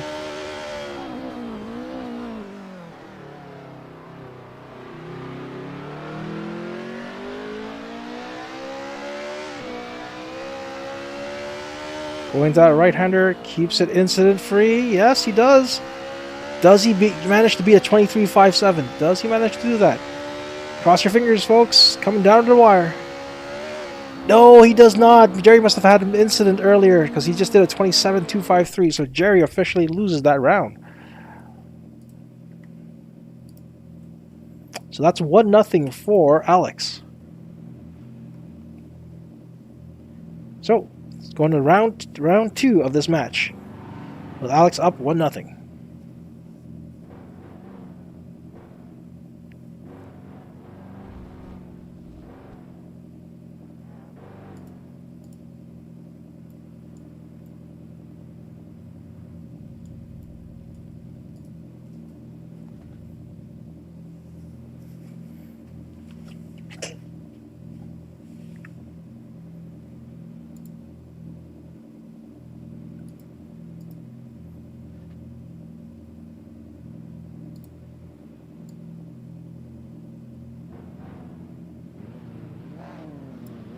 Here we go, folks.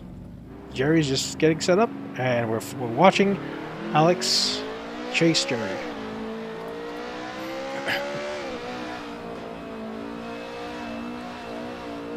And Jerry's going to hold on to a bit of it. Alex is actually purposely trying to stay behind with 30 meters. Essentially, that's what I saw. 30-meter lead.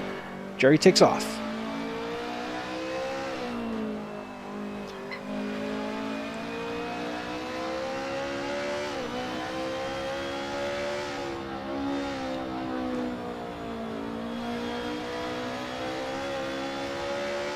Here we go, going into that tight left-hander. See what Jerry can do from the view of Alex. Jerry's keeping it wide and slow. Oh no, it looks like he may have washed out a little bit more than he liked to. And Alex is right back on him.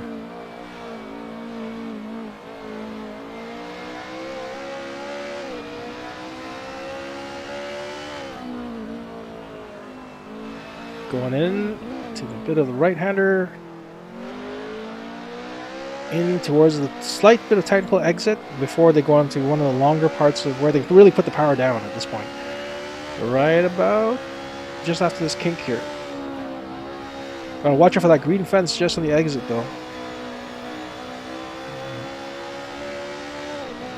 Right about here.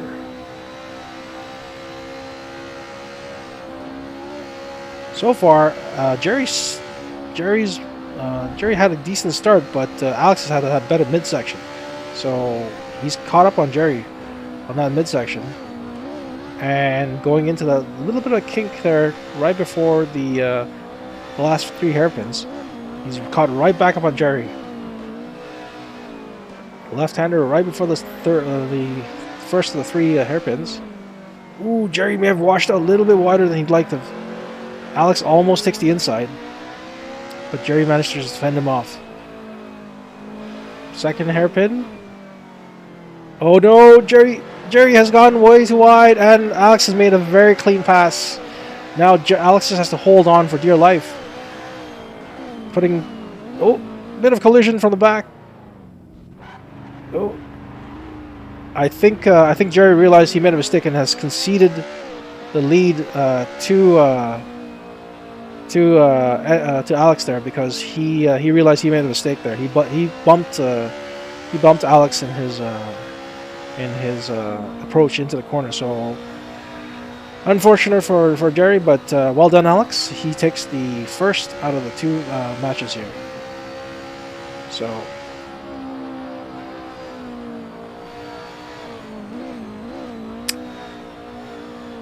that's some good sportsmanship by Jerry, realizing he had made the mistake by bumping Alex. So he just simply conceded the win to Alex, and good stuff. So here we go. So now I believe it should be Jerry leading. No, sorry, Alex leading, because Alex made the pass last time. So here we go. The final what could be the final match between these 2 drivers. Alex starts off with a lead of about 37 meters.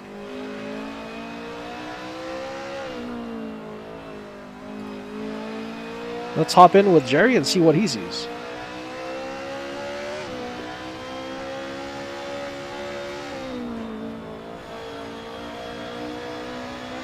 That was a beautiful pass by Alex Lam. In fact, yes, K-Series, you're right. That was a clean pass. Beautiful pass. Oh, my only regret was that we didn't have time to show a replay. Oh, no! Jerry just crashed. He's still going to try to finish the race.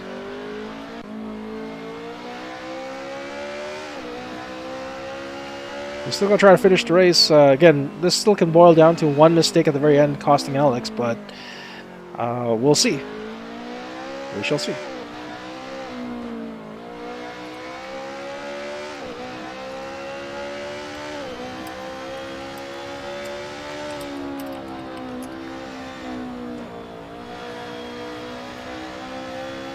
Going through a midsection, one of the better sections for one of the best sections for Alex, where he consistently stacks on and stacks on and stacks on the lead. So no surprise here. Caught a bit of air there.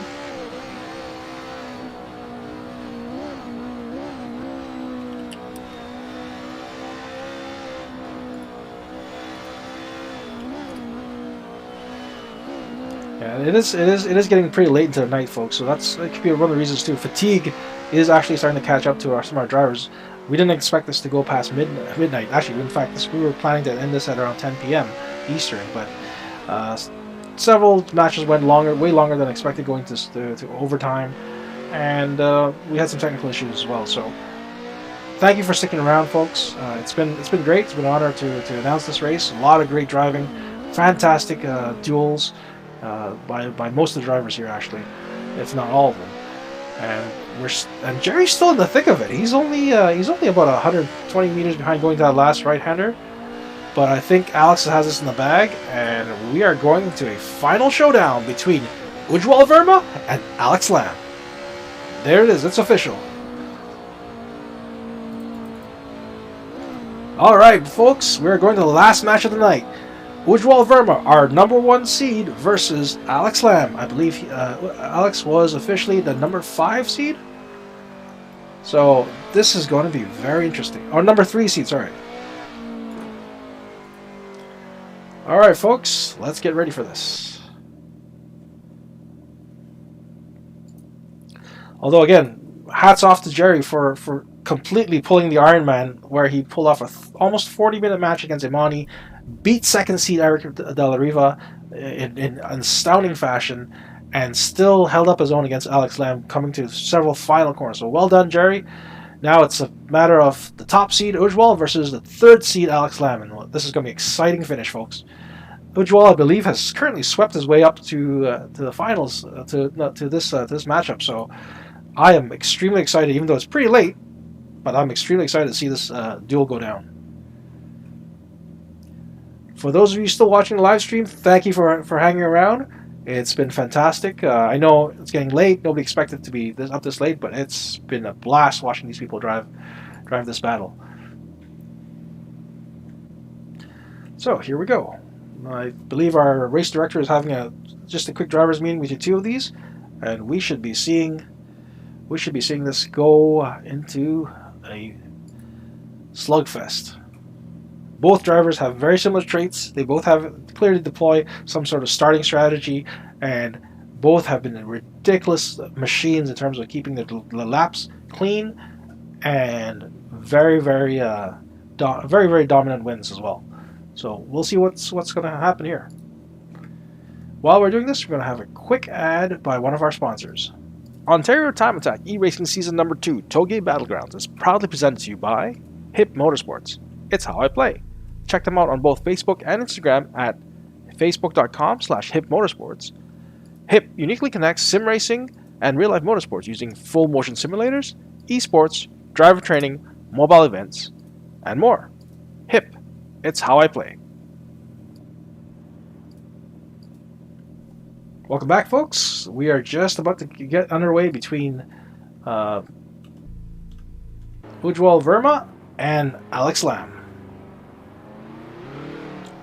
So it looks like I think Ujjwal might be taking the lead. We'll see. I think they're discussing. Yep, looks like Ujjwal is taking the lead, and here we go. It's the last match of the day, folks, and it's a spicy one between top seed Ujwal Verma and Alex Lamb, who's the 3rd seed. Started off with about 25 to 26 meters of lead, and slight bit of a drift there by Ujwal on the exit, and Alex is just keeping a decent distance from him. It's good striking distance, but not too close either to compromise his exits. Going that tricky left-hander. Ujwal goes in a little wide and tightens up his exit and beautifully. Let's take a look and see what Alex is doing.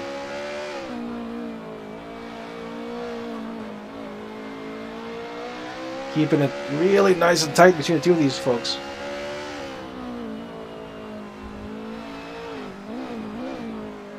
Interesting approaches in that same corner, whereas Alex went wide, outside, in, out. Ujwal kind of went mid, in, and out. So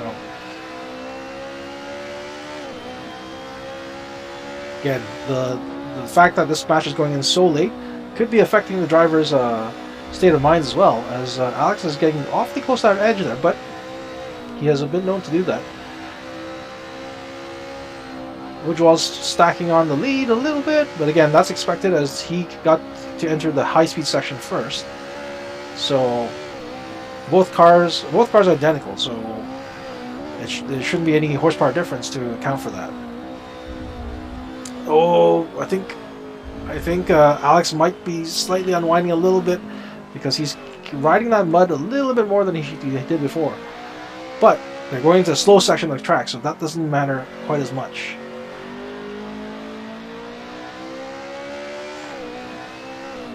Going into the second hairpin, it's just a matter of who keeps it the cleanest at this point. That final hairpin, what's going to happen?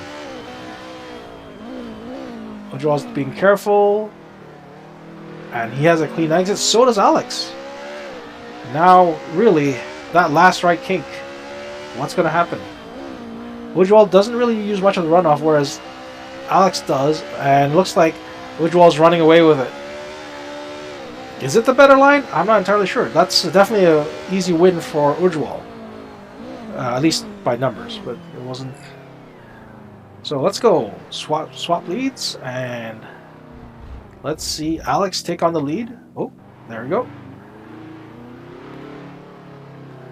Alex is going to take the lead, and Ujwal's going to follow.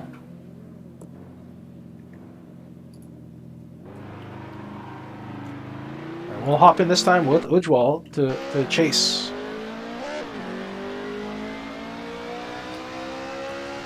That started off with just under 40 meters of lead, so about 38, 39.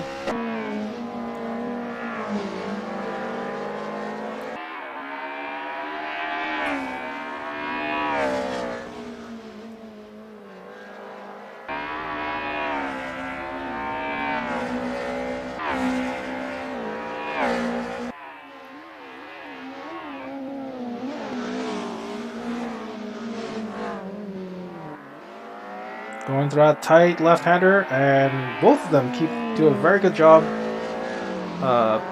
staying clean. So far, no incidents to report of, just some very clean driving. The real spicy meatball part comes just after this section where it gets really fast and suddenly slows up. So we'll see who makes the first mistake.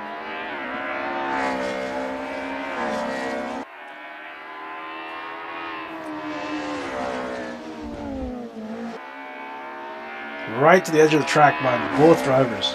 Beautiful.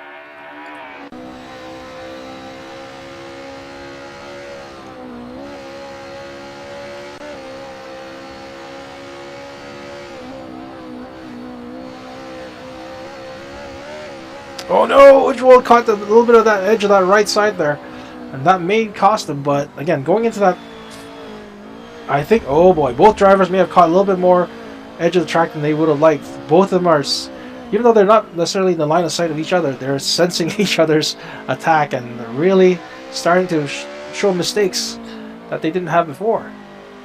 So, or it could be getting late too. That could be part of it. But we'll see. Going into that second last hairpin,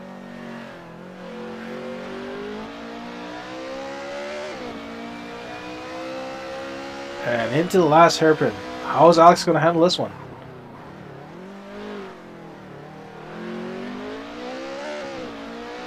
Okay, Alex still has the lead, but is Ujwal's line going to be better through this than Alex? Oh, it doesn't look like it. Alex is piling on the lead and clearly takes the win on this one. So I believe that's actually Ujwal's first defeat on track. So this is going to be interesting. It's a 1-1 tie. They're going to the time attack, sudden death. Not surprised. Both drivers are extremely good. So I think both of them are opting to go back to the pits and change and get a fresh set of tires. So who's going to go out first?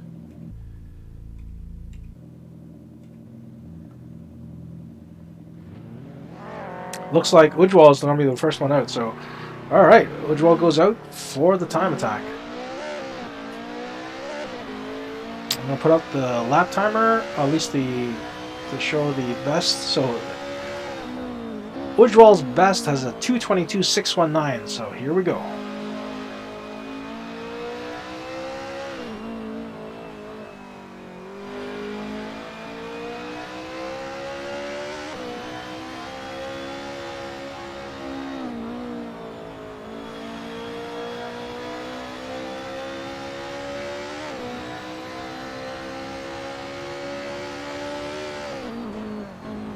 Going to that tight left-hander. Ooh, going a little bit sideways on entry. Not sure if that's what his game plan was. Could be also the cold tires. Remember, he did go back to the pit to swap out for a fresh set of tires. So that may have been detrimental, unfortunately. But not sure how much tire he used the last time around.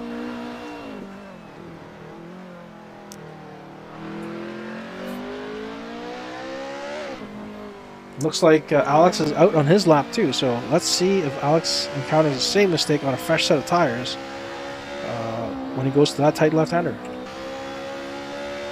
Alex's best is a 2:22.978, so theoretically Ujwal, if he can put down his best, should be able to beat Alex, but a lot of question marks right here.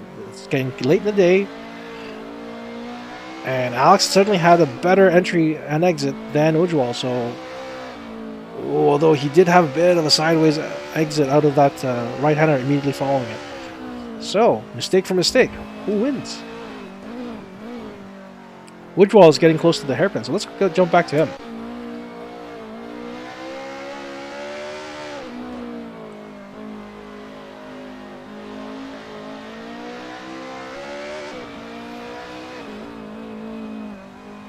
No issues going through hairpins. Again, both drivers have kept it fairly clean on this, on these sectors, knowing how much there is on the line, in terms of time-wise, anyways. So, going to that final hairpin, what's Ujwal going to do?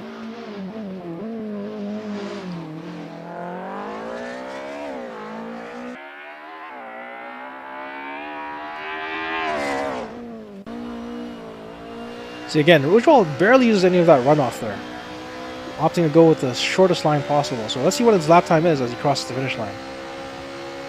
2:23.341.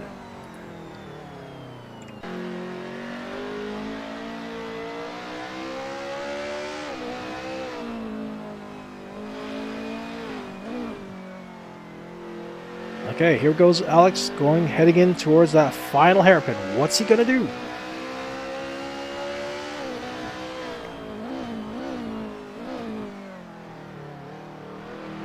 Again, watch the stark, subtle but large enough difference between both drivers going to this last corner. Alex uses a little bit of that runoff to the left here, whereas Ujwal actually he didn't do much of it there, but we'll see. Let's see, he's heading down to that final bit. 2:23. Oh my God, 3:25. So Alex sneaks through the win by less than 0.02 seconds. Oh my God. Well done, Alex. Well done indeed. That's a 2:23.325 by Alex versus a 23.341 by Ujwal. Well done, Alex. Well done. So, officially, Alex takes the first round. This is round 2 of match 14. Let's do this.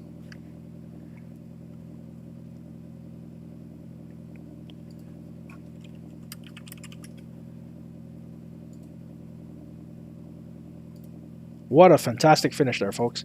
So, Ujwal decided to go back to the pits to get new tires, I think, and so did Alex. So, here we go.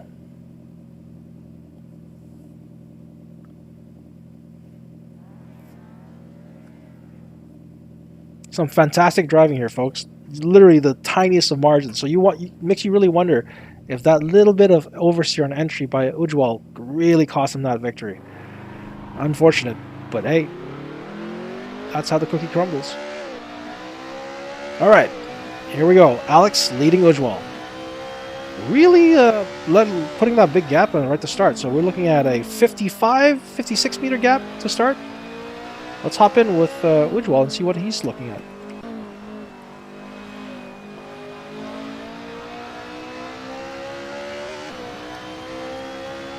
Again, this is where we're getting close to the point where last time here, when Ujwal oversteered into this left-hander. Let's see if he corrects that mistake with fresh tires. Alex does not make that mistake. Ujwal goes out a little bit wide and tucks right back in, as expected. Alex had lost the back in here last time, that does not make the same mistake. So both drivers absolutely correcting every single one of their little micro mistakes and making a clean lap as possible this time around. Alex may have pushed in a wider than he would have liked on that one. And Ujwal's making him pay a little bit. But again, a fast sector coming up, so Alex is likely going to pull away just a little bit because he hits the fast sector first, simply because he has the lead. Ujwal's trying to keep it very, very clean and not letting Alex really walk away with him. Yep. It is very, look at that lead. It is not building up much, if at all. It goes up, it goes down, and it's right back where it started almost. Almost. Not quite.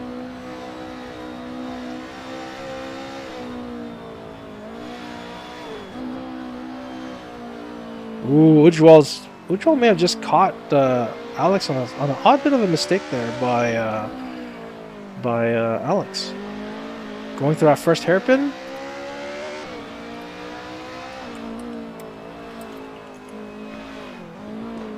So with Alex putting in that start gap of 56 meters, he really has to thunder away from Ujwal after this last hairpin. So let's see what they can do. Keeping it very clean, no oversteer by anyone, no drastic oversteer, and let's see how this final line really affects both drivers.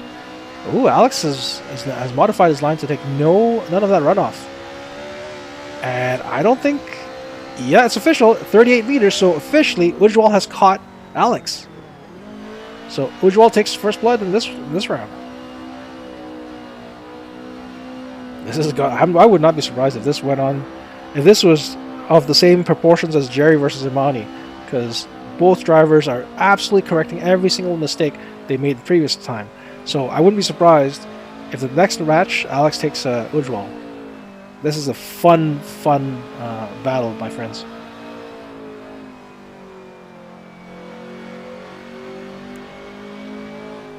Alrighty. Now we're going with Ujwal taking the lead on Alex.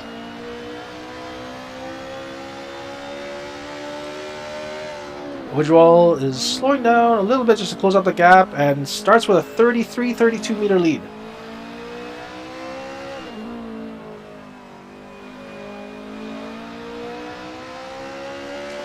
As expected, he pulls away slightly in this sector, but simply because he has the lead. Again, he gets to the fast section faster than Alex. First, I should say. So going into, again, the critical corner here is this left-hander, where the slightest mistake really affects your exit going out of this. Ujwal goes in a little bit wide, and yeah, he tucks back in. Again, late apex on this one, and nails it exactly the way he typically does it.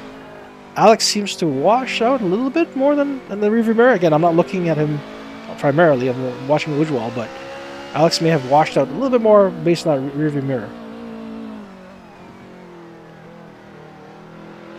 Now going into the last bit of technicals before they go into the high-speed sector.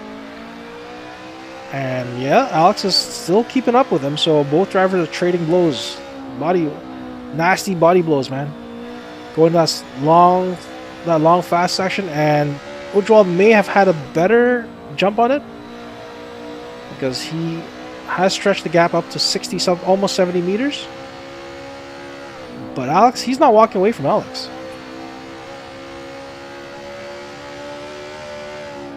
Or maybe he is slightly, because now it's gone up to 80. Interesting. Maybe we should jump in with Alex and see what he's doing. Nope. Alex is right back on him again, as expected through this slow section. Ooh, a little bit of a sideways action there, but going into that hairpin, so it's not terrible. Oh, he hit that apex. I mean, literally hit it, as in like his front end hit the apex. So that may have cost a little bit of acceleration there for Alex.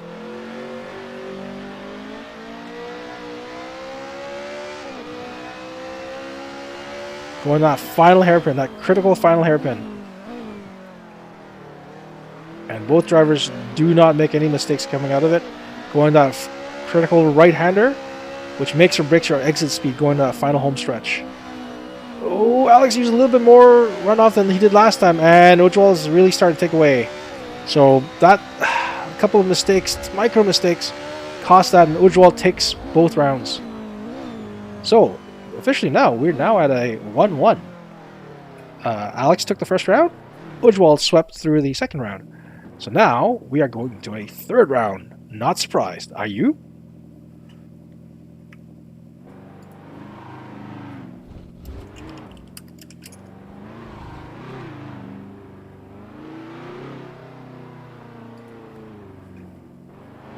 Alrighty, race director has confirmed, yes, it is going to be a round 3 between Alex Lam and Ujwal Verma. It's been fantastic driving, folks. Again, if you really got to watch, I guess, the replay on this and watch all the micro mistakes that both drivers are catching and then immediately correcting in the subsequent rounds. It's amazing to watch two good drivers find that, realize it, and go, okay, got to correct. Nobody's driving angry, or nobody's driving upset. It's just a fantastic, cold, machine-like driving. So here we go. Ujwal takes the lead and starts with about 38 meters.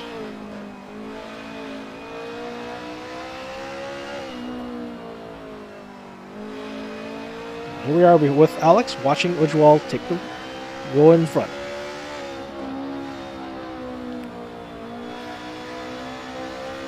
Very clean exit there by Alex. Holding his own against Ujwal right there. Going that tricky left-hander. Again, Ujwal usually goes in, goes out wide, as I suspected, tucks right back in. But Alex takes the tight approach. Interesting. And did not wash out this time. He stayed tight on the right side there. So beautiful. This is going to be interesting. Remember, we started off with a 34-meter lead, so that technically right now, Alex is winning, quote-unquote winning. But lots of race to go, folks. Lots of track left.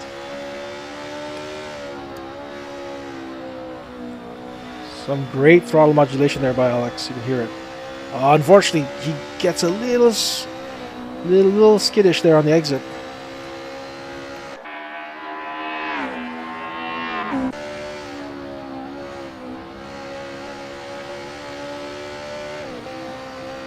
See, again, Ujwal can't really walk away from him, unlike he did last time. So Alex is doing something very right here.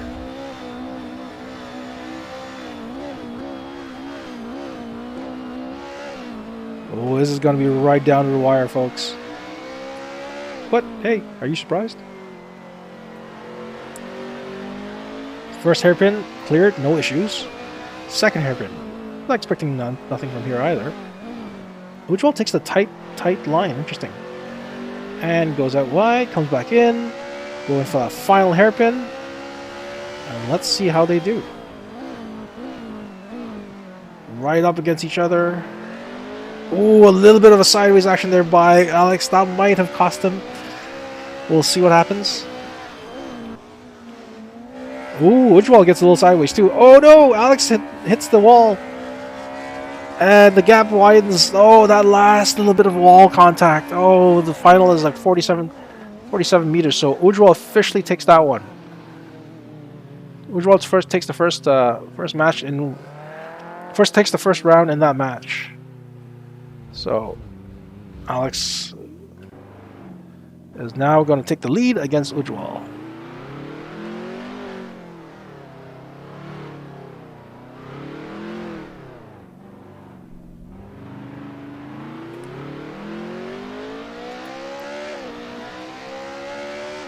All right, starting off with about an 81 meter lead.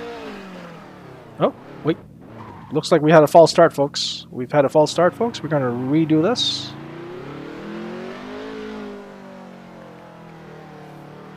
Yeah, race director has called for a restart. I think we have parties that were not ready for it. So, race director has that right.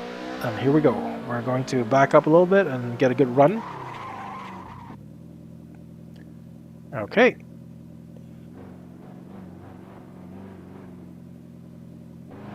All right, here we go, folks. We'll redo that, and let's see what this gap is. 42 meters, what I saw. So 42 meter gap.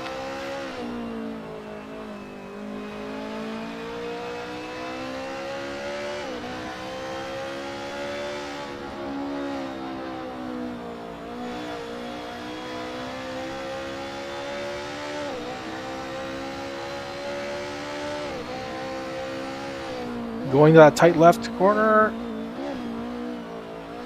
And Alex does his usual inside, inside, inside. Whereas Ujwal takes his usual route as well. But this time Alex has modified his exit just a little bit. But seems to be working.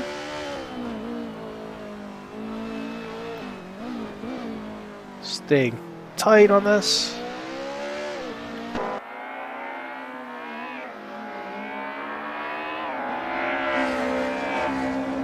Coming out of that technical section into the fastest section, one of the faster sections of the course.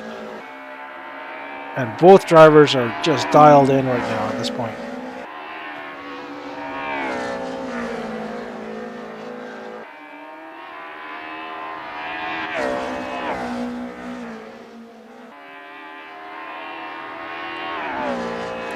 Though I think the advantage right now is sticking with Ujwal because he's managed to hold that. Oh no! Alex has gone off in the dirt. No! And he's officially hit the wall twice now. Ujwal's right back on his bumper. Not sacrificing the race. He's just going to hold. Oh no! Alex has officially crashed. Oh no! What a tragic way to end the race. But Ujwal is going to be walking away from him at this point. That is. Oh no! That is unfortunate.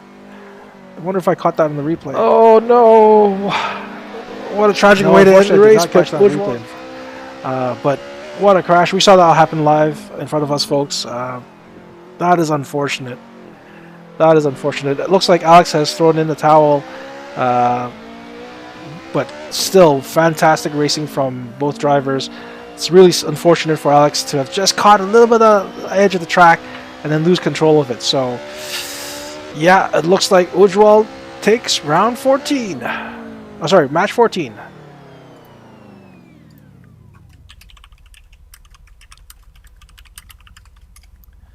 I'm just confirming that with the race director. Yeah, should be. Yep, that's it.